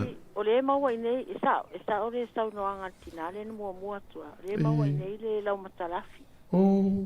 Sa o wa fo o la matalafi ai. Ya. A fainga ole au ngale vaina ai la tulo ele faina la tua wa fi o tangi ali te va me alu ai au mai ai a fa pete alu au mai e mai fai te mai ia te au mai ale va ia la au la le ele o atia ia na mai lola ia fai ele tonga fitel mai le te alu au mai. Ia, ole la te mon mau e foi sa ole mau e nei lau matala. Malo. E foi ma sani no walu o wa fu sina i stress mo. Ta si le lau la au fu sina. Te alu ma mele ole apa o sa o ma fu sina. Ia, mai fa nga tu i mai inu, ma mili ai le tino. Ia, ole si lau la au ole lau ole polo feu foi nei. Ia, mai ave langi fu fiele mai tu lo. Moni le. Te mai wo osto fo ina le lotino. Ia, mo mai sua. Ia, meo mai sua ma meo le sila ilangi fo ima le e au ngā ia i whaapa mai ai. Ia. Ia. Sa ore le. Ia, ma laula au leo te iloa o le fuafua. Tai e se le pa au ai salu mai ni me pa e la whai la vea. Sa. Ia, mai se fo ila lau tai. Ia, lau nonu. O le tele i o laula au whao ngā ina. E o te iloa, ia ma le ava itu. E tai tu sa ma lau matalafi. Ia. Aftai. Ia o laula au umana ma le ava Samoa le o te iloa. Ia se au whasoa le nā i laula au. Asi au a te moli atu whaftai i lau le peo na whaali mai le mele tonu a onga. Ia sao le ia. Te loina o le lo tupu ana me tonu a onga nei tato whanau Pasifika. Ai mai se ana i whanau Samoa pe wa ai tulo la alu nunga ia a Matalona. Se whate ta ina ia te au. Ona o le a onga le i le fai tu le stress mo o sea o se la ulo sfuta sanga ele fai ona le taimi la o fota alwa e tio kuntana lwa o ngai no wave ya sa mawaila na vano ia na fota tai loa toini mea o lo tupuai e matua ele se nganga mauri sa o tonu le fai se nganga mauri matua sa nganga ese o Pasifika e oni me fa Pasifika sa na fai tonu a ngai ia ai pe wa vele o te tamaiti pena to ruana tamaiti o tatou mana tamaiti Pasifika tai to tasi mai ia wa fai no ato i lola ia ona i matua ia tam fai lo ia fai sina tamai me fo ina le pe sina fa sina group fo ingali e tam fai tu ai fai ia fa taile tu la wa fo wa ta te uma ia o na tamaiti ia asa ile taimi le na fai le festival e te fo ina le ia le fie e fa ofia tu Bela o la utala. Tale Italian tamaiti Pasifika man tamaiti Maori tono a onga ia na tamaiti palang ia mai sia tono ube e saina intia pauna tamaiti o lai pupoto. Ia al mela le wone ta tong failo foi tato ia wo te ton na ia fa ulu atu ia na tato fa na ai sa le sa noanga pe ia o tawa ona ia vanoa ia o report of trustees ni lo ia ni stui sa moa e o ia tonu ina ia una inga mai me o me ia pe o mata upu ia e le ina i tato fa na le tu ese ai fa pe vai ia tauna i pitolea ora va ia luia ia na ia la kapi po la sto ina ta longa sa o le lo tu fa pena al mela le wai e pe ala tangata le fai mastu ia tono report o ia na fa le onga uma me ia matu ma losi ai me la na pe fatita ina na o atu ila onga le e matu sta lava ni me fa pena ai na ia lo na ia tato fa na sa moa tama fai lo na la wa na fai fa pitole lo to le onga o tamita na so fai fa pitole wa wala dia uma ma Queen Paris wa fai fa pito wa tanga tato ula fala tanga le e fai tanga wa vatu eton to fa tanga le nganga samo su aturo mal faya o le male nganga mauri su aturo mal faya o mauri o nganga mauri tonu le la wa si la ia la wa ia nei la wa fai male la wa ma fai na o fia tu me na me salem fai ale a onga se la ulo sfuta stanga o le onga i Scott College ia e wo tau tu e mata ma walunga i fai no o ti e taunga tafo ai le fai ala i le e se alva ai tu ia pe fai tanga ta milionia te le tu malo tau na fai ta i tau na che atu ia meia te loito awo faftai ia lo mawale mano lo ofi wa apalai ta fa wa ye tene tono la onga la onga salim faina ye tene malo tai tina hasta tele la ho muy bolo lo fina malo ya fo ina i la onga ta si al fisili la fo muy ele ole na ole mata lafi fa mai si tal tonunga a fa pe e a foi o le fa mo pe ta o le a o mai e te o tu i o le mele sa e manatu o le tu o le a o le ise la e sa o ia la ngona le foi ta na le pa wale le mela o te sal tono o ia o la te la to la tu la a o la o wa tia o le ia wa le mawani lau foi ngani ala ia la au ia e tu se te la tua a tia wa tele na le lau le la au ali tala ia te la tua o mai na o mea na e lau le la au ai wa foi le tua ina au e tai tu sa ma le la au le ava it ali foi la au le o mantua na o la ilo tua ngani o le la au le ta o le pua sa moa Ai, o tali tonu lava o le la au nana o Samoa na o se o tuangane o mana failo na pusa tulo ai o le tala fine e alua anga i mulinu i le luma fale o fai fe au na i le pua Samoa awane i tau nuu angoto la i tau nuu taimi la e o la ai mai la o la au la fastanga le mata la ia o le taimi na au mai e loa nana au mai a mili ato ai le tino ora na mili tino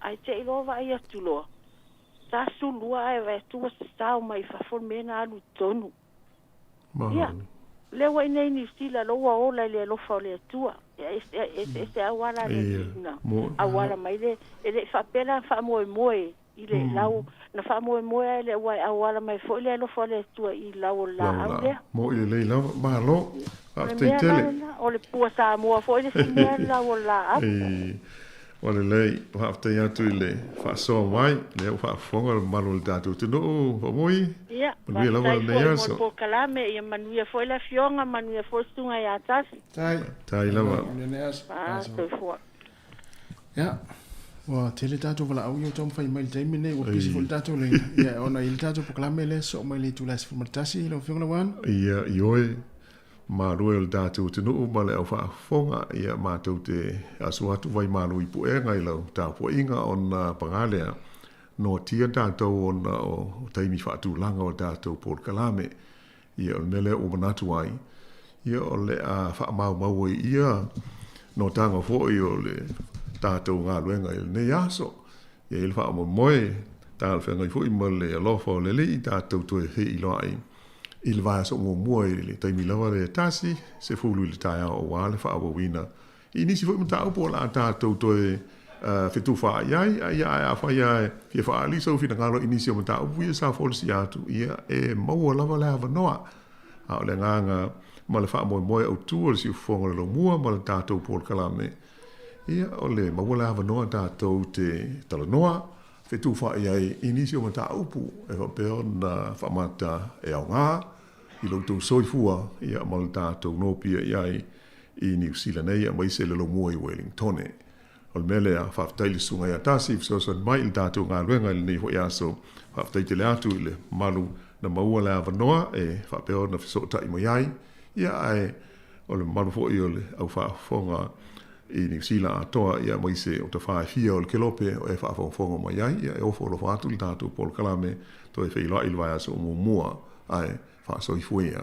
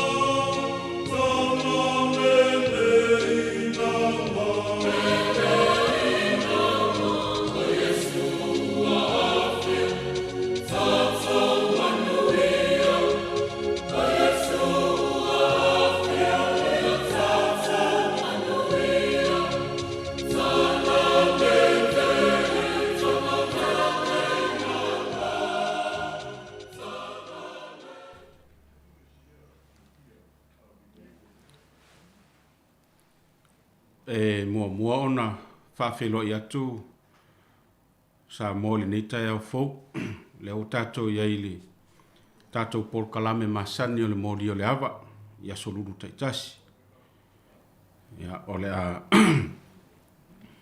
o taita i tātou se te talo e a mata i tātou mōli o le awa mātou whawhitai alo o lofa malo wanga le leilo mātou o tua wa le nei o mātou maua file mū le nei vaenga le aso o mai o fwoi nisi o po kalame lau le tio a o mātou iai o wale a mataina o le po kalame le mōri o le awa ia mātou te talo ta mafso soani mai mo i mātou mafuta mailo o nganga wha maramana maina wa fionga mo i mātou ina i mwhaiona mātou wha soa wase fi au mo lo tunu mafuta ina i mātou le amatanga o le whai unga ona o lo suafo o mātou te talo atuai. Amen. O le tātou tusi whaitau mō le nei yaso o al tātou mōri o le awa. E mō mai le tusi whaitau o le nei yaso i le tusi whaitau aso le kālesia me tutisi. O le tusi o le perfecta o Mika. O lona mata upu e ono. O te whaitawina mai le whai upo iwa e whaapau mai le sifuru ma le ono. Mika e ono. Ia o le whai upo iwa i le sifuru ma le ono whaafonga ia o le au whaitawina. O lo alanga le si ufonga i o vai le ai. O le ua poto e iloa e ia lo suafa. Ia o tau whaalongo i le sasa ma le ua pule mai ai. O lo iai pea ea i le fale o le tangata a mio leanga o le whaaputunga o loa e mauaile a mio leanga. Ma le efa whai mango e ino sia. O te a mio sao ea a o lo iai fua whaatau tau whaale te tau. Ma le tanga o lo iai maa whai mango. Ua tumu ona tangata mau o i le whaasau wā. Ua tala pepelo fo i lātou o e mauai. O lātou laulau whaiwa fōi o lātou ngutu o wha ole ia. Ole nei fōi. O te tā ia te oe e tupu ailo mai. O te whaatafu na ina oe ona o awanga sala. E te ai le mā ona ai. O lau fia ai e ia te oe lea. E te tuau mea ai le whaasau ina ai. O mea fōi ua e whaasauina o te tuina atu wai le peru. E te lulu seito ai te le sele ina. E te soli o olive ai te le u oi i le suau. A toa ma le suavine. Ai te le inu i le waina. Wa ua tau siusi sauninga o Mary. Ma mea uma ua whai e le ainga o a apo. Wa o tau sawa vari fo i a la tau pule. Nei o whaatafu na ina ai oe. Ma ia whai ma mea e wisa ai e o mau ai. tau te tau ave fo'i le luma o lo nu. Ia, whaamamalama tiri le atua le whaitawina o lana a fionga pa ia wale ta upu mo le tātou mōri o le awa le nei aso. Ia, o nai whaasino ala wala o whaasoa sa mo le nei aso. Tātou tusi whaitau le nā o le mika mta upu i ono, whai upu iwa le sifuruma le ono. O nai fesili ia e lua e a ngā i ailau whaasoa. Siri mua o le ale mata upu o lo o tala no ai mika. I le tātou tusi whaitau le nei aso. O le ale mata upu po o le vaenga tonu lea o lo whaautu i ele tala noa mika i le tātou tusi whaitau. Ia ma le vaenga lona lua o le ase fe au. O le nei fo i tusi whaitau mo tātou. O le ase fe au. O le nei tusi whaitau mo tātou. Ia o fesili na e lua e whai mai e lau whaasoa. Tātou numera telefoni. O wha tolu walu lima lua o whaatasi. O wha tolu walu lima lua o whaatasi o le numera nai. Wala au mai e whai mai lau whaasoa. Ia ma tātou fesili na e lua. He sili mua o le ale mata upu po le ale au tūle tala no ai mika i tusi whaitau. Mika e ono i valisifu ono. Ia ma le sili lona lua o le a se fe au. O le nei fo i tusi whaitau mo tātou. Ia e mise lava le nei vai tau o tātou iai. O le a se fe au o le nei tusi whaitau mo tātou. Ia o le tātou ta upu le nā ma le tātou whaasoa a whai te wala au mai wha mole mole ia whai loa mai lo suafa ia ma whai mai lau whaasoa a le a tāta atu le tātou pese lea ia ma whaatalitali atuai lau whaasoa.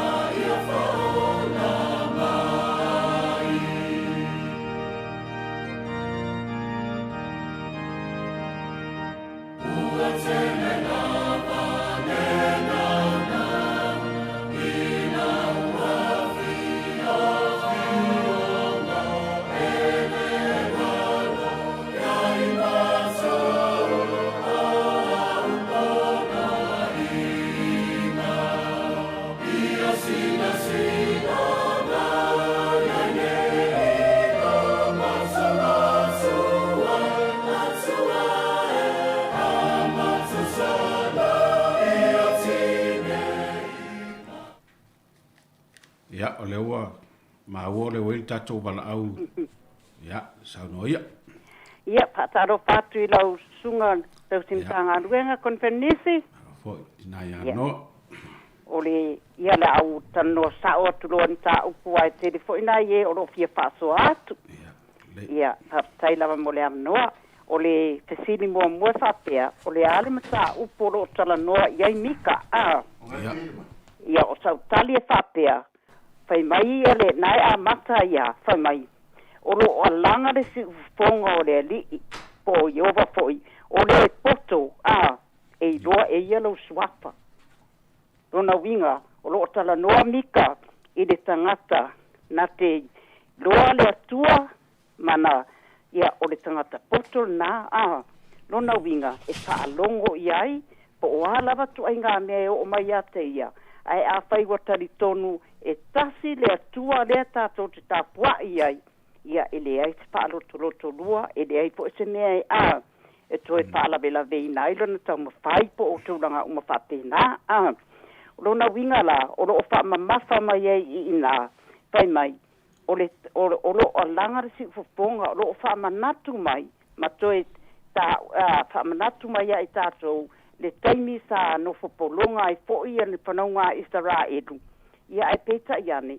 pei wala tau le toe tali tonu ma awa pei wa fai wa ese la ngona wale loto whaatasi ia i lato uma ia lo iai nala e fai mai e mawaila men na o le wa fai lato tu tumu tangata mau o le whaasawa ia wa mawai meo tala pipelo wale tau tarasao pei foi nale wa maua lato loto loto fa ole wale maua se nganga lofa po se nganga tari tonu moli ma ile atua au pe wa pe lua pe sasi tolo ma fautonga wa fa loto lua wale tari tonu moni ile atua lena lave ina mai lato ma ni mesa no podonga ai pe ata to ma fau ya Israelu ma ai fa mai le o toi fa manatu mai pe to ya wa i mai ele atua ya lato wa mbio se ia sa lato faia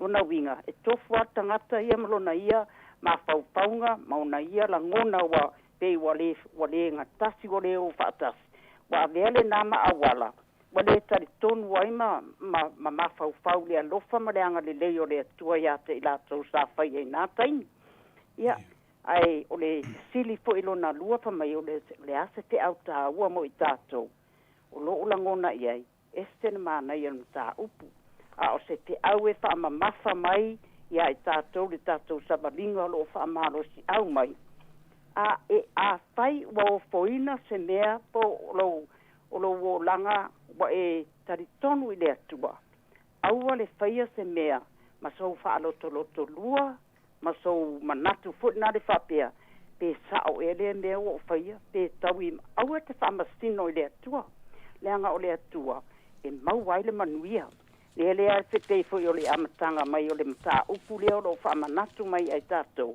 whamai o le tangata poto na te loa le atua o le atua e mau ai le manuia o le atua e maua mai ai so se mea wai le se tapa iai le po e tātou te iai le nei vai taimi e le ai aso tātou whaamuemuenga a silinga ma tātou whaaola ma tātou tama o le langi o ia le na te la veai ma soso ani mai mea lo tātou mawhatia ai. Ia po fesoba inai fo ima faufaunga le wha i o lo pesi ai. So ulala ngona ma se te au tā ua mo i tātou. Lona winga, tātou tari tonu, au le wha loto lua. Tu sa o lo loto i le atua, ta a whai e se mea o lo e wha tonu ai. Laua umana tu mai le mea e tau on tātou whai ana pongi, ta talo matari tonu i le atua ma whātua o ina e maua mai ai lo tātou sosoani lona winga o se te au mo i tātou tari tonu i le atua aua tātou te whaaloto lua ona tātou maua lea o le mapstanga po le tali e au mai file mua le atua ia i tātou e whamari e ina o tātou loto ma mea o tātou whaale tonu ai whātua i le atua matari tonu i le atua wa lea lava na alofa mai le tātou tamana o lava i lunga sa tauru ona o lea lofa ia i tātou ina ia maua i tātou leo le whavau ia ma le whamangano ino i tātou o lana whanau o lo stei lea taimi ma lea taimi ia o se au whaasoa atu lea ma lo wava lava ma lo whaaloalo tu sai ma mata upu pantanga o fire nei tai au whaftai tele lava mo lea manoa Tai, te le lava le tina ia ilinga noa pio ia mo lau whaasoa mātango fie fo ile fe au mo tātou le nei aso ia whamanuia fo ile tua te o le tina ia o le tātou tā upule nā o le tusi whaitau o le mika e iwa mika e ono whai upo e iwa le sifuru ma le ono ia whaasoa tupe nei nisi vaenga o le tusi fo ile nei mo le sila fia o whaatalitali sau wala au ia o le perfeta o mika ia perfeta fo le whenginga tuai ia o la vea i le vaenga le ta ua perfecta laitis furuma le lua. Ia o perfecta holi nei o mika ia o perfecta ia ta ua perfecta le valu sentuli. Ia fia ai la tau nei o Hosea o Amosa, Isaia, ia mamika, ia pei o le toa whaalea e ta ua le tala whaasoropito o perfecta le valu sentuli. Ia taimi o lumana il Mesia po le PC, Before Christ, no wingo atalo no le valu sentuli o le vai mea o le fitu se lau i le valu se lau PC o le vai taimile na o le sa ma valo ai pe sa ngā lulu ai perfecta nei e ta o le perfecta le valu senturi. Ia e i mea te tele ana tutupu le tala whaasorpito Israelu. Ia lea wa ili stato wala au, ia whaatalo whaatu le tato wala au. Ia, whaatalo whaatu lau stunga i le whawhenga inga, koen whenesi. A pe foi le stunga ia tasi o lotu le foi. Ia mis foi skako, por kalame lau tal fasili nei, taim, oh sorry lau whaasoal, tato por kalame nei o aoli. Ia le astua, po nei foi tae au. O lau, sorry, o lau wala au. Tuta o te wala o lo manatu, o te manatu e le mana i o le amasanga le tusi. Ia, pea ngai, ma o mai ai lunga o le valo anga le fio mai o le Mesia, ia le manuia o tupu e tupu ai. E pe o le ua, pe a le kaki whalongo, le kaki mai tau mata foi fai tau atu. Kai pe ia o le valo anga fo ilei o ia Ioane. O a mai Ioane e mua na valo, ia le fio mai o lo tato wali fao le Isu Keristo. Dai fa pena lo tamanastu ia i le mea lea. A o lea fo i uta te fai tau atu. O lea au mai ei tupu ia so alua o Mary ma apo. A lea a te fai tau i le si tui o i le tupu lea le mua tupu sifulu ono na iei uma le vaenga lea le iei uma tupu ia. O lea lea sa wetangata lea o Mary. O fai me o le tai au. A lea nfa au o le no ina ua mawai le tupu mua. Soloa ia tui ei mano nā tali i le o apo. Sea o ngā tele le na e au mai ai tātou o le tangata soifua ma le ola. O le tangata nei, o tangata o le tono nu o le atua. O le fai foi e le whātua tuanga nu ma le whea alofa le atua soifua ilo na nu o Israel. A leo tātou wa aim whalongo. Tele ni me le anga na whai e nei tangata o Mary ma lona atali ile o apo. Le fai mai e ia tuspa ia. Wa stili atu le ame o le anga o le tangata le o Mary. Na ye na mua atu ia te ia. Le lawa o mai fo ile kaso mata upu nei tai au fo. Vi ia le atua o la ulama o lo wasa tonunga. E le o se au na se to atasi. E le o se au fo ina se nu. Al fe au mo tato umale au kerusiano. Oe wai loa le mamalu o tato atua.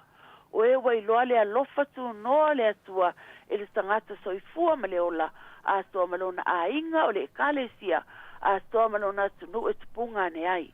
O te vi ia fo ile alofa o le atua i fesilin o le ale mta, o le ale me o lo mta, o le ale winga o mta. Upo le ala lea tato tala noa iai. O la uasa tonunga. O se mta upu sile o naunga. E apo iai. E hao iai tato tangata ola. Soifua ma le ola tulau le ngana. Ia fionga pa ia le atua. Ma ia tato vaava ai. I wa lasta le toia fia mai. O lo tato wa li faola. Tulau. Ele o austina paila unga tulau. Il tato e kalesia. Foi mai kalesia. Wa maso li liu iai nei tuo le atunu. Au se upo e au mai. Ta ita inai e tato. Tato vaava ai. Pai mai le tusi wa tele faalinga ia o tau nuu. I tato vaava ai ai. Wa lasta toi fia mai o tato wa li faola. Au le asa fe au mo i tato.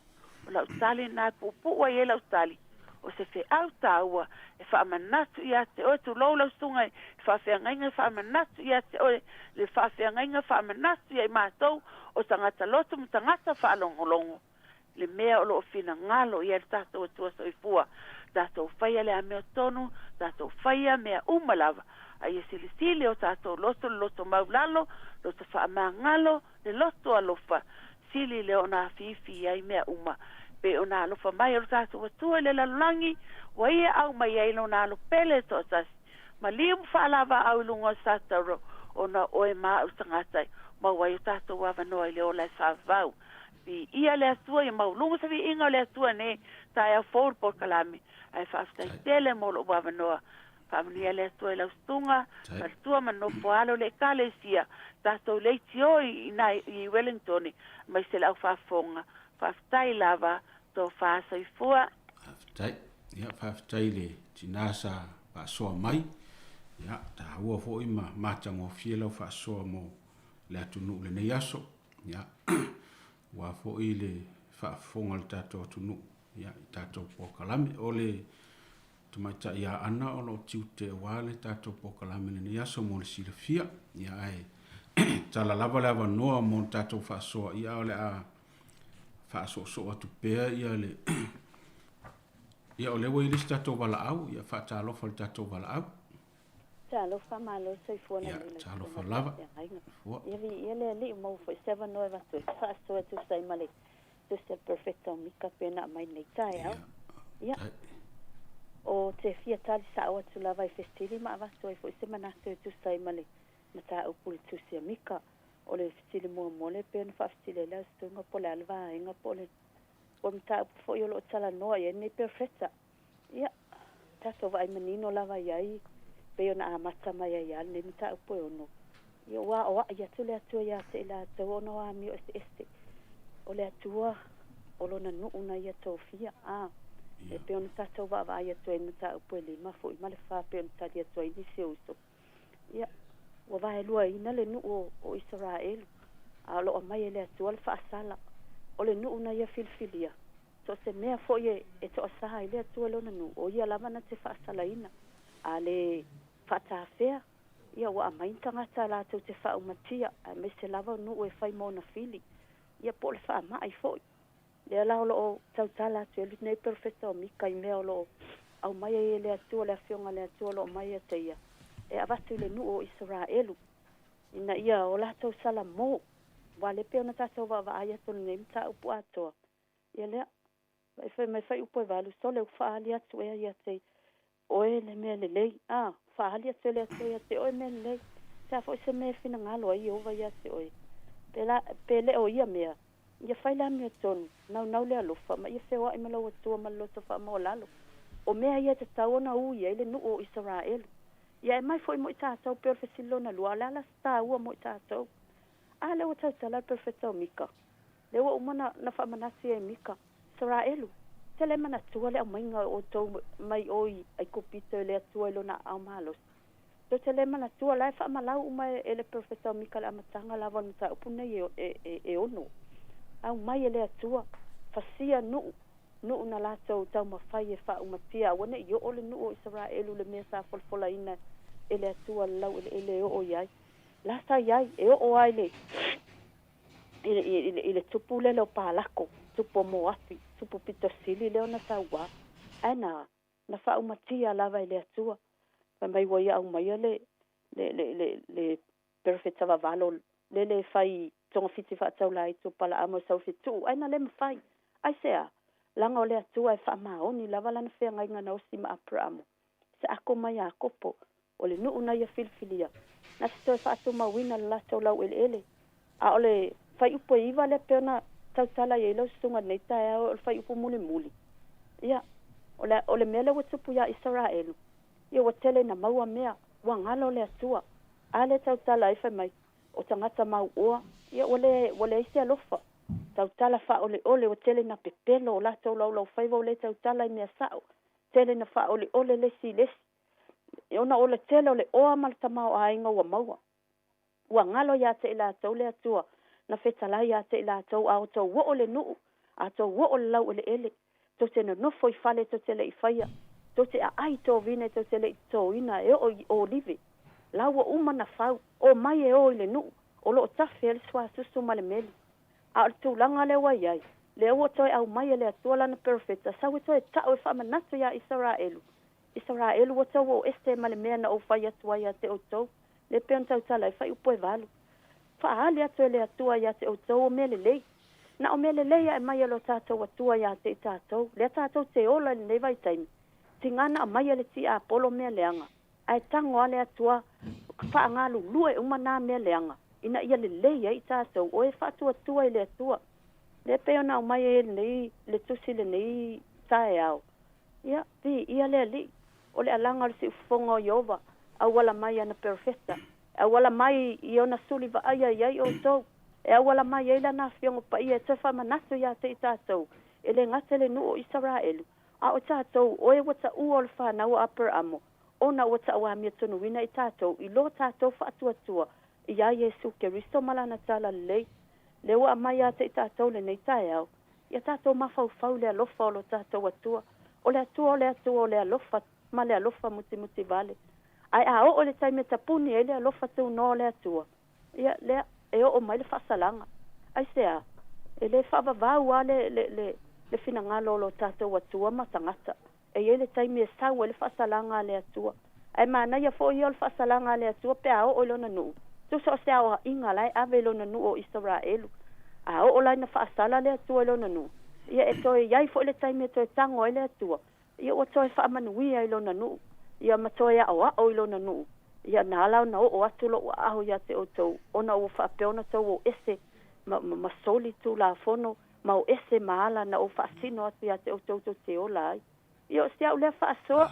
Ile nei tu la le tae au e tu sai fo i malfe au e perfeta o mika. Ia o tau lava ia o lo tau longolongo mai la fiong pa ia le atua. Ina ia tupo i pel whaatua tua o na tangata. Ia vi ia i pel le atua. Ia whaamanu ina i pel o na suafa. Whaamanu e tele le atua nei aso. Ila usunga e meise o le ofisa whaasala lau ma le au whaafonga. Tau i fua mai e manuia. Tai lava le tinale.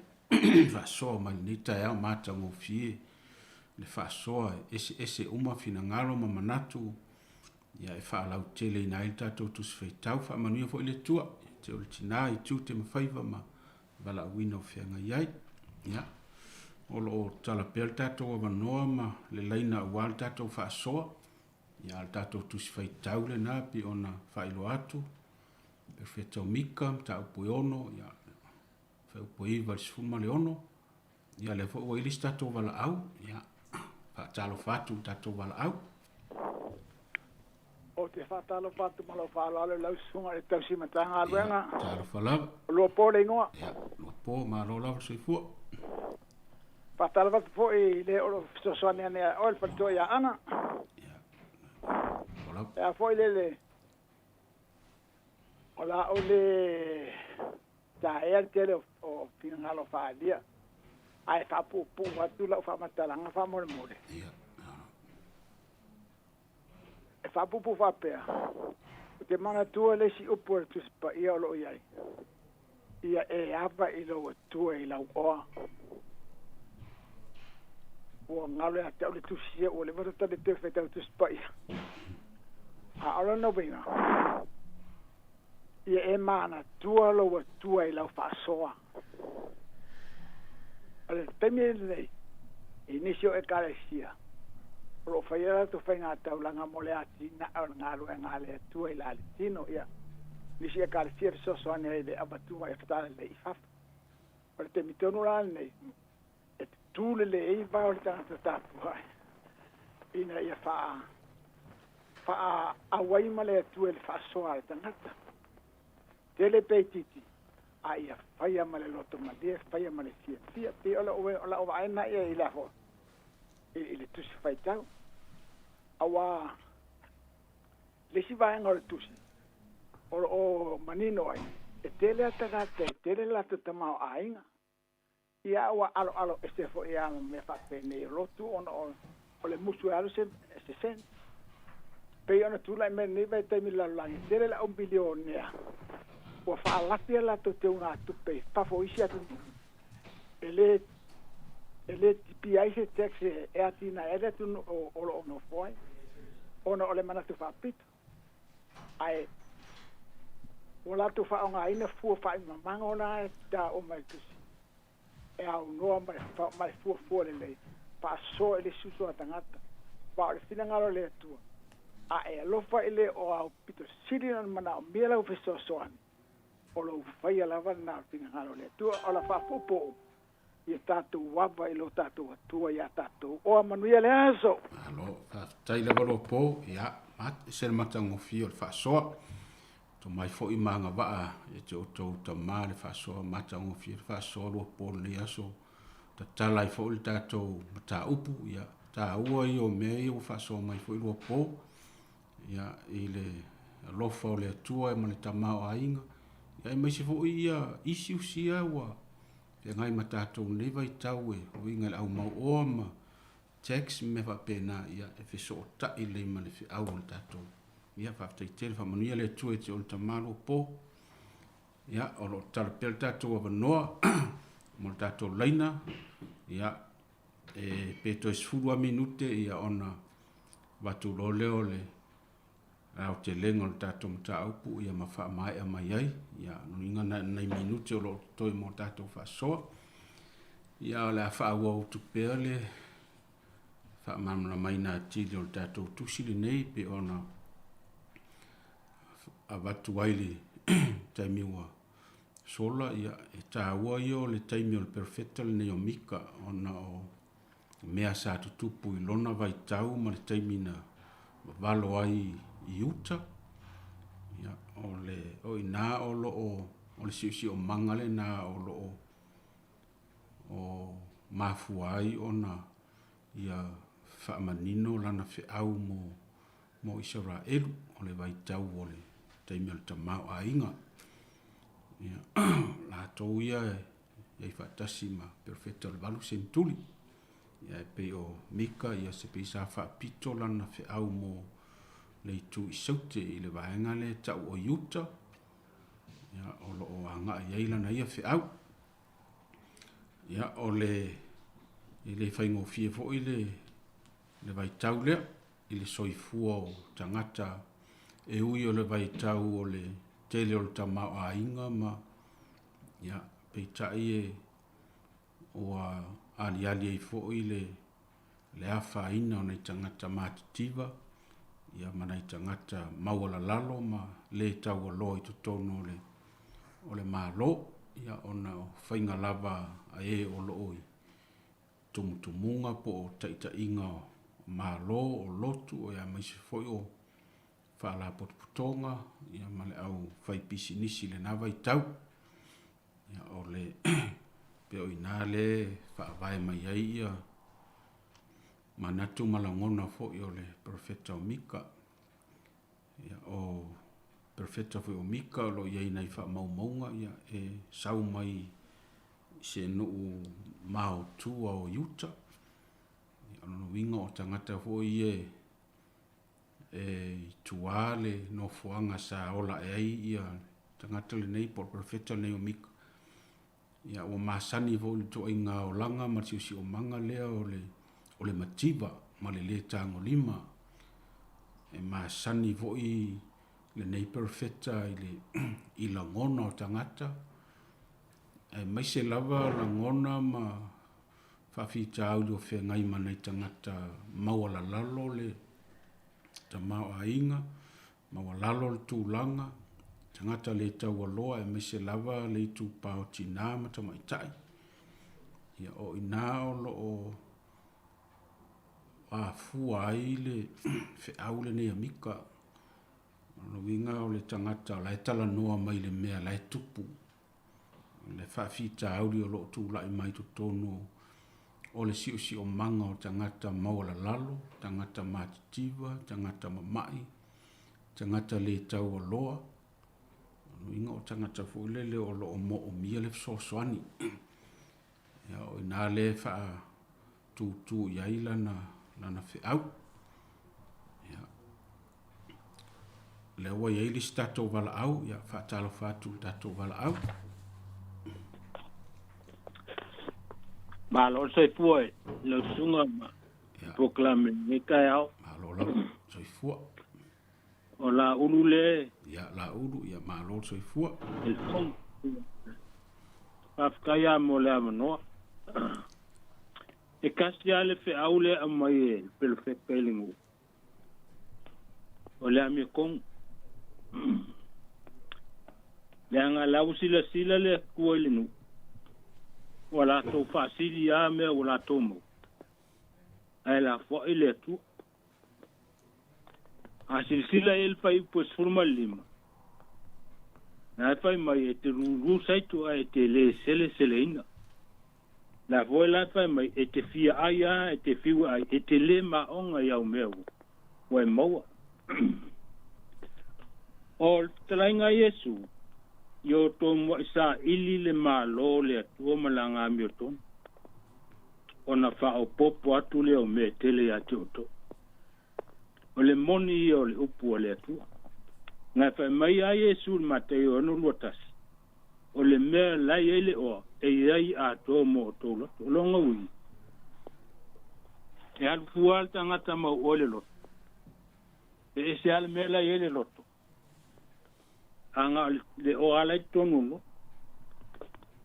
Kasi al me mga o ile tua. Ye e moa isa ili le tua. Malona malopi o la Yesu. O na tele leo me tatou te mau. Ia lana fua i mai soi fuanga ngi tatou te ia. Le anga ele fai pel nei o langa mol tangata. Ia le aso e tua i lumo le tua. Ia ona fola mai le tua le tusi. O lawa tusi ai o tato ingo. Partai mo lam noa manuel poklame nei aso lau sunga. Partai. Tele lava la ulu mo lau whasoa matango fi fo i lea vaenga ua. Whasoa mai le fionga ia la ulu. Ia whamanuia fo i lea tua i te oltama. Ia la tātu tato pese i whatali tali fo i sisi wala au pe toi tasi pe toi luani wala au. Me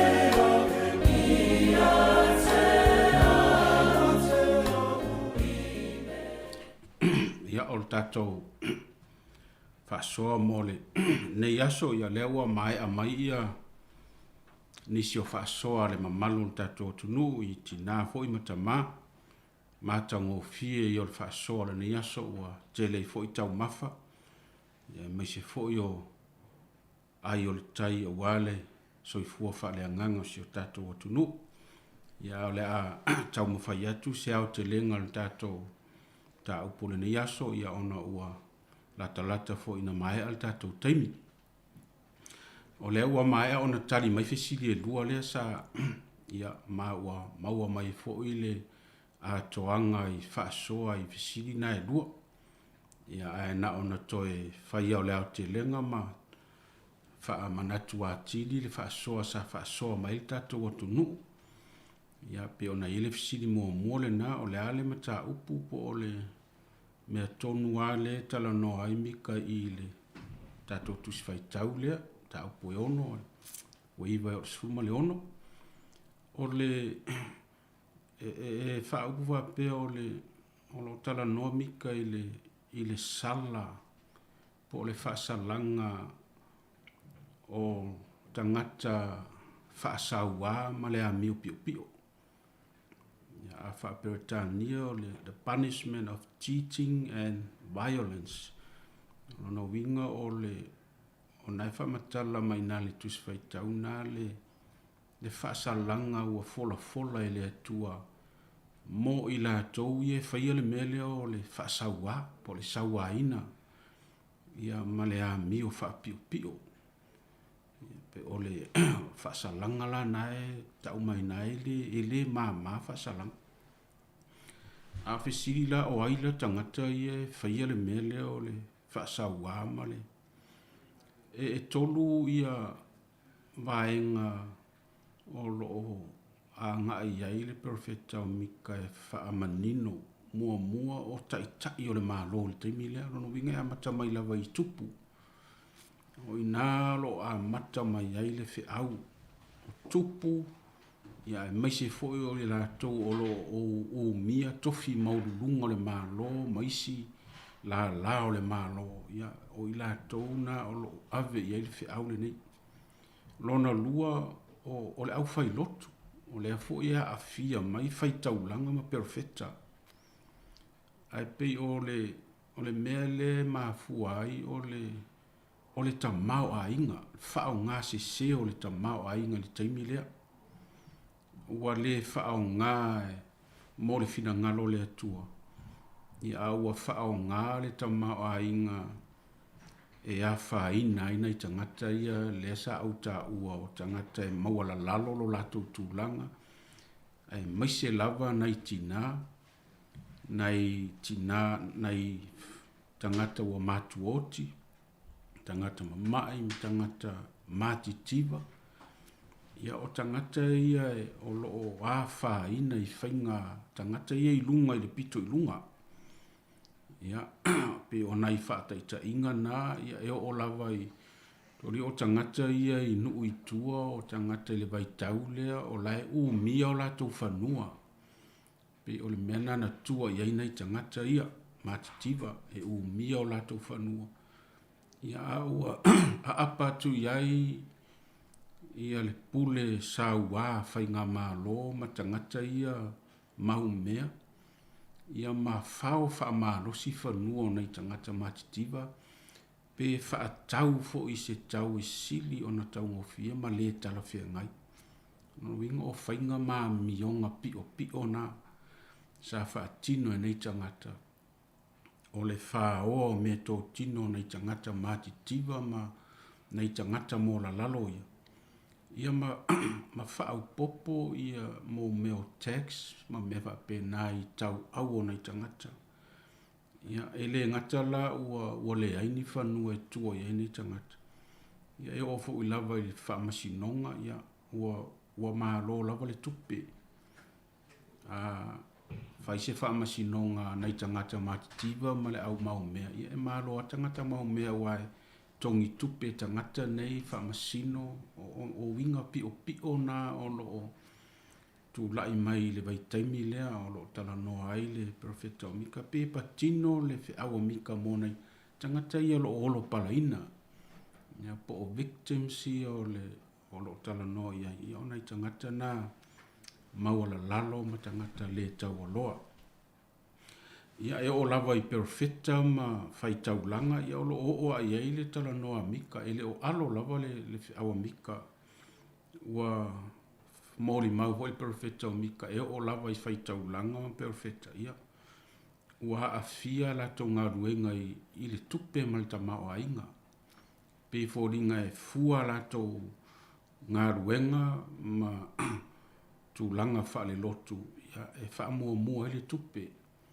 ia ua lē faamuamua le finagalo o le atua alonauiga ua oo lava foʻi i lotu ma le au perfecta ia ua haʻafia i faiga ia pei la o lē faamamalama i mika ia e lē e mamafa ia le faasalaga le ua folafola mai e le atua mo i latou ia e faia le galuega lea mo nai tagata matitiva ma tagata sauaina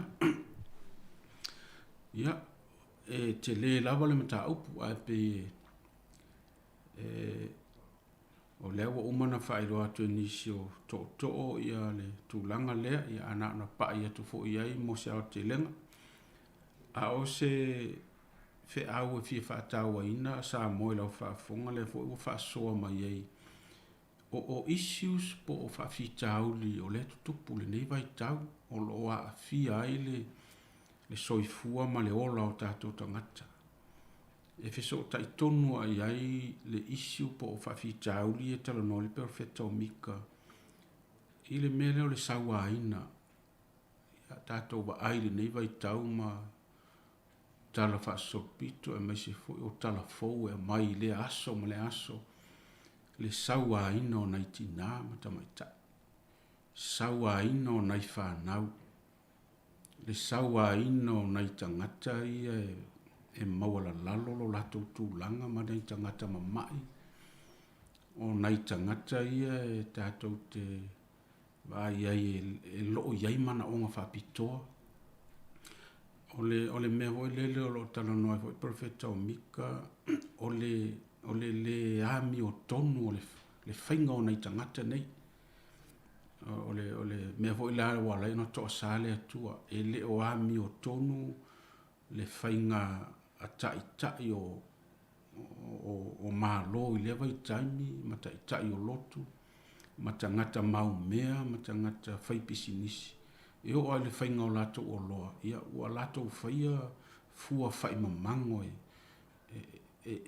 e pegifiki ai latou e mau ai a latou mea ia e palasi i luga o tauʻau ona i tagata ia le afāina ia pe o le uiga lana o le tatou mataupu ma le moli o le ava ia o le a se feʻau mo lenei vaitau ia lea sa faasoa mai nisi o tamā ma tinā tele i o faafitauli e maise lava le faafitauli lea o le sauāina ia o lo tatou tiute uma lea o le tatou valaauina uma lea totonu aiga totonu o galuega totonu le mālō e oo foʻi lava i totonu o ekalesia o la matou foʻi lea pito laau le ʻaufailotu ina ia tausi ma mautinoa o faatino le ami o tonu e finagalo ai le atua mo tatou tagata i lē faigofie e tutupu ai taimi uma ma aso uma tutupu i totonu o tatou aiga tutupu i totonu o faiga mālō o galuega o ekalesia ma so se faalaupolopotoga ia le vaivaiga lea po le faafitauli lea o le sauāina ma le amio piʻopiʻo e faatino ina ai e tatou feʻau ma galuega ia o se feʻau lenā mo tatou lenei aso na ona toe faamanatu atu ia e taualuga ai se feʻau ia o le tāua foʻi o le uiga o le igoa o le perfecta lenei o mika o loo iai na i o le faaupuga foi lea o ai se e tusa ma le atua o ai se tusa ma lo tatou atua o le uiga lenā o le feʻau o le perfecta o mika ia whaalau tele le na whi au.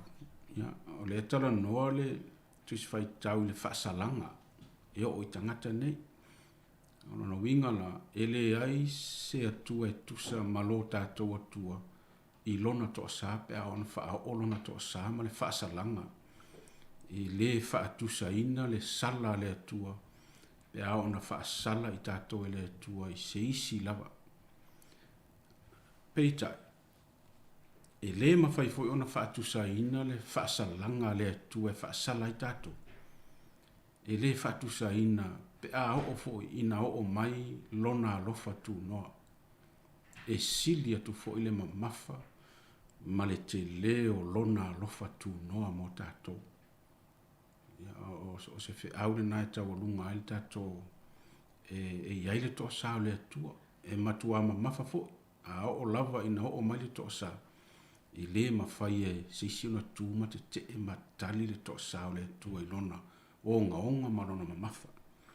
Ai au fo ne ingalo ya tato o tu ato le na to sa a o na o mai lona lofa tu no ma lona lofa muti vale ya e tato te ma ofa fo ile mawa e o lona lofa tu no ya le asafa alia ala ya Yesu Kristo le ato anga le na le mafa ma le onga ma le maua lunga le lautele ma le o le lofa tu no le tua e faola ina i tato ya pe a fai tato te fatu tua tal tonu lona maliu malona to tu ya aftai tele lava to fa aftai to le ne yaso mata ngo fia la to fa so ya ta wia o se fatu e pa o se le lo fa fonga sa mo ya ma wo fo inisi fe au fa le nganga e ta so ina fo il tato malanga le nei vai tau ya manu ya fo itu te mafaiva mangaruenga mis fo tato le tio ya ola fa mai al tato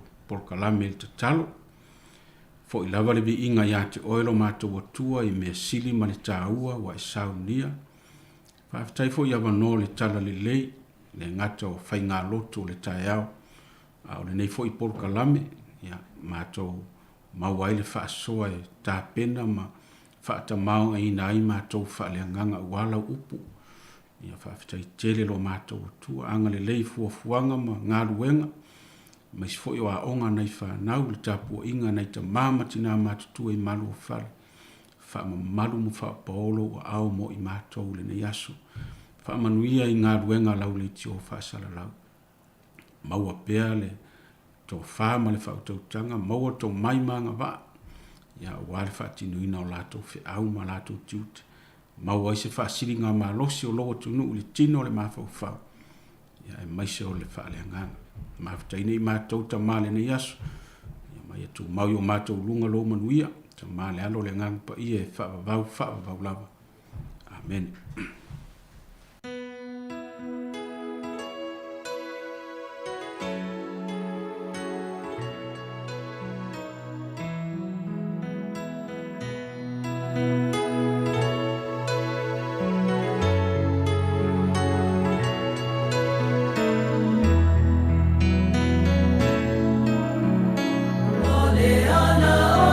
Ona, on se fiel Samaria.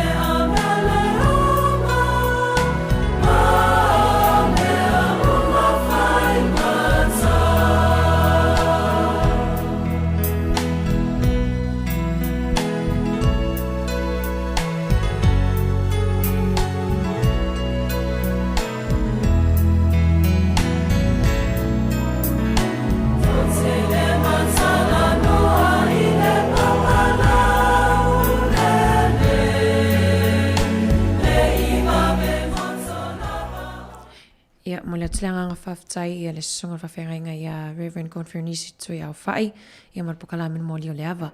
Ia e ona o le swing o tato pokalame leo uli nei, le tu lai sfulu lua a mai e tato talafou, ia ona au ina tuli o tato musika sui whiwhiloi, se ia pa ia le tu lai tasi, ona o loi au e le fia whaia ia ni ngā luenga fo i tutono o tato studio, ia e maa lo lawa on sa ili ne yaso whafonga mai loi tato talafou.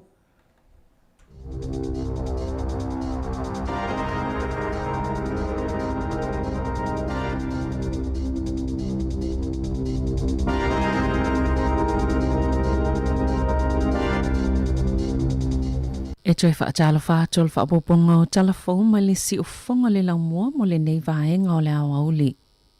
E whaitau wafel foi numero o whainga luenga ia onga ma whaia onga e iei le tau matenga pulea onga i le o tali eina le whaatanunga le malo. Ia o atu le aso 15 o Novema wa whaiola tau tui pui pui o COVID 15 na ta ua e pulea onga e iei niso i lantou o loo whaalua whesasi ma whau. O na iei ni pepa wha maonia pepe lo whaapitoa i le ma whaiona tui ma ua mana na o se ta ia laloa ia ina ia ma whai o na whaamuta lea whaalua whesasi. E te tau ia onga ma au whainga luenga ia wa onga a matai whepa ia i ma whisota i wāwāla lata. Ma whāna witi, ona o atule o ngā totono Novema, ua mai o lātou tui mua e ia o atule amatango Januari, ua mai atui ta ilua. Ele o iei se whainu mera aloa ia beto o fia whaia onga maistanga ta whainga luenga ia onga, ua mai atui pui pui, e beto o fia foi ele i whaia lavani tui mua. Na ta uele presiteno le asosiopolea onga o kolisi, e fōlinga mai o le tele o a onga maulunga, o lo ieni wha maunga i loa i pēsile atu ma le lua whele whaitau au whaio i lātou. O se popolenga o le asosi, o na peo o atu le wha se lau po le 5 se lau leo whainga o whaia onga, o le ale toi maua, ma whainga tawhi o na sa ili nisi wha atu muina, lea whainu mera. Walu i tawina e se whaitau whaalata mau ainga le sauna anga la kovana o le whalatupe wha leo New Zealand e wha pea, ua tautu i titia le tau ma le maketi o whale i tutono New Zealand. Ai o lana mau, ele i taitai lava o na mau o le whalatupe wha leo se fufo i le wha tono, po o le taunga tau lo i ele taulanga o le maketi o whale. O le asolua na sauna i le kovana o le whalatupe wha leo, Adrian Orr, wa i ele suinga le tau mau a lulunga o whale o loo i nei. E ei niso mafuanga ua whaieni suinga i le taulanga whainga tau le maketi o le taimi nei. Ma o le mau o la lalo pasene tului, o se tasi leo mafua anga peitai o lea ua iele suinga. Ui lea na saunua Tony Alexander e yelo na talutonunga ele o lata mai se taimi pa ua ile tau fale. Ono masina taluai na valo i ele faltupe fa leo. Le si tanga o tau ile taimi nei e whaapea o le ai le 2.5% peitai o lea e 4.5%. E whaamaumaunga le staff i lea sona ta uai. E tolu ono 10.8% na si itiele tau fale Wellington ili se fululua masina o toa nai. Sapi to mawalunga to Wellington ili se fululua masina e o maya o ke topa na ilo isi a ayo le atunu. E to sai male report le ko logic. Ma o le tele o tau fale terminei pe amal tasil miliona se lau mal toluafe male ono se lau ta la. Watalia iso isu enga whaasaya nisi ele au isu eni usila ma Samoa. Leo ngao le la awal matalafi whaititi ai mai fula. Ua maua isu enga masaili linga ta maita isaya ni tisi Samoa o Dr. C.S.A. Moli Mau Samasoni. Whaatasemal ta maita isu ele atu kuki Maori Dr. Helen Woolner. E whaapeo lau le la awal matalafi. E tutusa le leilo laonga ma le fuala au o le ibuprofen. Walolomina ma whaalauloina le unga o la su enga. I se tustusinga e ta walu Proceedings of the National Academy of Sciences of the United States of America. E le to te leni ta maita i Pasifika isu enga whaasaya nisi pe ona saunua Moli Mau Samasoni. Le whaatonu sinia mo su enga le whaalaputupotonga. Whaasaya nisi Samoa, Les Ross, o loo whaalia ia la whaamaumaunga. Le tusamal se fulu tausanga o whaia su enga i le matalafi. Le ua fia o ngā tupulanga o whaongai nei Samoa i tongwhiti ai mai fula e mumu, bevela matinga, e mafua no o ni manuanga, fiva, o ni afianga i le pao le tino le tangata, mai si lava mau whaafi tauli. Na amata su e ngā Dr. CCA le matalafi le tausanga i lua fesfultolu i le taimi a o ina le University of Victoria i Wellington i lona whailonga le fōma i o le tau whamanino po le PhD ina o toi fo i le Ross i Samoa na talo sanga ina e Dr. Woolner se vai ngā tupe mai le Health Research Council of New Zealand e whaawa wale su e ngā le matalafi le ua whaatino i bea le su e ngā o mai le taimi nei. Na malanga Dr. CCA lo na la whanga o sale i moa i tau lasia na te sila fiaina, ma o la tau ngā lulu e whaatasia i au masu e le lau o le matalafi, na ia tā ua, e tele vai la au whaal nāturua ua whaitau se lau tau sanga o whaongaina o tātou tangata, ma o le ua i su e ngā whaasai e nisi e mawhaio na langolango ina le tūlanga o ngā, o lo ia i nisi o tātou vai la au whaal nāturua, mō tonga whitinga. O le vai asitalo ina whaingoina le kampani o Polkalame whaatekonolosi o le kami i Aukilani, o le kampani i pito vavio na ola i tutono New Zealand i whaatulanga ngal Deloitte o le Fast 50. Mana patipatia le kampani lea whailonga e ala ilona tufa ina ilana au whaingaluenga e to o limas fultolo. O ni ala tau pōnesi e ta i se fulu wafe tā la, o le kamina whaavaina le tausanga i lua fes fultolo. Ene tamaitia onga universite si to tolu. Ma wasilia nei maliselau valus fulu atunu o lalangi o whaongaina la latou app. Malisilia maltolus fulu miliona o whaia onga. Ma tamaitia onga ua whaongaina. Le Polkalame whaiei whaamau maunga i whainga whaatekonolosi au noa le tele o ni lavelave. Na tā ua le pulisilo le kami Hen Chi Wang. O le pōnesis fulu awhita la. O se awala e whaafetai ele au whai ngā luenga o na Olive Soswani. Ia mawhai ana whaatino ngā luenga i tutono potu wa o ngai lunga upenga o sota inga i le taimi o le whaamai. O le toi tasili minuti le tu lais fulmali lua le vai luanga le pōna pōna nga i ei vaenga pito i mātū o Northland i lapata inga o le vaenga tolu o le COVID-19 fuluiva. E o atu le vai luanga o le pōle a sunga fua valua Novemba. Ono o ni tangata ia na maual whaamai, ai olo o matua miste li o le mafuanga. Na whai elementa mo le tali atu le COVID-19 fuluiva le fula sanga i se whilo inga whaafose ina whai amtu stala. I le afo le lima i le afiafia na nafi.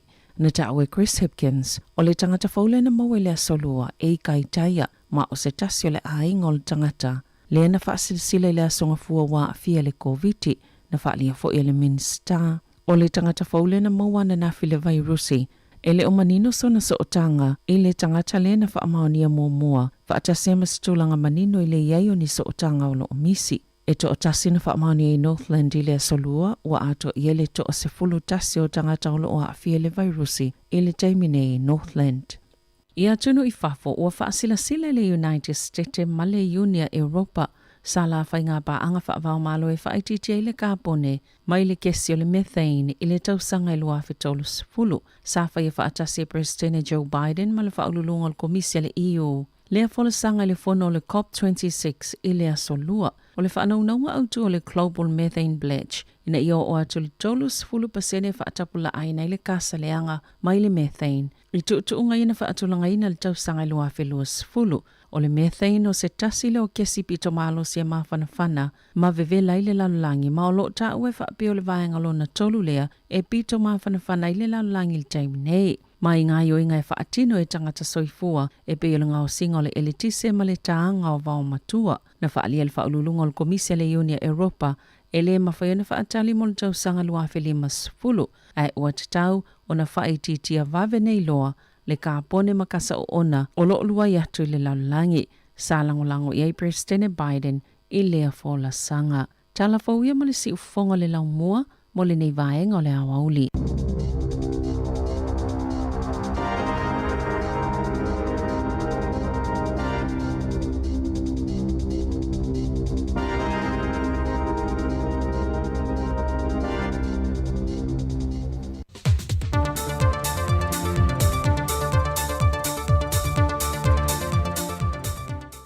O te toi whātalo whantu le whaafonga anga lo tātou tunuu ai me se fo ile mai moanga.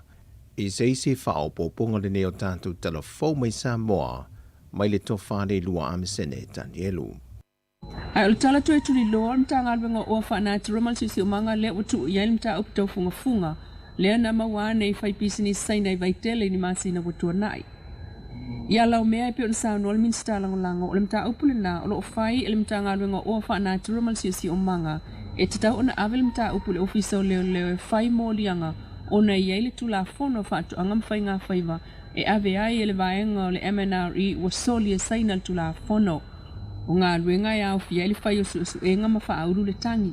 Ai le ma whai ona o sa o leo e whai le mta upu.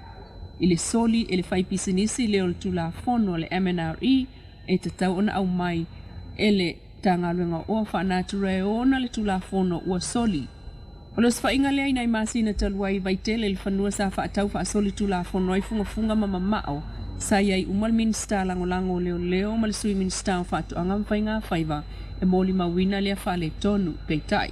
O le taunu unga suenga o le tuwatu lea le ofisa o whanātura e ona le tula whono ua soli le whai pisinisi. E lau taimi mua lea ua whai ai e le whai pisinisi lava lea e tasi lea soli tula whono ma mōli mawina ai lona whaata watu i atunu i whafo. O mōli mawina le tutu a ayo leo i sawa i sia kia ta avale ma ave ta avale o lo o whewa i pea ili awala wha soli tula whono. Ili wha ungo le vaya so i sawa i sa le ma whaila ma se ta avale o na sola ese ma siakia leo o na e tasi lava le awala tele ta amilo le motu peitai. Ile o ava ese ai le tutupu peo wha lave ma tau tia a fua ili ave ta avale wha tamala.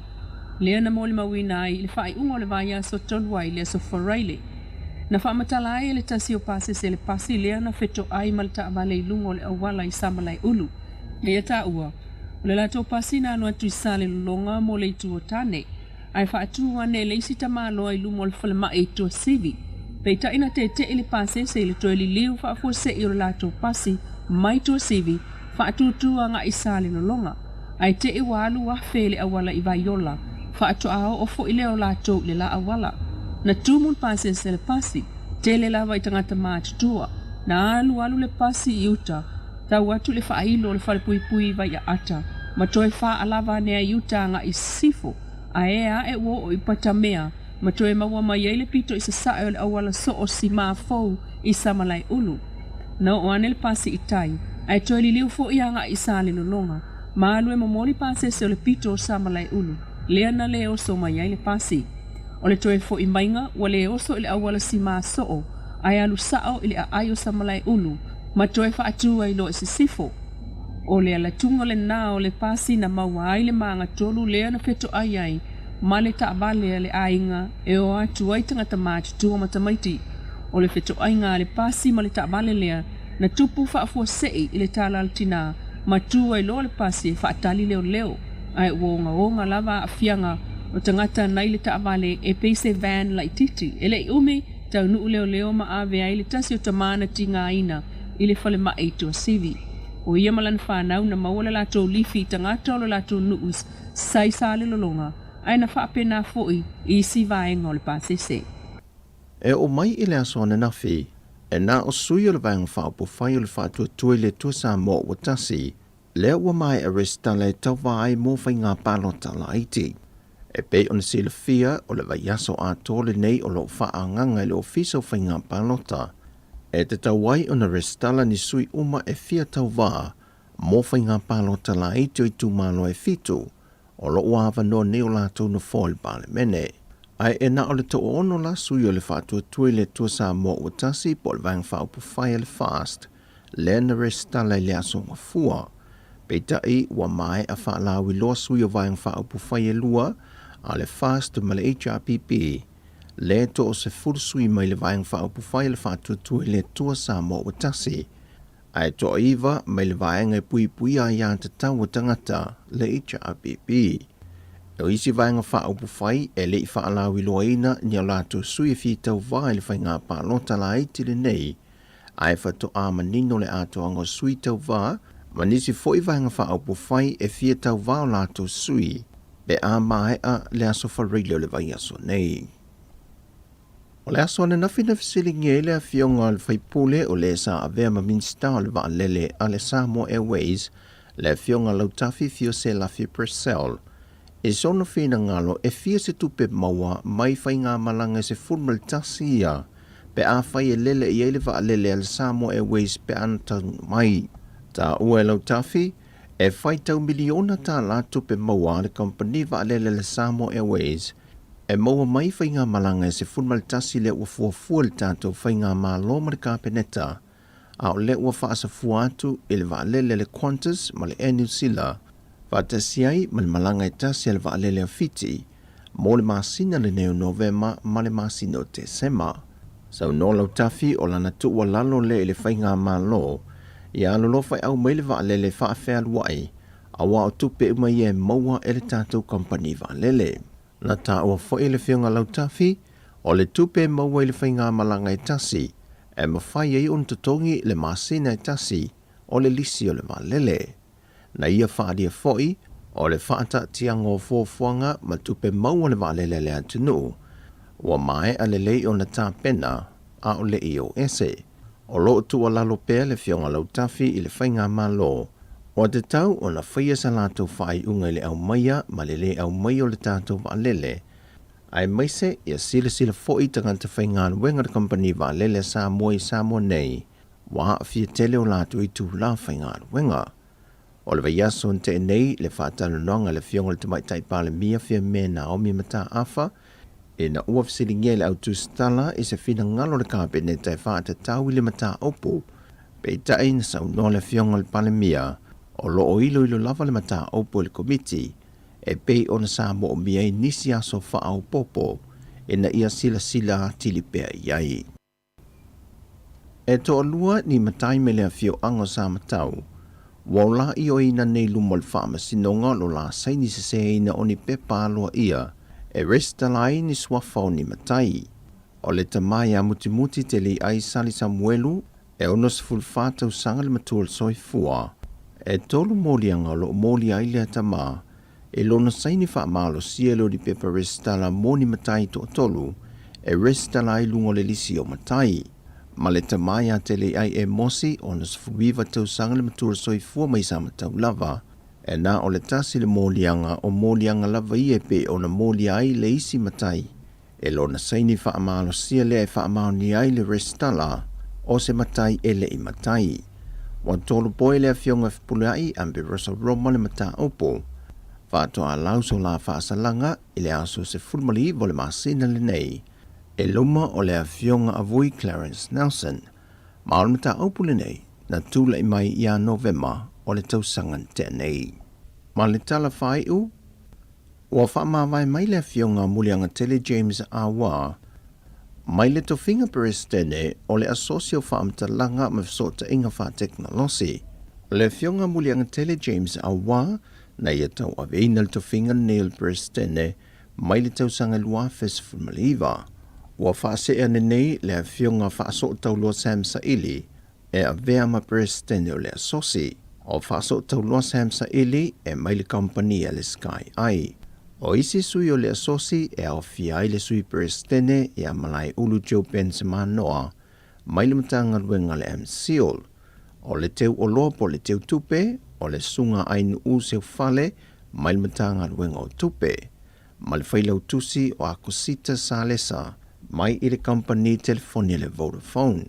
O sui o komiti whaatonu e au fiai le whionga mulianga tele whainu le lei James Awa, mai le UTOS, whaatasiai ma le sunga Mailo Henry Mailo o le Urban Tech, sa Raite Vita mai le NUS, Alex Abraham Zuba Wise, ma le tamaitaia Elisabetta Mawai mai le NUS.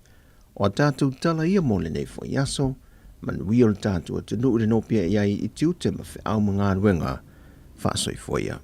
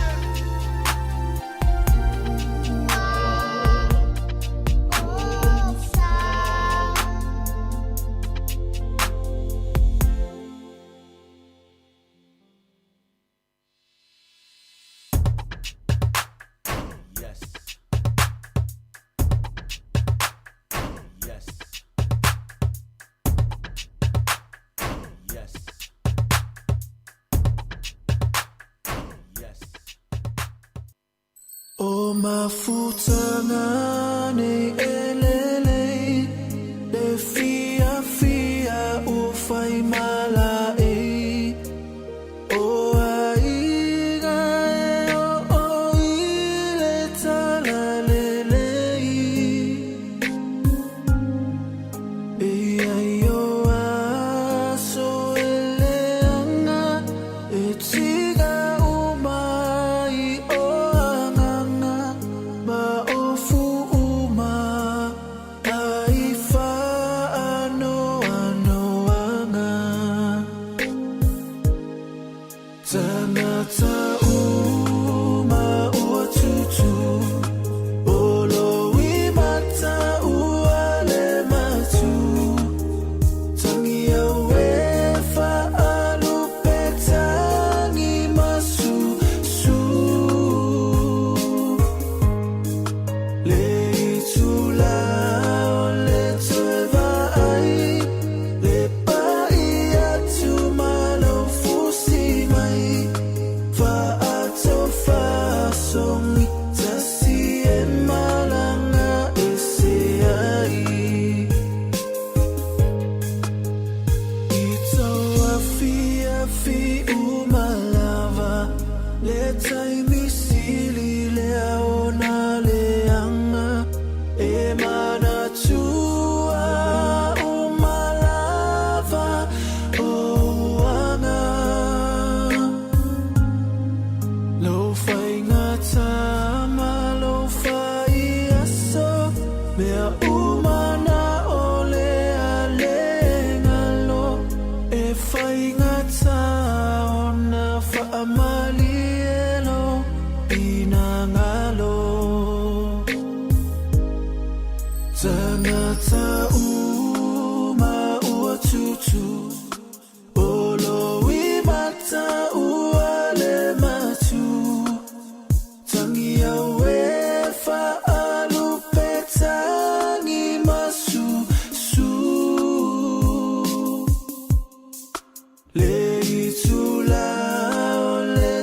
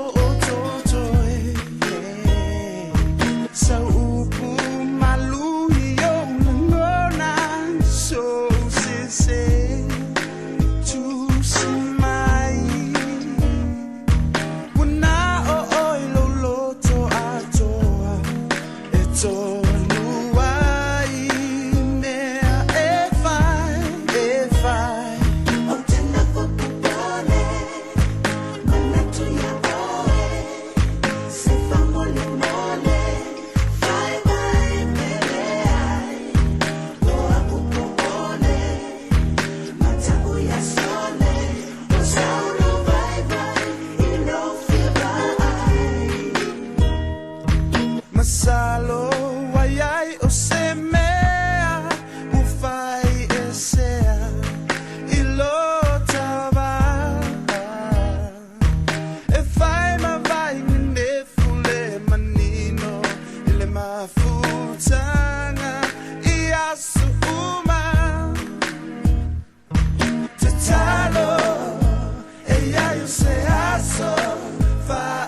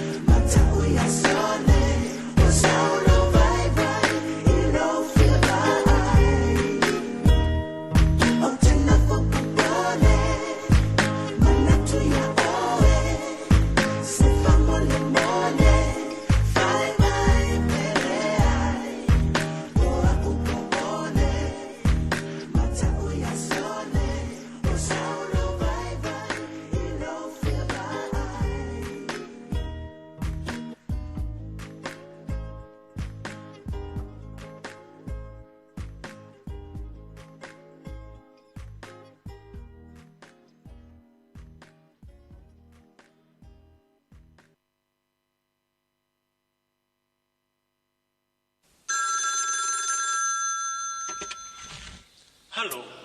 Oile sang no fa mon mole. Hani ea. O fiulo tau mafai. Cecilia. Pe ana ole fa na mai. Lea.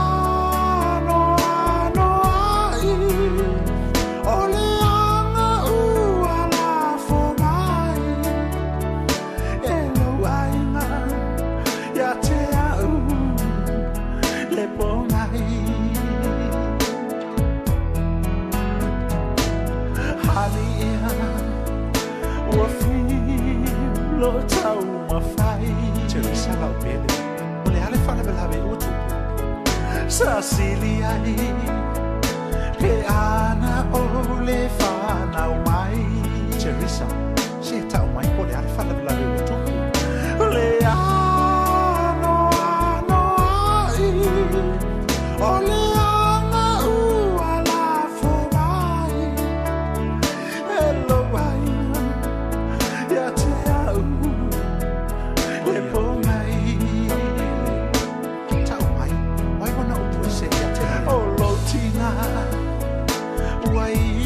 sao no amai Teresa o fa ya tela tina ya te oi o amai ma o e ia te au o le a e le pongai e ai Teresa e tu sa la le sono muli lo fa ya te oi a we lo u fa tu e o tu i o tina e lo ai ma ai le Sala, Teresa,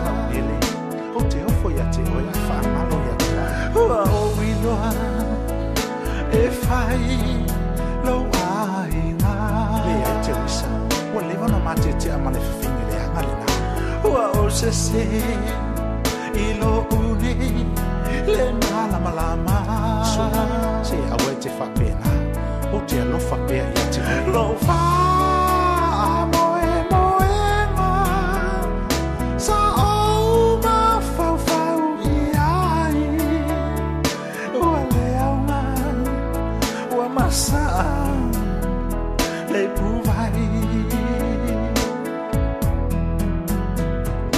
ua o iloa e fai lo ai nga fai atu foi wa leva na pale va al fine le ua o se ilo une le mala malama suma se awe te fa pena o te lo fa moe moenga sa o ma fau fau iai te misala pele ua leaunga ua masa o te fia fifi le puvai le ali ie le ali ie pe ai e a se tofi mo ita le ali ie le ali ie pe ai se si tofi mo ita ona le nei pu wa o wino pea wa uma oi ma u ilunga o le telefoni wa uma oi ma u ilunga o le telefoni tofa teresa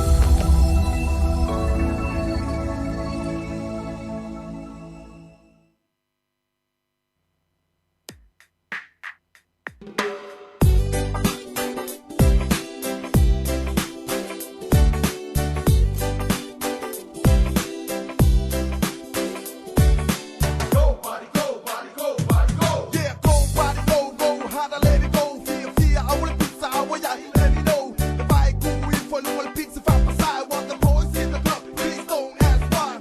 Lunga, Eva, Lue, I want pizza, say my cool, Africa, so let a pizza, Malaika, you bring him up for my work, give up. All the boys in the club, sip it up, sip it up. Eva, I love this, and so my guy, so it's something, only so fine. Do it low, move your body, too fine. Strong and not close it up, fine. Eva, I love this, and so my guy, so it's something, only so fine. Do it low, move your body, too fine. Strong and not close it up, fine. Eva,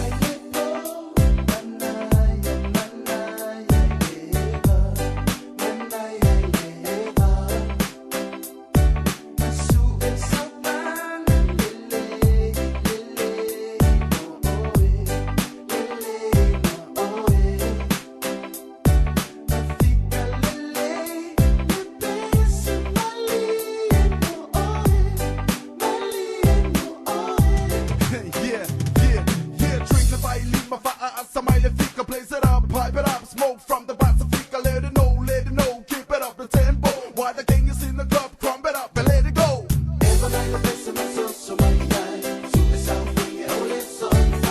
Do it low, move your body too fine, strong and not close it up, fine. Everybody listen, so my guy, so it's something, only so fine. Do it low, move your body too fine, strong and not close it up, fine.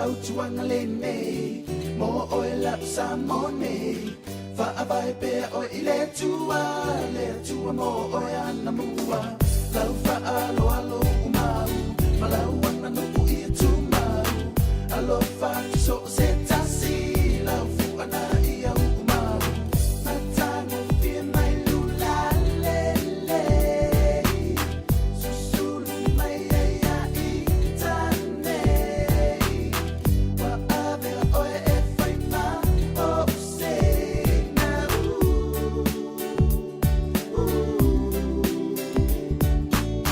matango fie mai lula lele susulu mai ya i tane wa ave o e fai ma o se na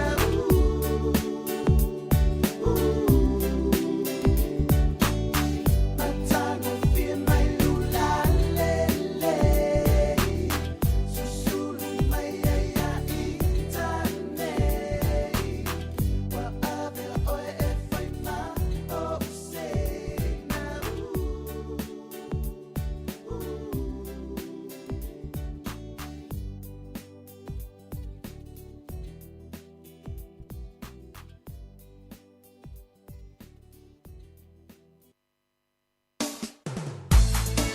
Yup, yup, yup.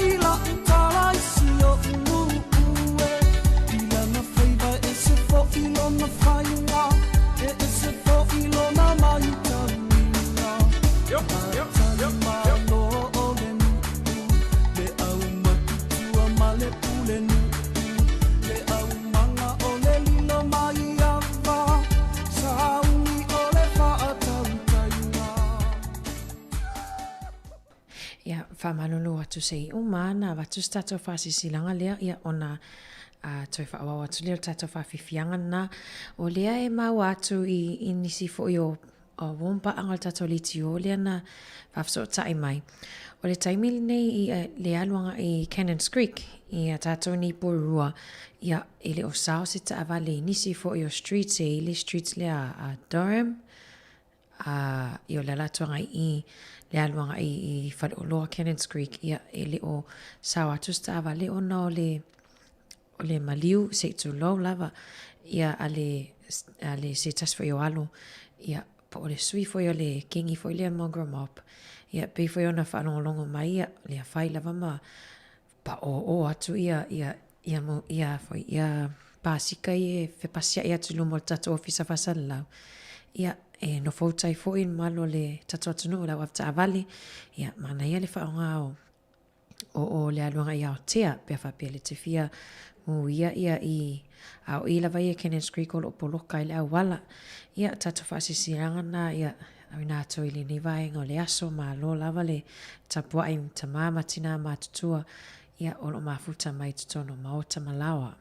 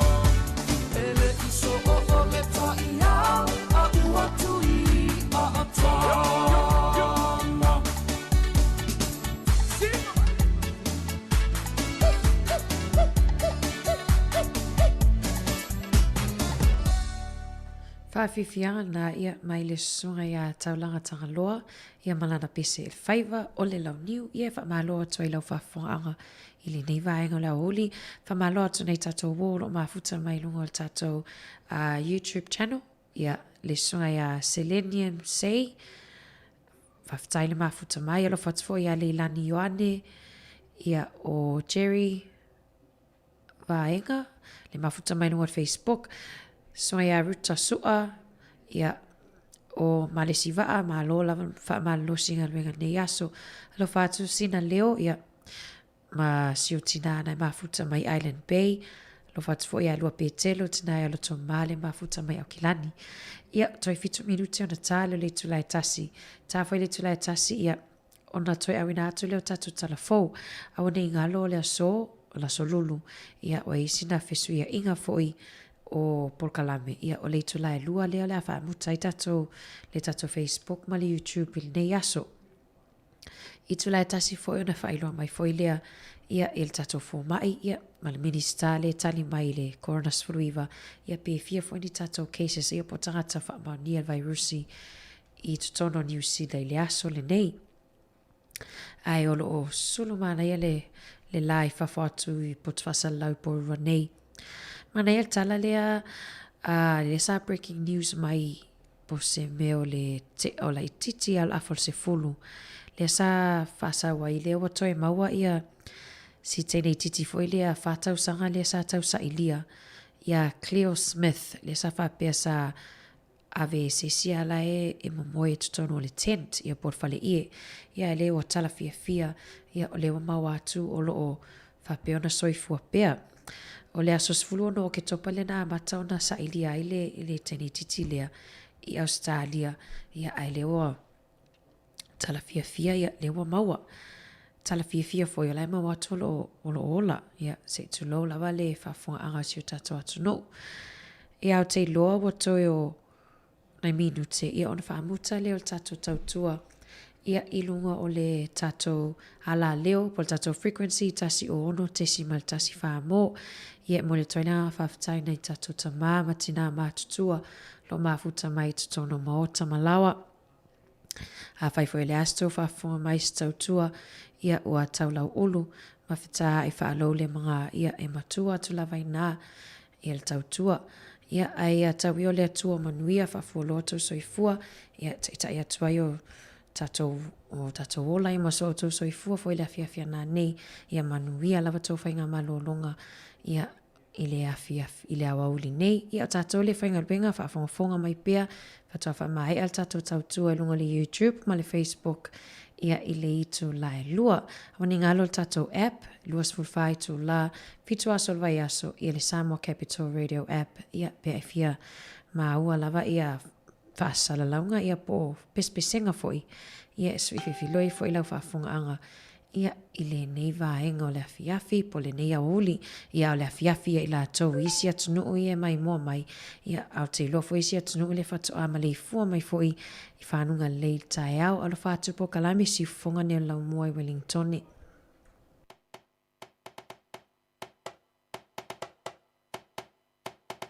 Sivala ia masisio nima pese fia fia ia na viinga le faa o la tanga ua ia amai faa fita Yesu ila ua lofa o te pese mafa ane ene tau tau pelo sili sili ese le mana mea oi tu mau pe oi lau pele.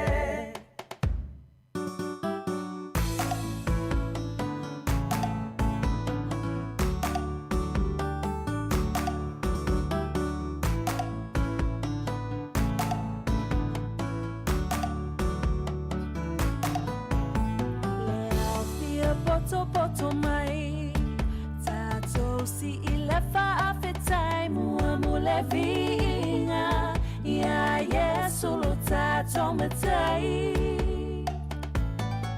awa o ya ua mafuai le mafutanga le nei ua fai tato fia fia ya Yesu fa atasi mai ia patili mama ese e mai lau siva e matungo fiela to faolaina ua suia nei ole olanga ua siva nei faaleanga ua fia fia Yesu ila faolatanga masisio ma pese fia fia ia na viinga le faa o la tanga ua ia amai faa fita Yesu ila ua lofa o te pese mafa ane ene tau tau pelo sili sili ese le mana mea oi tu mau pe oi lau pele Sivala ia masisio lima pese fia fia ia na vinga le faa tanga ua ia amai faa feta Yesu ila ua lofa o te pese mafa ane ene tau tau pelo sili sili ese le mana mea oi tu mau pe oi lau pele o te pese mafa ane ene tau tau pelo sili sili ese le mana mea oi tu mau pe oi lau pele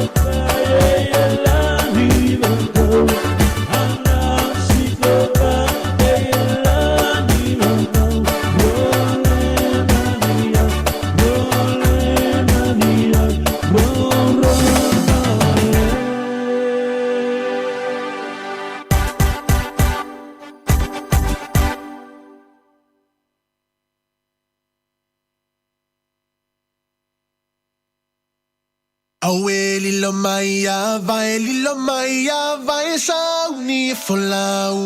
Lulu au fulu apa au mafa au lio laula au. Fa asisi na sali lo maya vale vaya safa lele taua.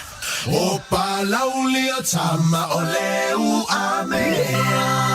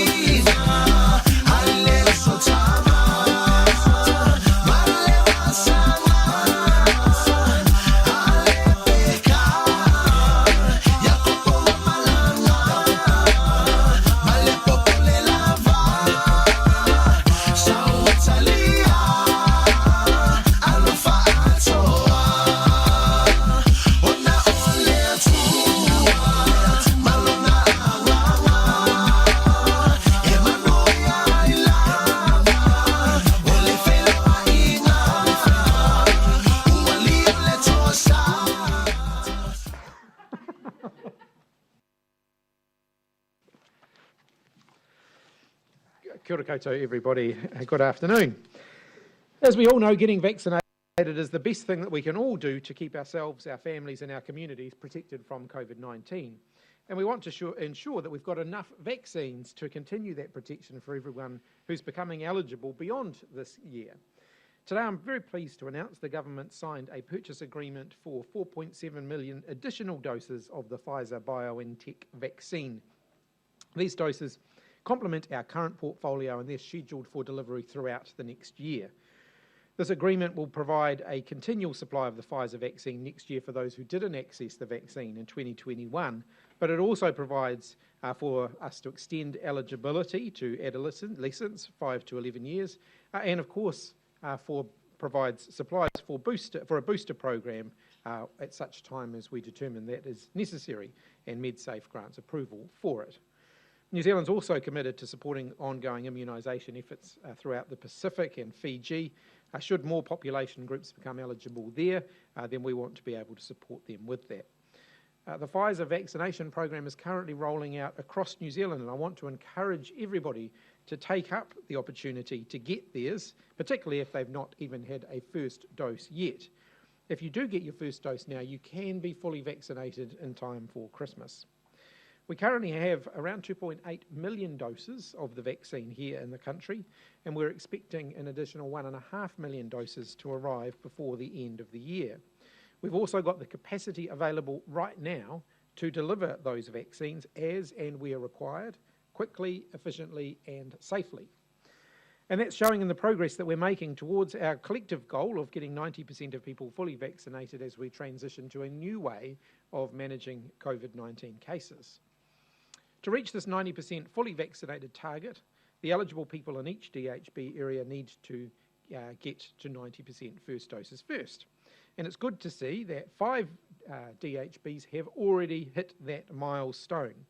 Waitemata, 91%, Auckland on a great 94%, Capital and Coast 92%, Canterbury on 92%, and Southern on 90% overall. Counties Manukau, Nelson Marlborough, Waikato, South Canterbury and Mid-Central DHBs are all getting quite close to that 90% goal. So it's a great step and a challenge to other DHBs. It shows that this is doable. Keep being creative and innovative and working with your communities to get them out and to get them vaccinated. And a reminder too for everyone, if you haven't had your second dose of the vaccine yet, you can book in today. There are booking spots available on Book My Vaccine. Across the country, 88% of people aged 12 and over have had at least one dose of the vaccine. 76% of people are fully vaccinated, that's eligible people, and that's edging, and we're edging close to 7 million doses delivered overall so far. Those aged over 65 are leading the charge, with 96% of them having been vaccinated with one dose and 92% now being fully vaccinated.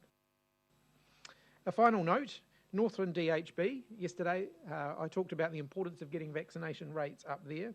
1,482 doses were delivered there yesterday. They've now had 80% first doses. Good to see that progress. Let's keep lifting those rates so that everybody is protected. I'll now hand over to Dr. Bloomfield for today's update on case numbers. Thank you, Minister. Kia ora koutou katoa. So there are exactly 100 new COVID-19 cases to report in the community today. Of these, 97 are in Auckland and 3 are in the Waikato. Takes our total in this outbreak to 3,733.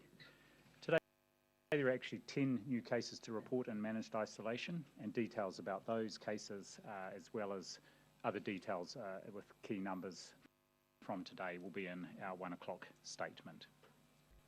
In hospital today, we've got 58 people, all but one are in Auckland hospitals, and that other person is in Waikato Hospital. There are 3 people in ICU or a high dependency unit. Should say that among those people in hospital with a diagnosis of COVID-19, there is a number who are not there because COVID-19 is their primary diagnosis. So what we're going to start doing is tease out and report, in addition to the total number, those who are there because they require care for COVID-19. For example, we've had some pregnant women in hospital being assessed who happen to have COVID-19 as well, and other people who are being assessed for other problems who are also COVID-19 positive. Yesterday we had 28,521 tests processed around the country. This continues to be a high number, a really important part of our ongoing outbreak control in Auckland and our efforts to ensure that if there is any spread beyond Auckland, we detect it early. So thank you anyone who has come forward and been tested. Wherever you are in the country, if you have any COVID-19 symptoms, please do get a test. Up to Northland then, there are no new cases to report today, and there was widespread community testing and vaccination yesterday, and even more of that today. So as the Minister said, a high number of vaccines given yesterday and over 1,200 swabs taken as well. So there's additional testing and vaccination capacity up there today, including specifically at the Awanui Rugby Club, Taipa Eastern Rugby Club and Pukenui Wharf. That's today and tomorrow, and that's in addition to existing clinics at Kaitaia, Kerikeri or Haiwai and Rawene. There are also pop-up clinics and mobile units being directed to specific places over coming days, and mobile vaccination vans this week in Kaikoui, Kerikeri and again in Awanui. Te Hauora o Ngāpui is operating in Ohaiwai, and Hokianga Health is also running a number of mobile clinics in various parts in the Hokianga through to Saturday. So there are plenty of opportunities to be both tested and vaccinated in Northland, and particularly in the mid and far north. Please do take up those opportunities.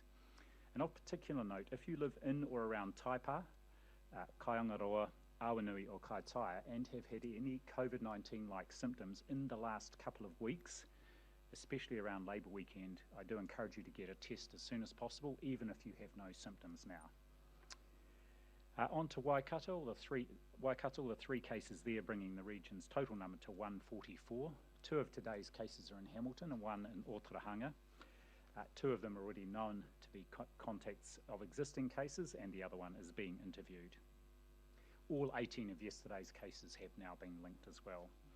There are new locations of interest that have been identified for Otorohanga and Hamilton, and so please do keep an eye on the Ministry website for any new locations of interest. We will make those public.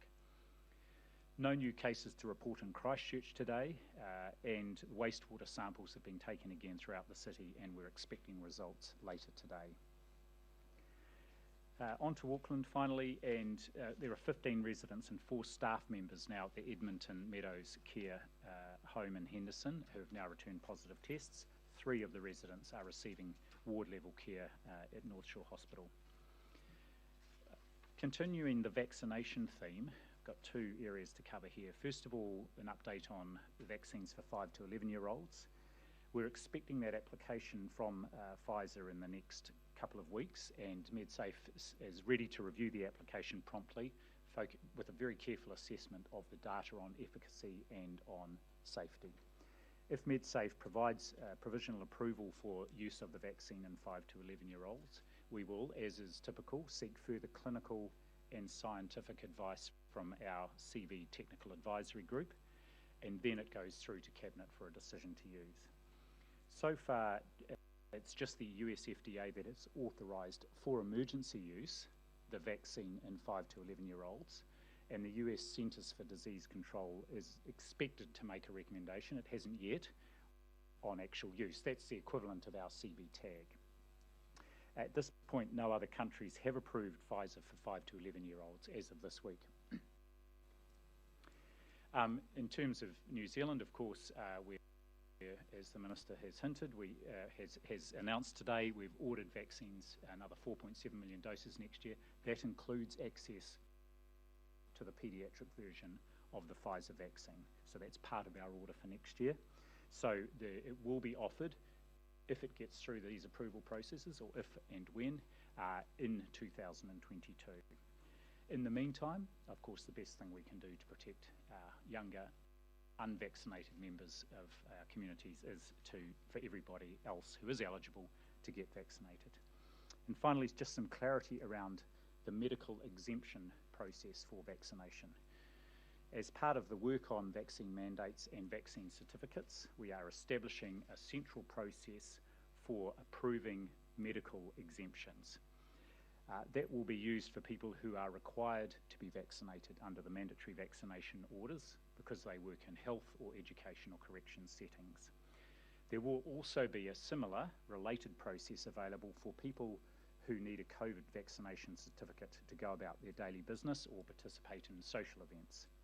That application process and the criteria under which people can apply will be on the Ministry of Health website, and we will publicise it early next week.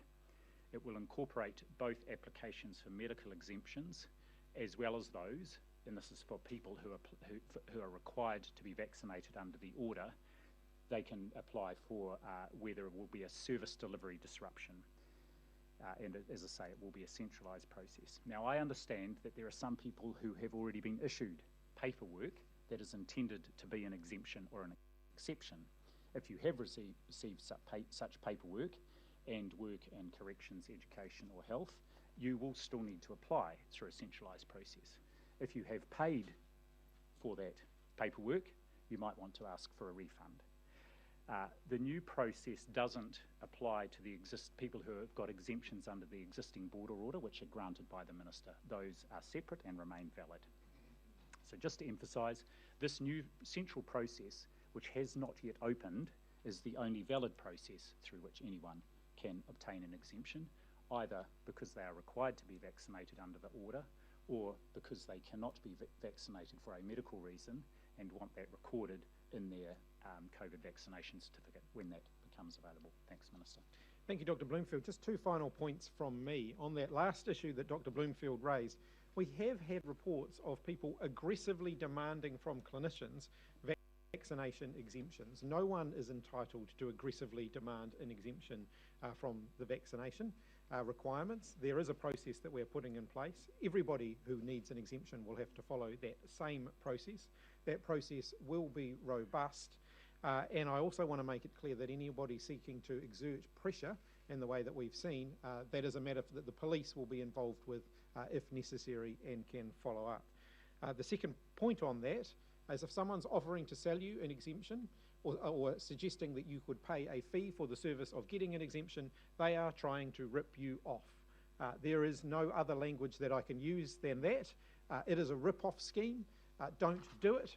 There will be one exemption process and everybody will have to follow it. To a more positive note, it is going to be 3 weeks on Saturday since we had Super Saturday, and that means that the people who got their first doses on Super Saturday will be eligible. We'll be sending out reminder notices for those who got there to come forward and get their second doses from this weekend onwards. They'll get emails and text messages. There'll be some radio and social media promotions as well. We'll be advertising around this weekend's NPC rugby matches. If you're in Auckland, you'll be able to head along to Eden Park this weekend, not for sports, but to get your vaccine there. And that'll also, they'll have plenty of capacity there on site. Jane, you're the first person to get your hand up. What are the predictions at the moment on current vaccination rates about the last and latest